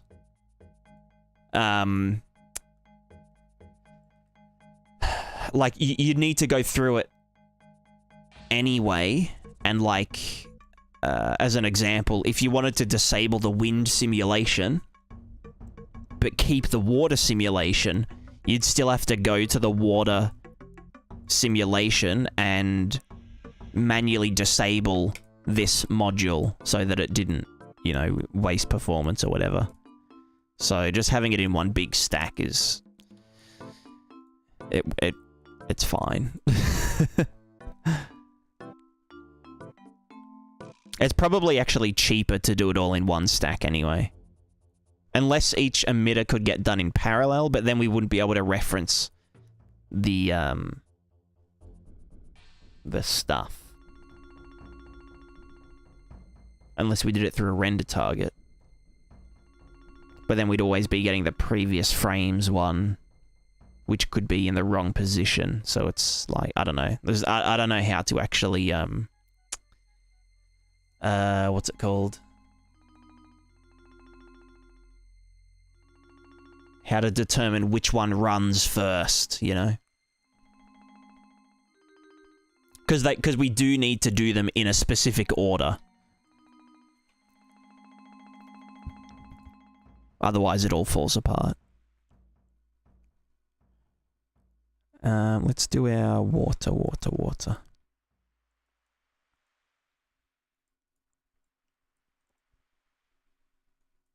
So you're gonna do once I'm good with your job. Need everything clean. Well, I mean, I'm gonna clean it up myself, so you know, as I go on and on. So I wouldn't worry too much about doing too much cleaning, because yeah, I'm gonna replace things and add things and take things out. This is like the black box, basically, where like, you know, only I can fucking figure out what's going on. Because it's a bit of a Frankenstein, but, you know, it does the job. Right, our deform capsules, we've got our thingo, we're maxing the water pixel height. So we just did this. Okay, let's keep that. We'll just put U straight into there. Okay, now we're only referencing the water dude. Cool. So now we just need to do...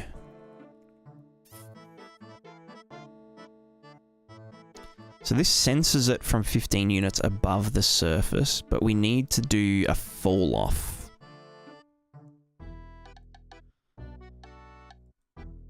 Because then that just gets multiplies the water stuff.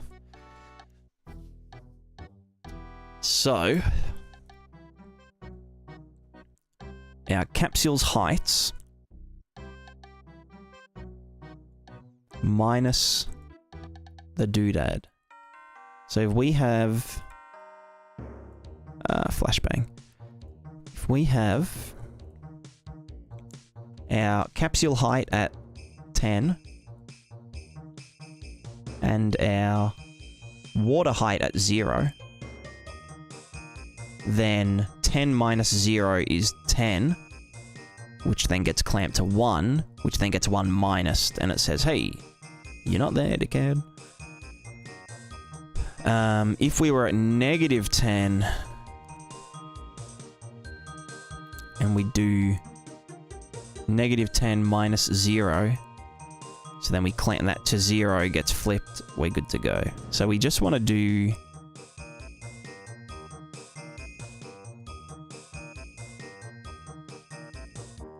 Fuck it, I can just brute force it. We'll just do divide.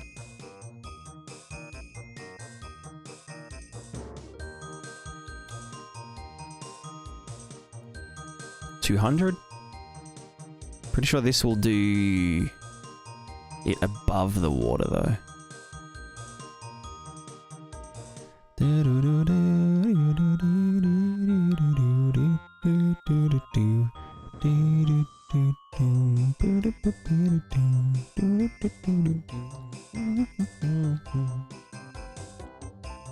Yeah, so that's fall off above. And then below is just that. So we want to flip it on its ass. Or just divide by -200.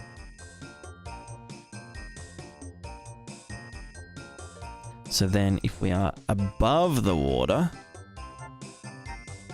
nothing. Wait, hold on. The fuck?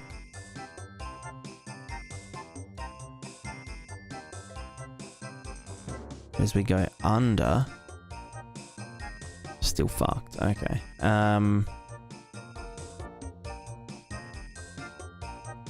Don't one minus it maybe?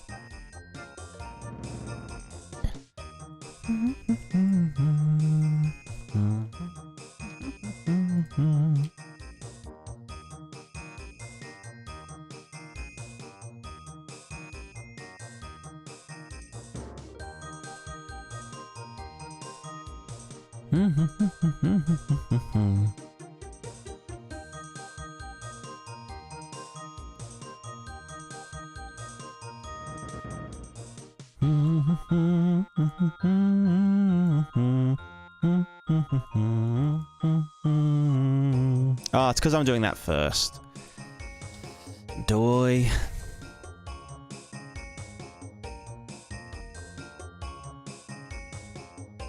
Yeah, there we go. But obviously we want it to go both ways, so...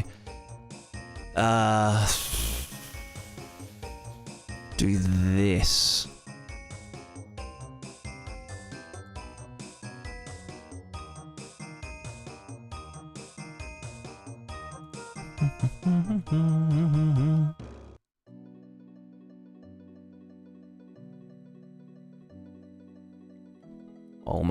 Almost.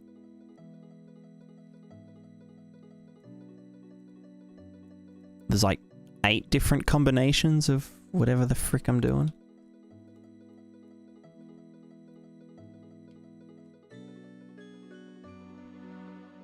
No? Okay, so that needs to be 1 minus did.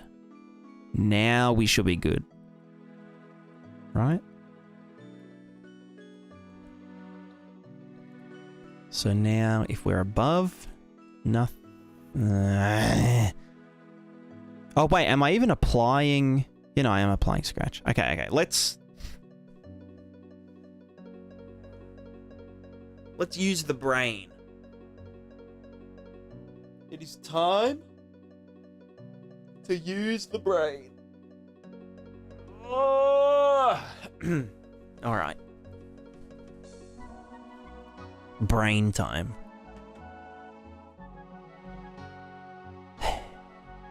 If we're above, we want it to be 0.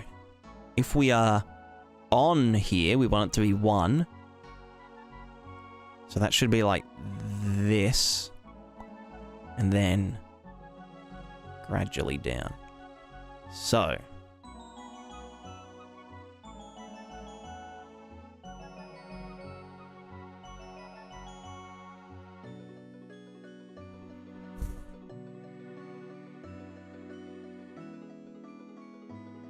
Location, -10.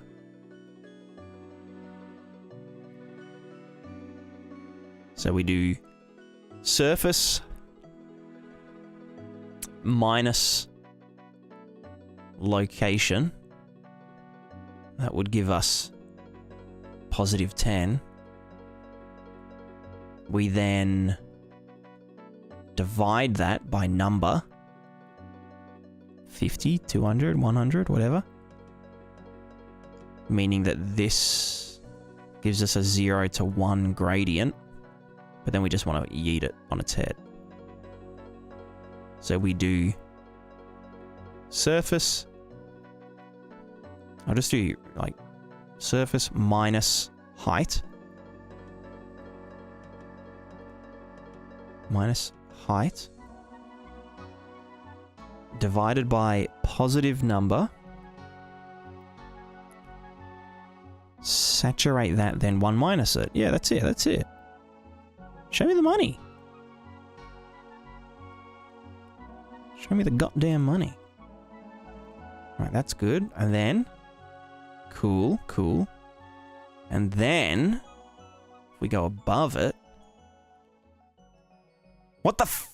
What the fuck is that shit?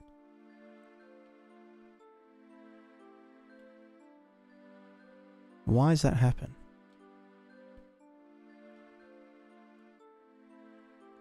Eh? So if we're above it... Okay, hold on. Let's just do this and just max 0.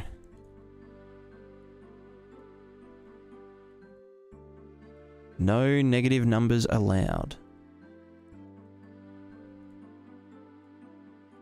Then we do this, then that, then that. What do you mean?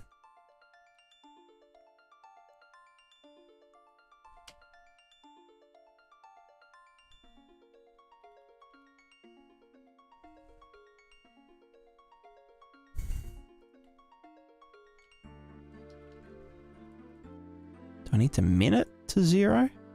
Because it's negative? What the fuck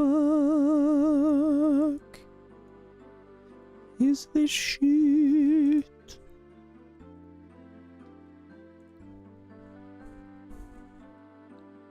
What the hell?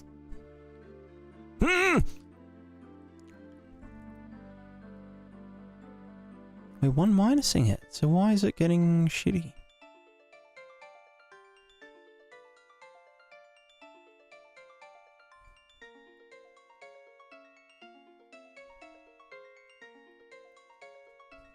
Confusion. Confucius. Yeah, so now that we're under, it should just disappear. That's fine. But why, when we're above it, is it drawing?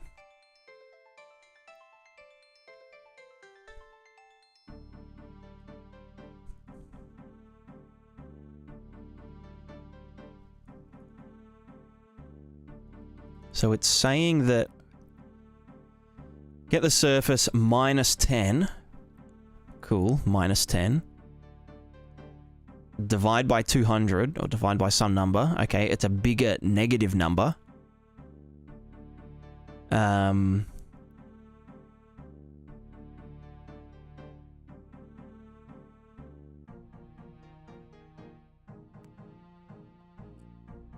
Bigger negative number, which then means that it's that. I could do something jank, like...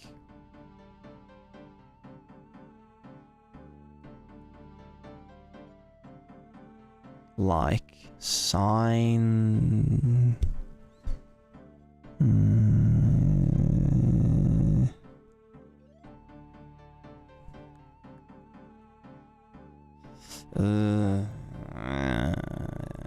hold on. There's an elegant way to do this.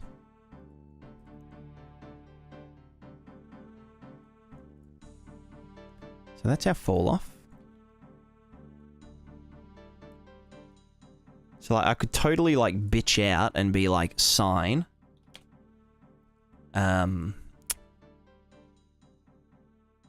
Multiply to flip it on its head.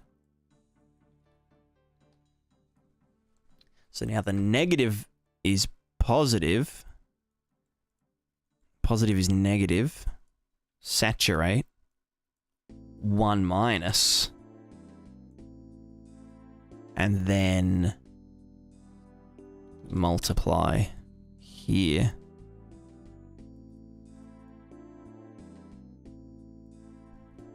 You know? No, I'd want to do that over here anyway. You know how it is. Yeah, that's fucked. You know, I want to do it over here. Do-de-do-do. Do-de-do-de-do.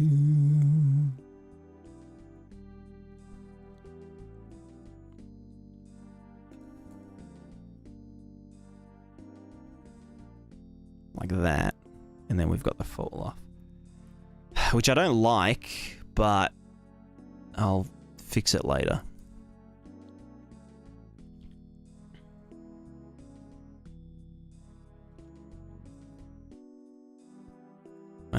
Let's just give that a big value. For a sec. Oops. Alright, so water.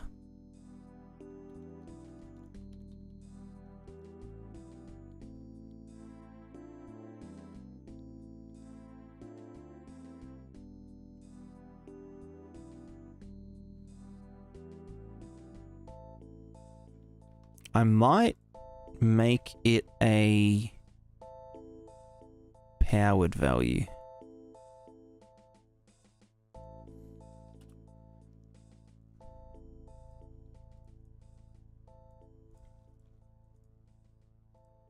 Just so it's got a bit of a better fall off as you go deeper. Or as something comes up from the surface. Yeah, it's like more gradual now.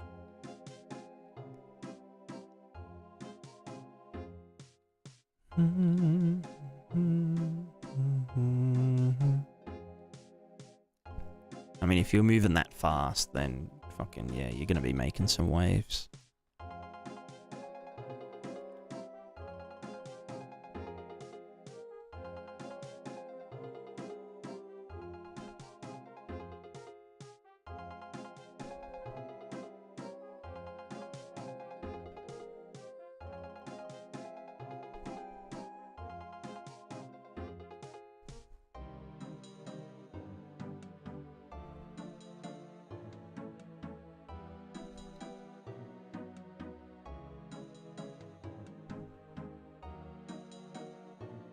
Cool. Oh, maybe I'll do even more than that. Maybe we go like cubic. It's cubic, brother.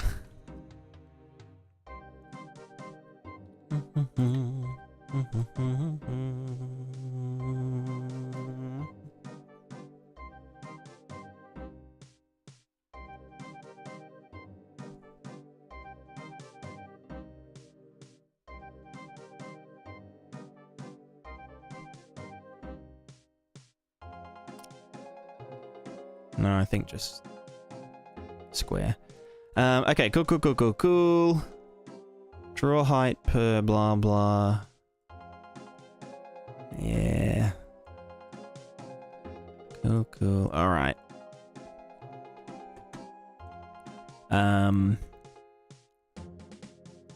Profiles, water profile, water. Input depth fall off. Wind.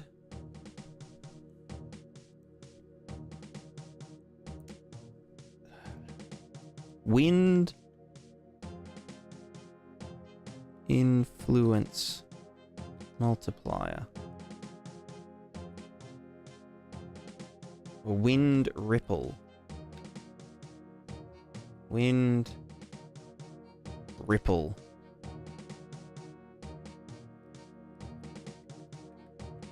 Oh, we've got the wind ripple min value.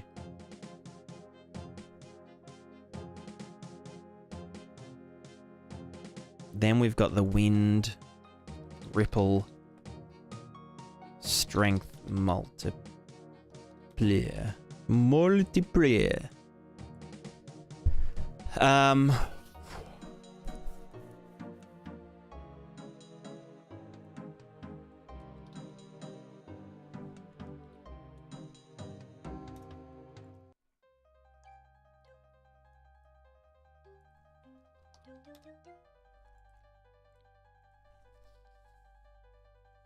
What's the other water thing? Ah, fuck it. Alright, now we need the style, child class, Prismatiscape, wind, style, profile. Alright, wind. We have a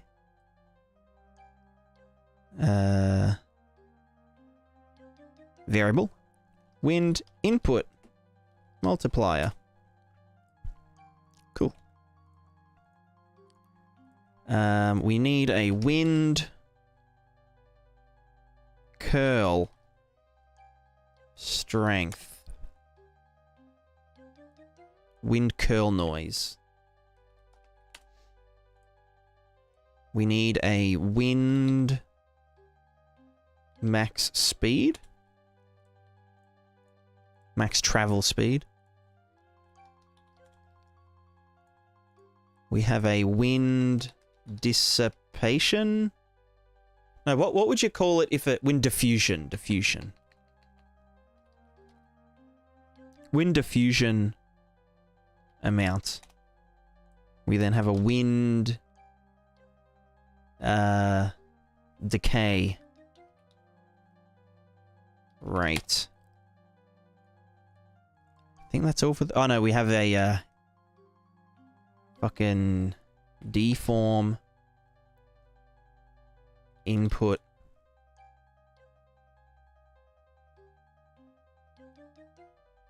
Deform input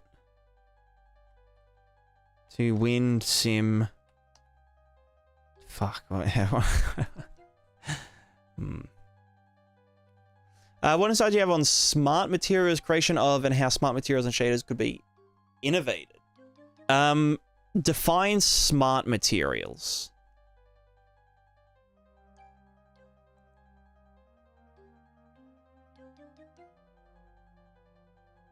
Like, what's something that a smart material does? Or accomplishes? Because there's a lot of different definitions of smart materials. Like, it could be something super simple, like a material that puts grass on the top of it but rock on the side of it. That's technically a smart material. Like, no matter what orientation you rotate the object, it'll always have grass on the top of it or something. Movie Zero's already textured, applying roughness, scratches. Okay, so like additional shader effects and stuff. I don't know, I feel like shaders have been like very thoroughly explored and documented and whatnot. I've got a whole playlist if you are interested. It's called 5-Minute Materials. And it covers everything. Playlist. 5-minute material. Here it is. Oh, nice! Oh, that's an ad. 5-minute materials. Debuff and decals. Yeah, there's 40 videos in there. So you can check them all out. And that will essentially teach you everything that I know about materials. And all of the advanced techniques that you can achieve with just shaders. Yeah. All good, all good.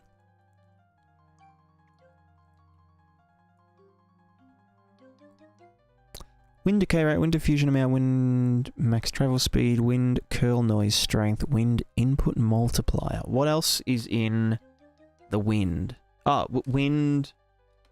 No. Input, deform, capsule, influence. Deform, capsule, input to wind... strength to wind amount. Form capsule input to wind amount. That makes sense. There's also like some speed shit, like when something goes faster, it draws more to the wind. But it's like a power curve. I'll just hardcode that, that's fine. Deform capsule input to wind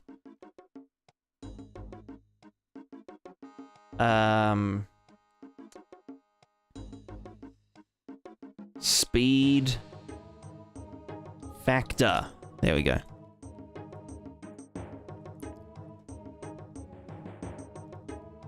And probably a size... No, we can't do a size factor because it's just the raw input.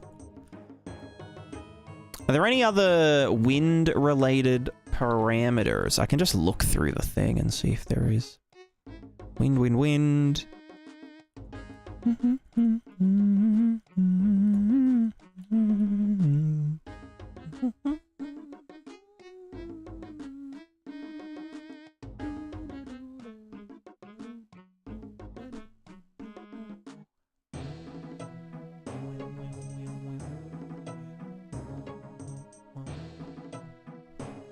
Wind blockers.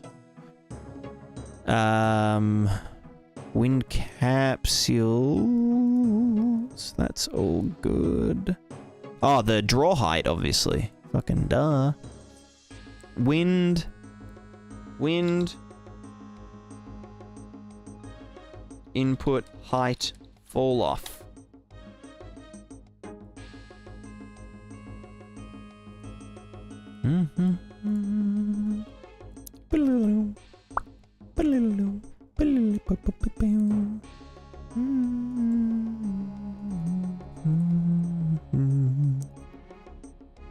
I should probably do a thing with the stuff. Wait, what the fuck is that? Square root, get the height, minus the height, signed. Wait, sine. Hold on. Height minus the other height. Sine. Multiply. Oh, right. When they overlap, we make them just do one. Wacky. Makes sense.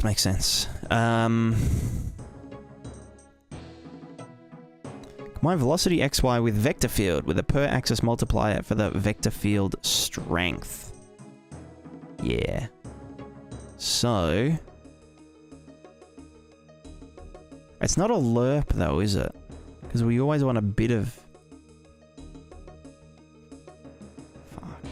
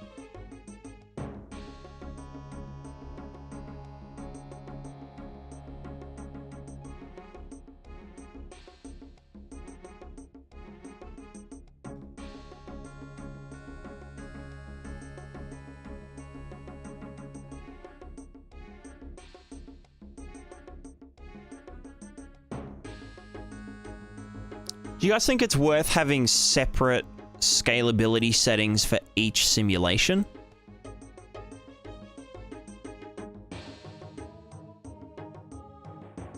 Not just like separate resolutions, because you can already set separate resolutions for like the wind versus the water versus the deform and whatnot, but like on like a player side,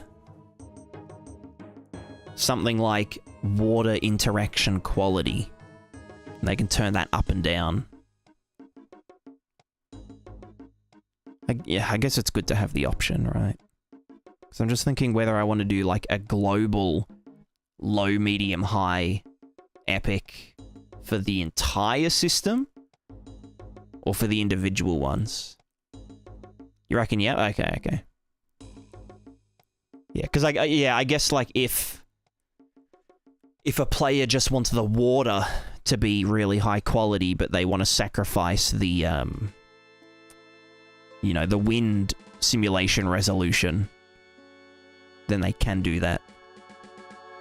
Although it's up to the developer to actually implement them individually. The developer will just have a preset. So low could just have a collection of this data asset, that data asset, that data asset, that data asset. You know, so the deform, the water, the surface, the other one, and the overall simulation input quality. And then they could do the same for like, if you set it to medium, you use these scale settings, and like maybe these ones are the same between both of them and shit. But then you could do, on the player side, if you wanted, you could be like, yeah, we'll do these all separately. So you can choose low, medium, high for whatever. This thing says for one place somewhere. Yeah, there'll be a in the manager, there will be a apply data asset, which is super easy. So then it's just, yeah, up to the dev to be like, okay, yeah, I want this data asset and that one and da-da-da-da-da. And I'll write some presets for quality and stuff. And like an example doodad. Wind input height fall off. Cool.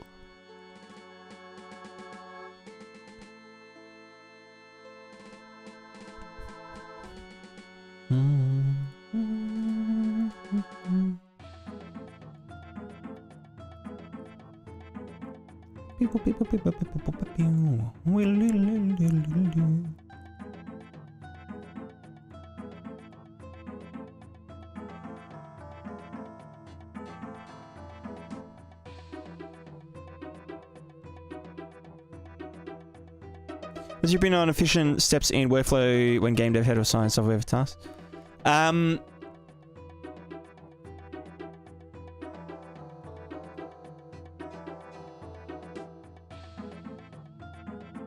If you're a solo dev, the best thing to do is to just do it. Is to just do stuff. Just do stuff that you feel like doing. And that's it. Nothing else. Don't worry about, like, you know, having a strict learning and education regiment.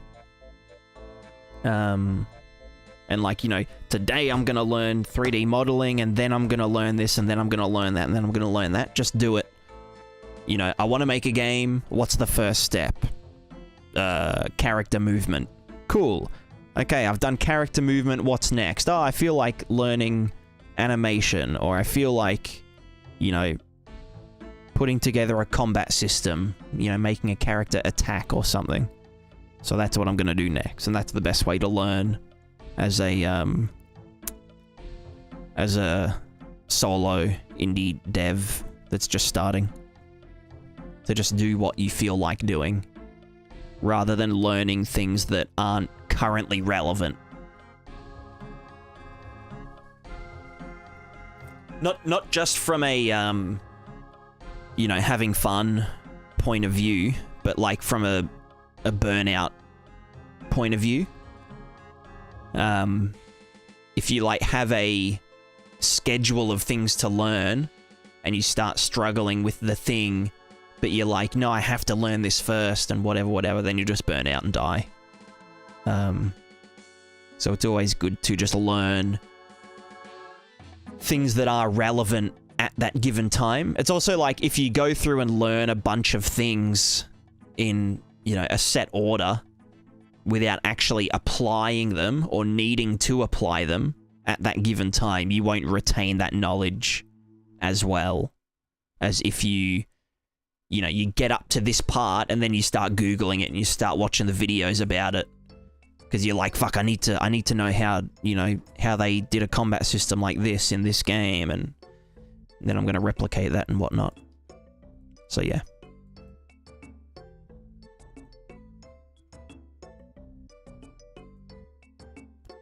That's my advice, at least. Don't ruin your fun by too many rules or expectations? Exactly. Precise.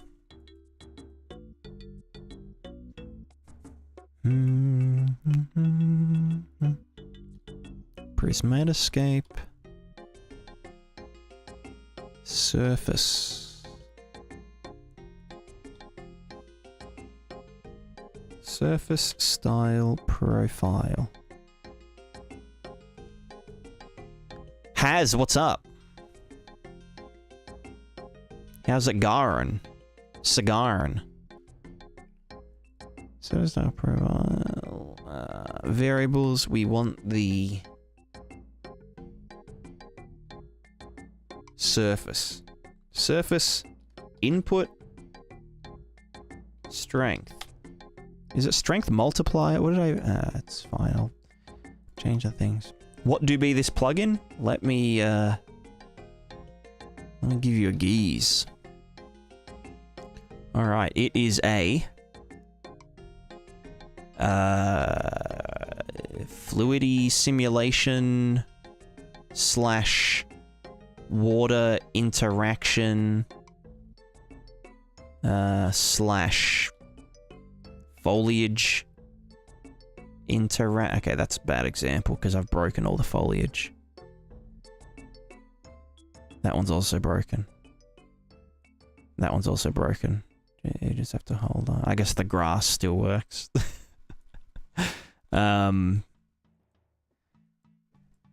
It just makes the game good. Makes it look good. Makes it feel good.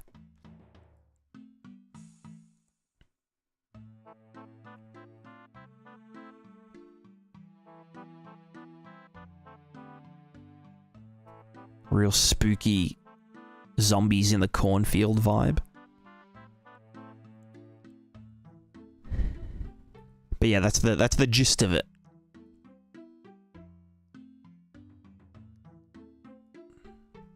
It's the Make Game Good plugin? Exactly. When Prismatica demo? Maybe 6 or 7 years away, maybe. Maybe 10 years, I don't know. Continuation of the Make Game multiplayer plugin? Exactly. The 2 plugins that everyone wants. Or that everyone needs.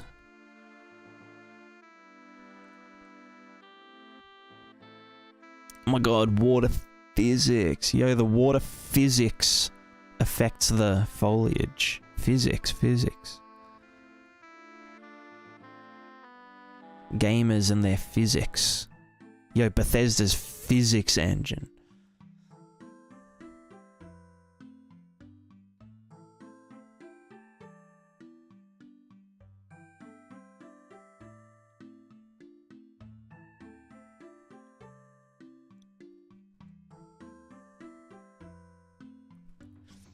Just got my car back from the mechanic and it wasn't fixed. What the fuck? What kind of shitty mechanic did you go to? That's a rest in peace. He rest he in peace.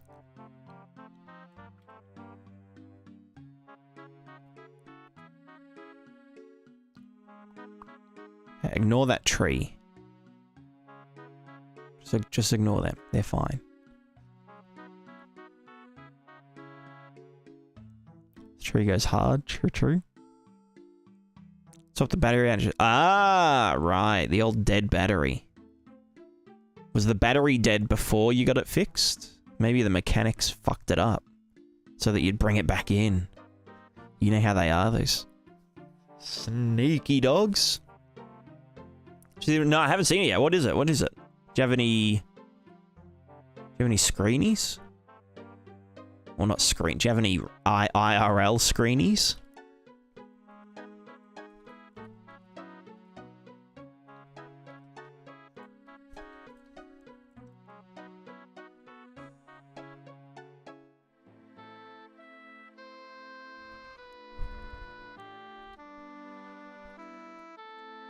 See that spiral? Hold on.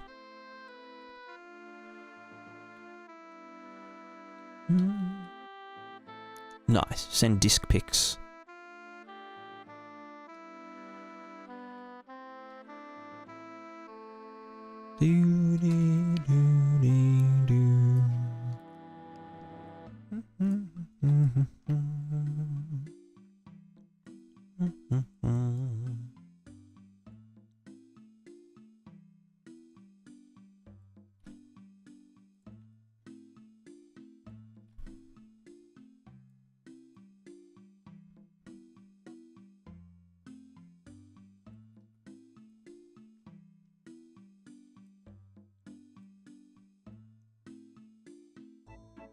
Yo.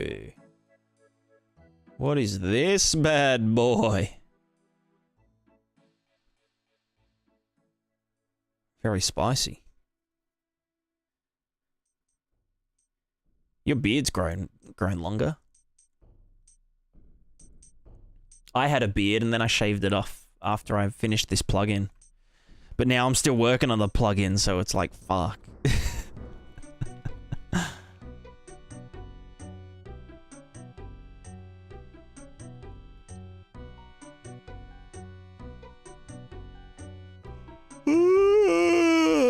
I want noodles.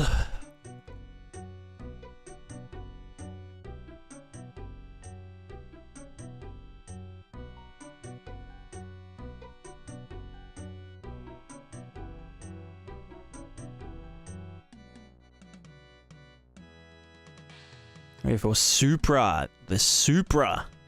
Yeah, that's super. That's lit. I don't even have a car anymore. Well, I mean, I do. I just haven't driven it in like a year. I think it's still... Actually, no, I think the battery... The battery works, but it loses charge really quickly. Like if it's left for too long. So I've just been driving a paddock bomb around. That isn't registered. I don't even know if my license is valid anymore. But you know, living out here in the country, you know, in the bush, we have different laws out here in the bush.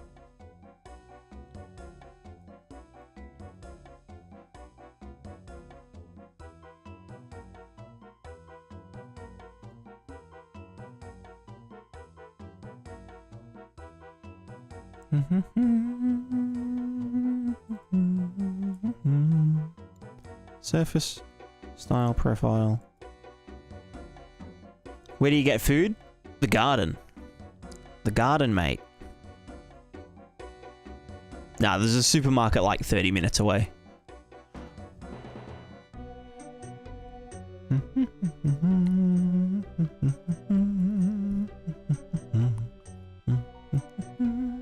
Keen for sailing? Yeah, I might start playing again. I haven't logged in ages. God, I could have been hacked for all I know. Let me, Not Rune Light, Rune Light. Got to max it. Yeah, I'm like 2,200 total, or like above 2,200 total. So like I'm pretty, you know, I just don't want to do agility. Agility sucks.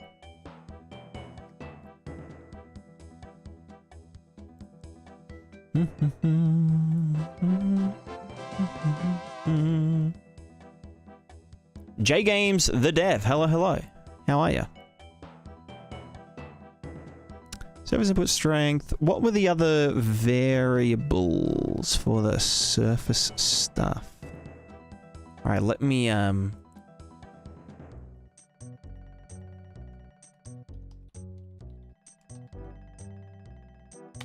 is that still my password? Connecting to server. Authenticator. Authenticate these gnuts. They've changed the symbol of it. Alright, don't fucking... Continue. Alright, moment of truth. Have I been hacked? I haven't played my account in like... incorrect username or password. Okay, what was my password again? I think it is that, but with that on the end of it. Oh, don't make me fucking authenticate again.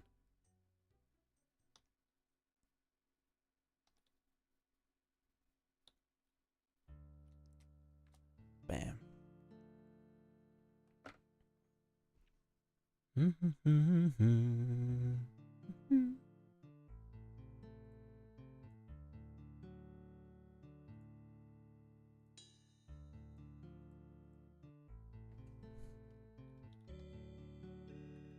Hold on.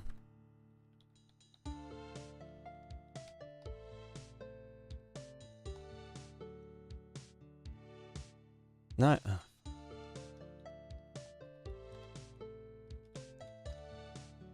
Right, password.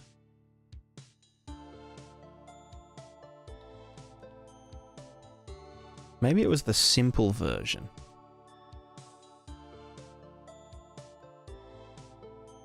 I need... Okay, there we go. You need to use a member's account to log into this world. Okay. So it was my simple password. So I just need to go to a non-members world. Log in.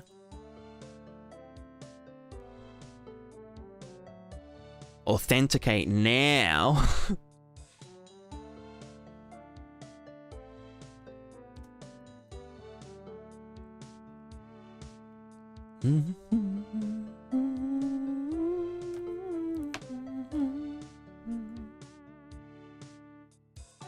Right, yeah, I know. Alright, let's see. What was I doing last? I was fucking getting monkeys. Right, I was doing hunter. True. Alright, here we go. Now we're pogging. Oh, wait, no, that's a members bank. Let me just, Up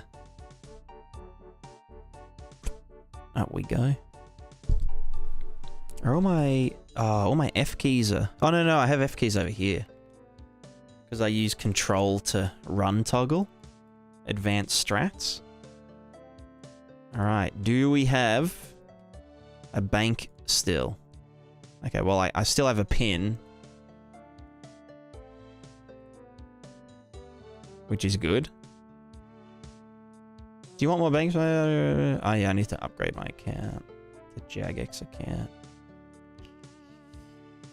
Alright, let's see. Twisted Bow. Is it still there? It's still there. Woo! Still there.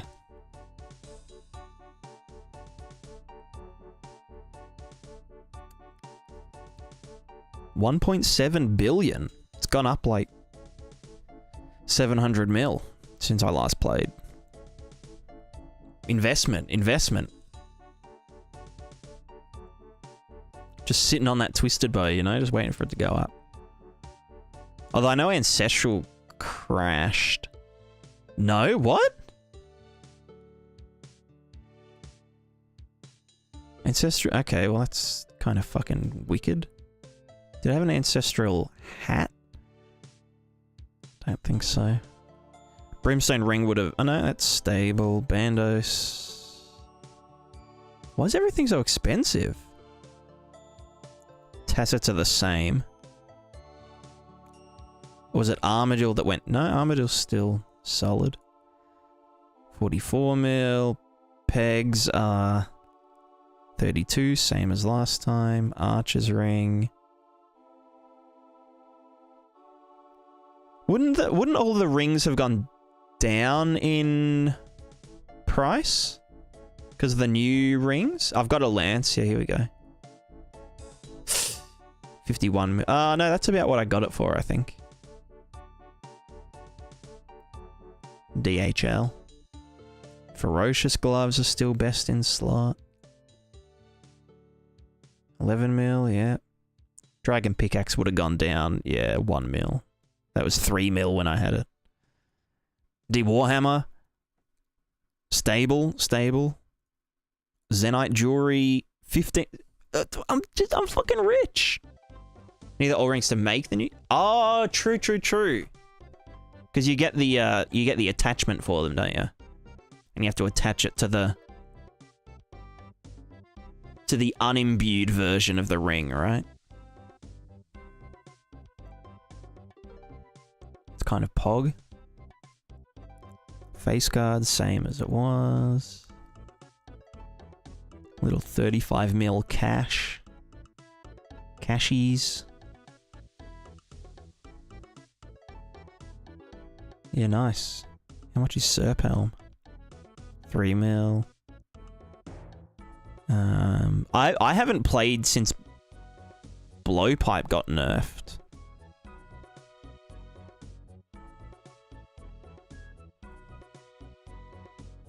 Actually, no, I haven't.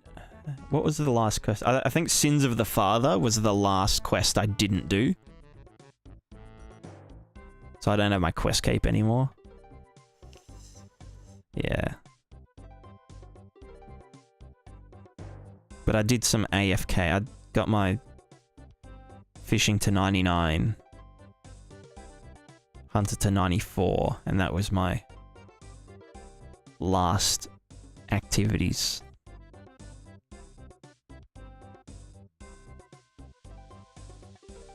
2,200 total. Poggin. Raids,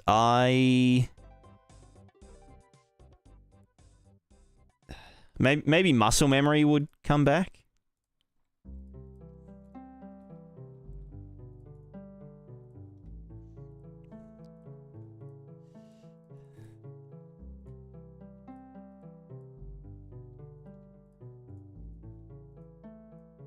Oh no, I haven't done tombs. No, I haven't. I've done tombs at all.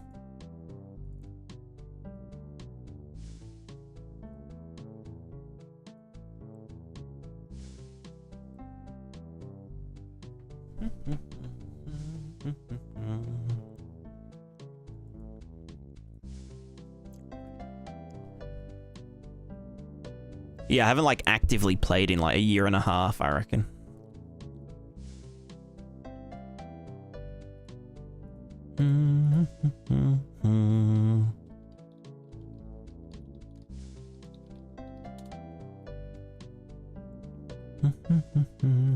Right, surface input, height, fall off. Cannot pass default value false for flight. Yeah, duh. Oh, pardon me.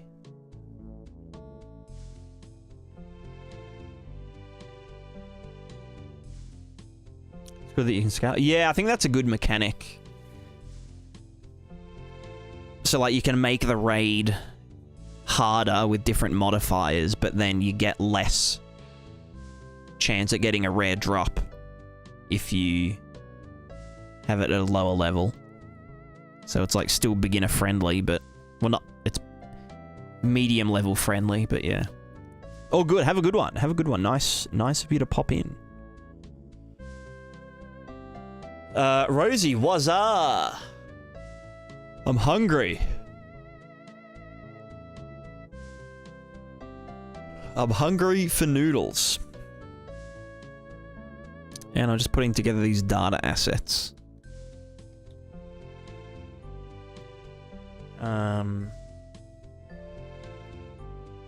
What would I call it?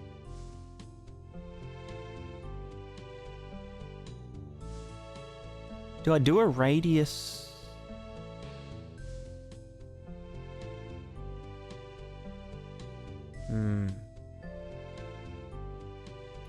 Just surface. That's it. There isn't really much else to this one.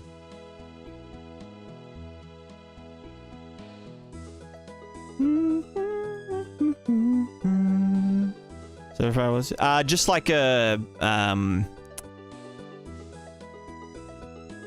just doing data assets that contain all of the settings for the plugin so that you can change them at runtime easily.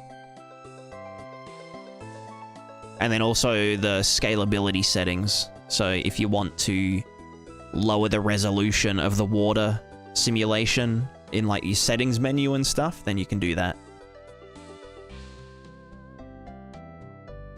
And also just if you want to set your default, like defaults, then yeah, you can just do it in a data asset like specifically for the water rather than needing to go either into the manager with like a huge list of shit or into the system itself and like scan through, you know, water simulation, water speed, blah blah blah, you know. So just quality of life stuff.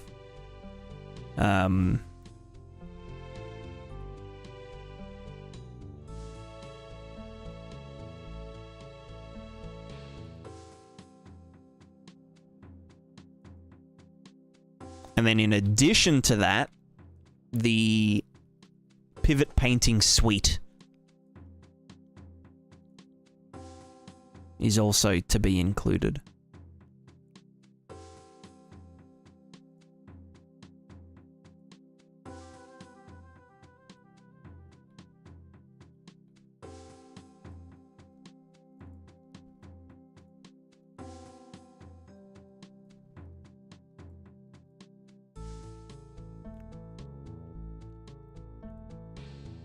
And also the easy mode functions, like, yeah.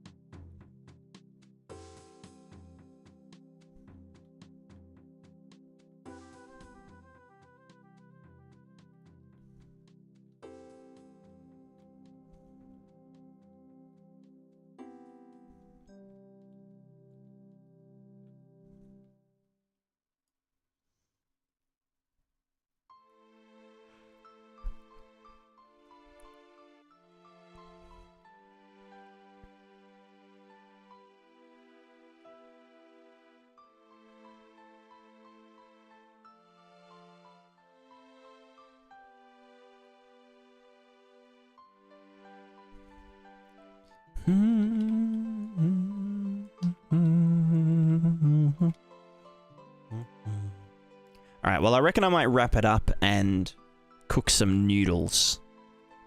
Because I'm very hungry. My tummy hurts. My tummy needs noodles.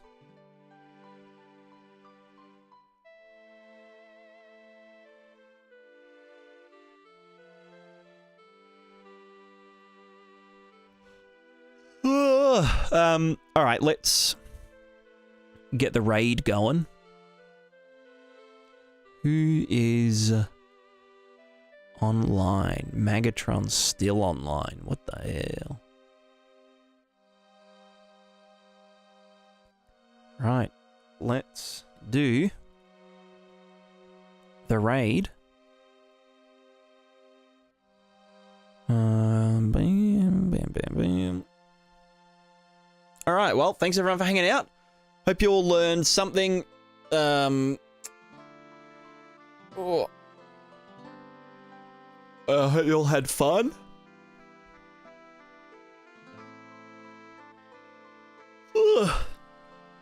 And I hope you all have a great night. So with that, we say goodbye. Goodbye. Goodbye, goodbye.